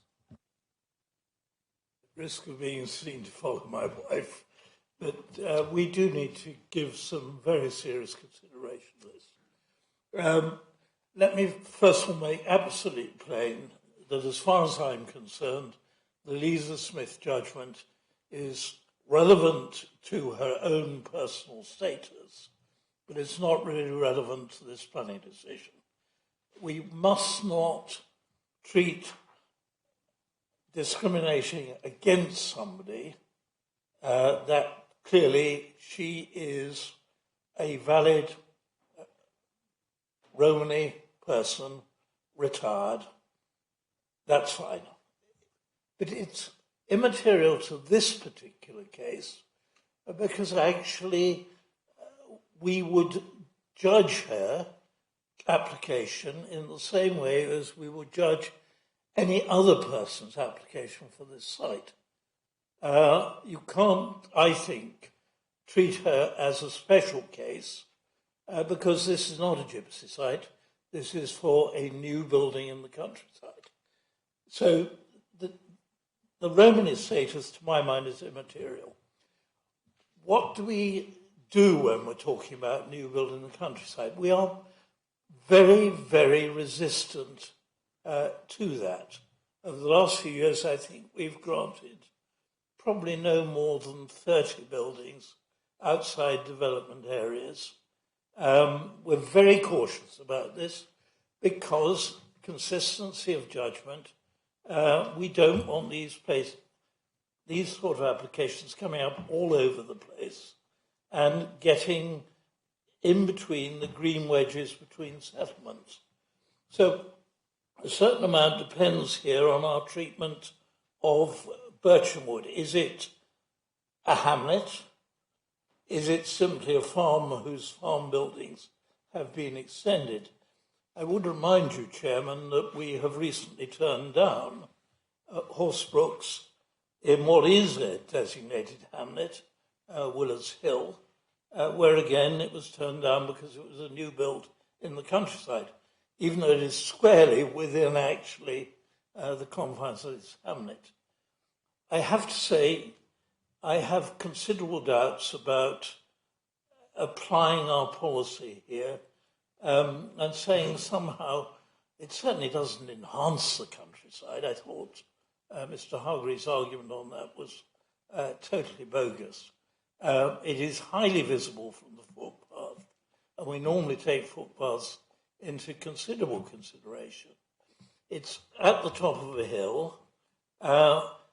I was brought up as a geographer to actually think about interdivisibility. What you can actually see standing on that site also tells you what will be seen by people looking at that site. And most of the valley, not all of it, most of the valley actually is in visual distance, and vision goes both ways. The design seems to me absolutely wrong. This isn't a conversion, this isn't a historic building, it isn't even a beautiful building. This is an extension in order to make a hut into a dwelling. And I really think we will be setting an extremely dangerous precedent. I don't like using the term precedent, so I'll say we will be setting a context for our future decisions. If we were to allow this, that we would have to allow an awful lot more in the High Weald A and B. And the harm we would do to the area, I think, is considerable. The last point I want to make, and I really have thought about this very carefully, and I've been listening very carefully to the applicant and the objectors. We're only giving sustainability moderate weight. It seems to me that I would give sustainability much higher weight than this. This is on a road without a footway on either side for some considerable distance towards the village. It's a long way out, not merely from the village boundary, but even further from the shops, the pubs, the church, the doctor's practice. So you're going to mean the applicant, to get to any of that, will actually have to go by car. But worse than that, we seem to have got locked into this notion is, will she be travelling more or will she be travelling less? The point is, the postman will have to call. There will be various delivery vehicles calling. Is she going to not call on Tesco, Sainsbury's, or Chris Leach, the local greengrocer, who no longer has a shop? He supplies everything from his farm. There are going to be all kinds of supply vehicles turning in and out of what is a dangerous access on a bend. And there is going to be considerably more traffic as a result of this application. I have to say, I'm not going to move anything at this stage, but I have to say I will take quite some convincing that this fits into our policy about new build in the countryside. Just taking your last point, Highways withdrew their objection, did they not? That's right. Highways, the statutory consultee, is not objecting. So I think we have to very heavy weight. Chairman, we know what highways do, and largely they go on the accident record. And I'm quite prepared to admit there is not a huge accident record here. But I drive that road quite regularly. I slow down to take that bend because it's dangerous. That is a blind access literally on the point of the bend. Whatever you think, the fact that there will be more traffic using that access will increase the risk quite considerably. Yes, I think Highways dispute that there would be more traffic, but that can be debated. That can be debated around the table. There's something else which you raised that I'd like to come back on, and the applicants, the agent, has said, and I think the main thrust of Sarah Shepherd's report really is that we are considering this as a Gypsy and Traveller application, notwithstanding that it's for a permanent structure rather than a caravan. And the agent has said that the considerations that we have to give to people with a protected characteristic apply equally to a permanent structure as they do to a caravan. Now, I would like to hear some confirmation that I've got that right. Yes, I think you are correct in that. That's the conclusions that we've come to with all the background checks and information that we checked in doing this application. Going back to Councillor Barnes' comment, we did look at this as being, as you say, a new building, well, an extended building in the countryside. You saw for yourselves that it is not classed as an isolated building, and we know we have lost appeals recently. They've been allowed for new dwellings in the countryside when they've been in a row of other dwellings or whatever. So this is not isolated. You saw for yourself the views from the site. Yes, there are long-ranging views out which are funnelled by the trees, and you can see the valley in the distance.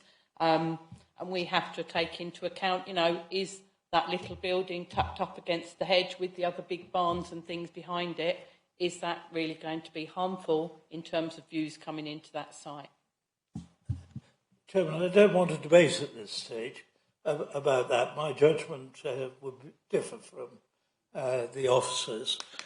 What we're in danger of doing is saying that we now positively discriminate in favour of this applicant, and I want to ask where this is going to stop. If she chose to buy a field on the top of the local beacon, where there is in fact a beacon already, she could buy that field, it's in private ownership. Would she be allowed to locate there? Is there anywhere in the AONB that we wouldn't have to exercise positive discrimination in her favour?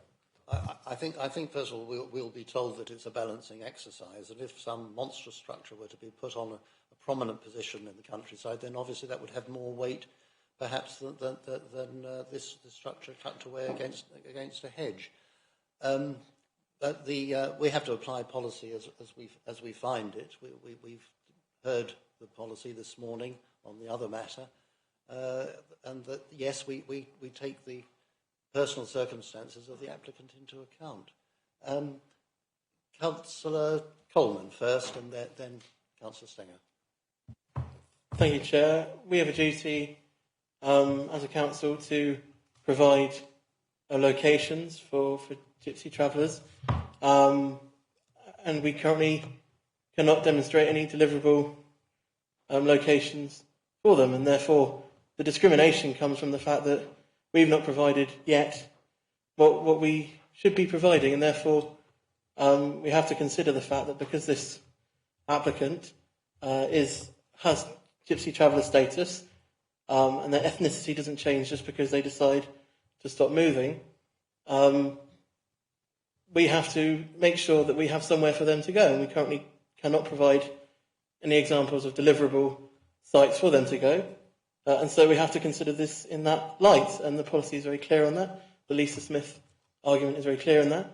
And I think unless councillors can come up with reasons why the officer's report is wrong and why the Lisa Smith judgment doesn't apply to this, which I believe it does, then we have no choice but to go with the officer's recommendation based on planning policy. Councillor Stanger. Yeah, two things really. Just it was suggested one of the conditions, obviously if the committee decide to move with this motion, one of the conditions was not to have any future caravans, static caravans. Would that be accepted? Has that been accepted by the officer, or is that just proposed by the applicant?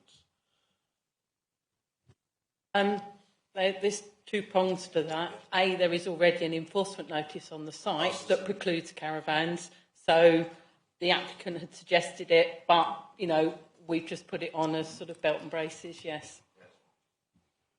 And also, this wouldn't be limited to, it'd just be limited to the applicant and her dependents, isn't it? or whatever comes under that title in the future, and then see what happens. Yeah, that's fine. Thanks. Yeah, that's a proposed condition. Yes, yes. Councillor Groner. Yeah, could I ask why dependents are sort of relevant as a condition, in addition to Miss Stanley? I mean, that does take account of, you know, if they did have any dependents with them, that is an accepted form of wording to go on the condition. It may be that somebody may actually, you know, be dependent, not have a home, one of her sons or whatever, and be with her. So that takes that into account. You know, again, you're looking at this, being careful not to discriminate and things. Councillor Drayson. Maybe a stupid question, but I'm just thinking, with that condition about Miss Stanley and dependents, and this is a permanent building, what happens when, unfortunately, she passes and there are no, or she moves off and there are no dependents? We've then got a permanent building in the AONB. Presumably a permanent unoccupied building in the AONB. And it would be open to whoever owns the land, or indeed anybody else giving due notice, to make a planning application for a suitable use. I think that must be the answer. Yes. I have a lawyer agreeing with me. I'm delighted. Councillor Mary Barnes. And by that stage, the deed is done. The house is there. How are you going to manage to say, I'm terribly sorry, it's a house only for gypsy and travel people? You can't do that. Once the house, this is the whole of my point, once that house is built, it's a house. It's a house in a very beautiful spot with a large amount of land around it. It is going to be there forever. And coming back again to Councillor Coleman's point, that's very nice. You know, so we give something to the entitled gypsy. What are we going to do for those poor people who cannot get accommodation of any sort in Ticehurst, or indeed in the area, because there just isn't enough to go round? And I have the job as the council of saying, I'm terribly sorry, but I am pleading your case. There is nothing I can do. In the meantime, this lady will have a house. It's totally, totally unfair. I think that's a sort of false dichotomy, really, in that we are developing a new local plan, including site allocations, and this is being done now. And it is open to us as councillors and I suppose any member of the public to make representations to the policy workers here, the policy planners, to put forward sites and to make policies which do provide for the needs of the population. But that doesn't mean, you know, if that need isn't being fulfilled now, it doesn't mean that we shouldn't give proper policy consideration to the present applicant on this present site in her own personal circumstances. Case, sorry, Chairman. In that case, we should defer this application until we have our local planning, until we have the plan in place, because this is this would be very unfair to grant this in view of the local circumstances. Councillor John Barnes. I'm afraid I am going to move refusal. I really... The restriction to this applicant is unworkable. It's a one-bedroom house, but we're somehow putting dependents. What about who's going to inherit it? One of her sons, presumably, or both. Are we going to say at that point they fell the house? No, it's a permanent building in the countryside. And they will go for a further extension, a further building. And this is highly visible from the footpath. I'm sorry, it may not be visible from a long way off because it is against the hedge. The design of the roof is totally out of keeping with the whole of Bircham Wood Farm buildings. It's very nice of the applicant to say, well, we'd alter the design if you'd requested. We haven't requested any alteration of the design. We're asked to approve a new build in the countryside, which is substandard in design. I have concerns about the heating, but probably a wood stove is the only heating that will be available, because I doubt if there's an electricity supply to that building. There certainly is It might otherwise be Calagas, I suppose, but we've seen nothing about that. Incidentally, I welcome if we do know more about what services actually apply on the site. There is an outdated septic tank which she wants to replace eventually. But beyond that, it frankly is a derelict garage. And we have turned down house after house, which are decent houses, decent designs, fitting in outside the development boundary. We are being totally unfair to the people we have turned down previously. And I think we should probably revise all those applications if we grant this one. So just to confirm, obviously we have to consider this application on its own merits. The applicant has identified herself as coming within that gypsy traveller definition, and they've asked for that to be, obviously that is a material consideration, which we do have to take into account. The personal condition, obviously if the applicant were to pass away, then the property would then have to seek a new permission, because that would no longer be relevant. So you're looking at this, whether you like it or not, in terms of an applicant that has that gypsy traveller status, and the policy and the principles that have to be applied regardless of other applications. And I understand your frustration, but you have to bring it back in terms of how you're determining this and the policies to take into account. Obviously, you can't defer an application for 2 years until the local plan. It would be completely unreasonable. Thank you for that. Councillor Creaser has been very patient. Councillor Creaser, who's appearing remotely. I find myself. Thank you. I find myself very, very concerned about this, because this lady had over £100,000 to buy a field. That's a very expensive field, I have to say. And in a time when everybody else is going through all sorts of things, and I'm confronted by people who are living in places that are not fit to house a dog and are expected to pay hundreds of pounds every month, and she wants to do that. She had a perfectly good caravan wherever she was, and she's now decided she wants to live there. It is very frustrating. I don't envy colleagues in the legal side of things or the planning, but this is incredibly frustrating. The amount of people who are coming to me desperately needing help, and this lady, effectively, by saying what she's saying, I mean, she's as old as I am, for God's sake. I couldn't live there on my own, and I'm not unfit. And she's just, it just beggars belief. If there's not got a proper sanitation situation there, that's going to add problems. If she's not got decent access, if she's got trouble with her eyesight now, how's she going to cope when it goes completely? It just does not make sense. The only sense I can see of it is something that is just messing about with the system. So I do find it very frustrating, and I really couldn't get my shoulder behind this situation, because she seemed pretty fit to me, and it's and just so we are clear, I am actually from the gypsy and traveller community. My family, a couple of generations ago, were very much Romany gypsies. So like her, she's saying that she wants to live a settled life. That's not the heart and the hub of what's going on with that community. They want the right to do their walkabout and stuff, or wandering about. This isn't what's in her ethnicity to get a foot up over others, which doesn't sit right with me. I'm really sorry. It's probably nothing to do with planning or legal, but it is incredibly frustrating. Thank you. Thank you. Councillor Drayson.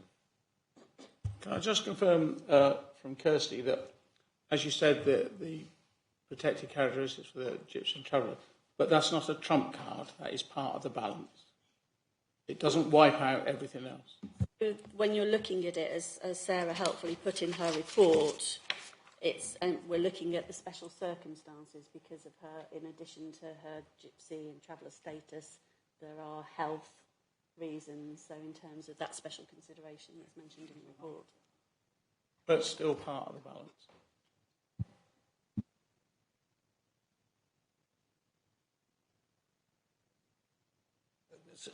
Just for the sake of the record, because the microphone was off, the lawyer is confirming that it's still part of the balancing process, the two things. Councillor Barnes, we've heard quite a lot. I have, but can I take you back to the gypsy policy, which was conveniently summarised on the previous application? Can I just say that I know that Kirsty Cameron has to leave, so which is an unfortunate moment because we are getting into legal matters. But unfortunately, Kirsty does have to leave us now. Okay, but the policy is very explicit. We do have, it's LHN 6, and 2 and 3 are very germane here. If you turn back to that on the previous application, I do ask members to read that policy. 2 and 3 are specifically about gypsies and travellers and where they live. And I don't think this site is a suitable one for a gypsy and a traveller, particularly one who is now 72. It is not sustainable in my view. That's paragraph 3, and it will do harm to the AONB because it is outside the development boundary.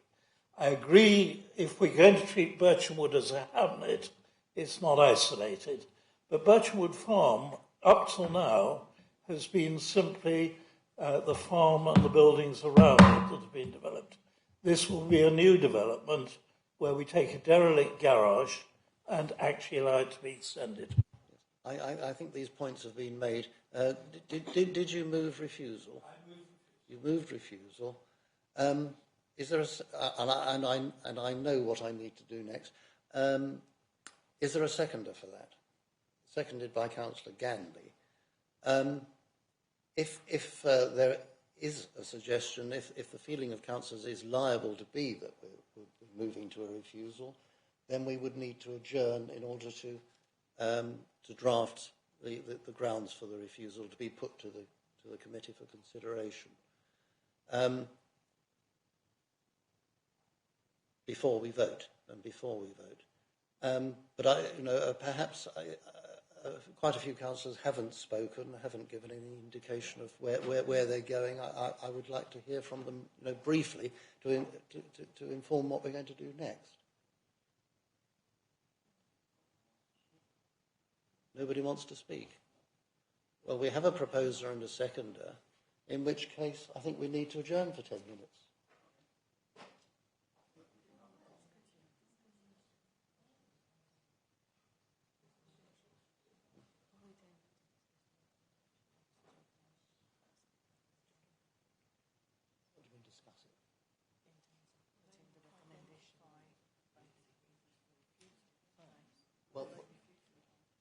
That's what we've got to put into words.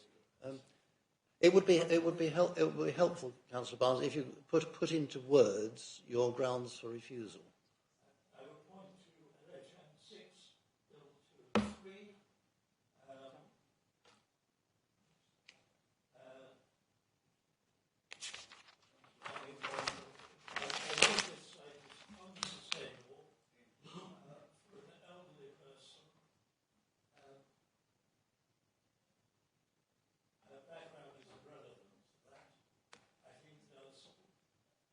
Damage to the AOB than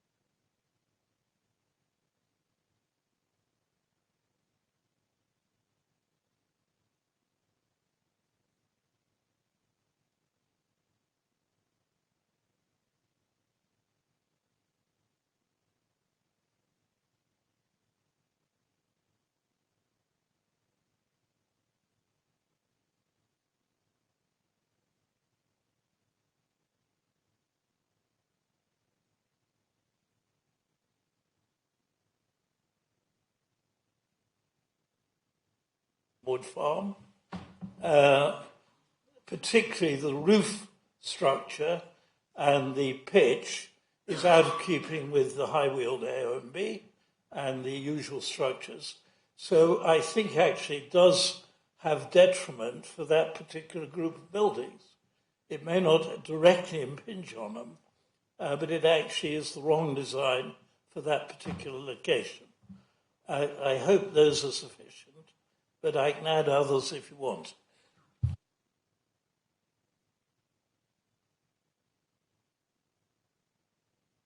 Mr. Mortu.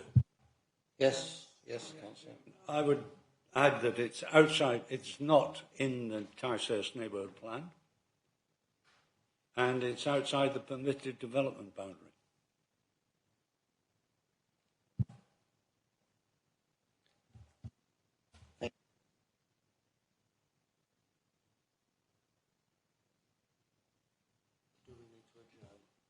Can I just summarise that? So, in terms of Councillor Barnes, he's concerned about the sustainable location of the property itself. I will be a bit mindful about using the terminology elderly because we don't want to add that and start becoming discriminatory again in a separate manner. So we could put that as the location outside of the development boundary or the parish boundary, adding to it being unsustainable and not meeting the test for sustainable development in an isolated location. It's not isolated. It's also on a dangerous bend, but highways is not objective. Highways have no objective, so I will be a bit worried about adding that onto it because we're not. Highways will be highly, they would know how the road works and operates, so they would be aware of any accidents and issues on that road. So, I think highways were advocating actually widening that access, which I don't think you can do. I've read highways and I've read the correspondence with highways. Yeah. They didn't really address the fact that the access is on the point of the bend because they were concerned with whether this was a dangerous road or not. The access itself is dangerous. Well, they would have raised objection to it, but the fact that they were able to provide condition to address that means that it can be mitigated, and they don't think that there will be any significant issues on entering the site and exiting the site onto the road itself. So that's why we've got that condition from them. And working or formulating a reason for refusal outside of what they've given us, I would be a bit, I would take a precautionary view on that because we could be seen to have been unreasonable. I think the highways point would be, as a grounds for refusal, would be very hard to defend on appeal. Very hard to defend on appeal. We are in danger, though, of making an unenforceable condition, because unless the owners of the houses on either side of that drive are prepared to give up part of their property, you will not be able to widen that access. Yeah, leave that on one side, because there are two other conditions, Kemi, which I would like you to address. One, and they're both in the Gypsy policy, which is our own policy, which is the harm done to the AONB, which is point 2 in that policy, and sustainability should be linked particularly to little 3. We are running contrary to our own policy as regards travellers and gypsies. As with all policies, we have to balance everything, don't we? You've talked about the unsustainable location. You've talked about the design being unworthy of the character of the area. We can put that together. However, based on our interpretation and also our assessment, we feel that the design, the scale, and the height of the building itself is actually sort of obscured from view by the hedges around the site. So for us, officers feel that element of it is indefensible, but if members feel strongly against it, then we will direct you in ways you can formulate a reason. We're talking about probably 2 or 3 feet difference. I think the character of Bircham Wood Farm and the buildings there are such that you shouldn't really put in what is almost a flat roof building. Alongside buildings, the Tithe Barn is historic. It may not be listed. There is a 2-storey cottage, and the rest are converted farm buildings with pitch roofs, which are very characteristic of the AOB. I think if that's going to seem to be part of that group, then you do need to give it a pitch roof. Yeah, we can do that, but I mean, I would point members to a recent appeal decision of something similar, where the inspector did not see any harm because of the size and the scale of the caravan itself. So, but again, we are directed by you. We will come back. Yes, Councillor Barnes. I mean, it's your motion, and you're putting the reasons forward. I would say that on sort of design grounds in that particular location, I think we would be very hard put to support a refusal on those grounds because it is so small and so low and so tucked away, and there already being an existing lawful structure. I find it. And it's not that unusual to have something of that description. Councillor Drayson. It's just somebody mentioned, and I thought either Sarah or Kemi wrote down isolated. I don't think it's isolated because of the presence of those other buildings.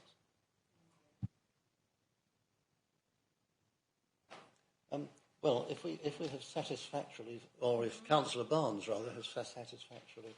To make clear, I didn't use the word isolated. I said outside the development boundary. It is 3/4 of a mile outside the development boundary. It is. Proximate to it. Councillor Stanger. Yeah, just looking at like the previous 2 cases we were brought up, I emphasise with Councillor Barnes, because that puts us in a precarious position for the 2 previous cases that have been linked slightly. That's all for the council basis, not and the planning committee. Battle and obviously refers to the Lisa Smith case, which meets some of the characteristics. So you just don't want the implications for the council if it goes the wrong way based on bad reasons. Unless other councils have something new to say, I think we move to a vote. The motion is for refusal. The motion is for refusal. So those voting would be voting for refusal. So those wishing for refusal, please raise your hands and hold them up. 1, 2, 3, 4, 5, 6. And those against, in other words, in favour of the proposal? 6. So the motion to refuse is carried and the application is refused.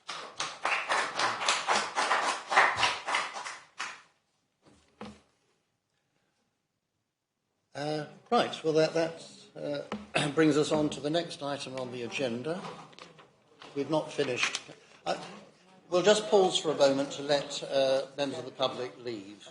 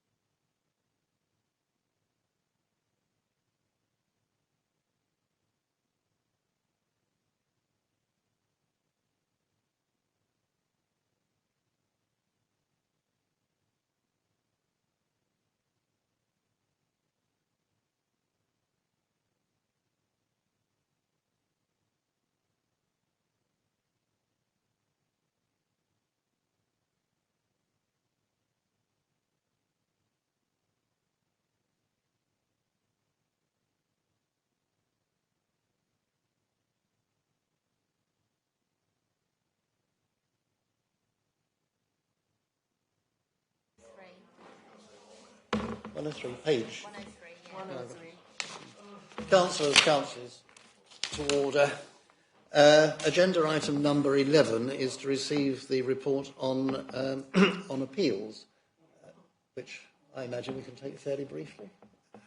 Sorry, apologies, members. I seem to think that we've got the full presentation on the main one, but it's not on here. So in your report or your committee report, you will see the number of cases we've got, appeals that have been lodged, that's still waiting for PINS to actually start any process on. And then we've got appeals that have started, which we've got a start date and submission of statements and things have started on those.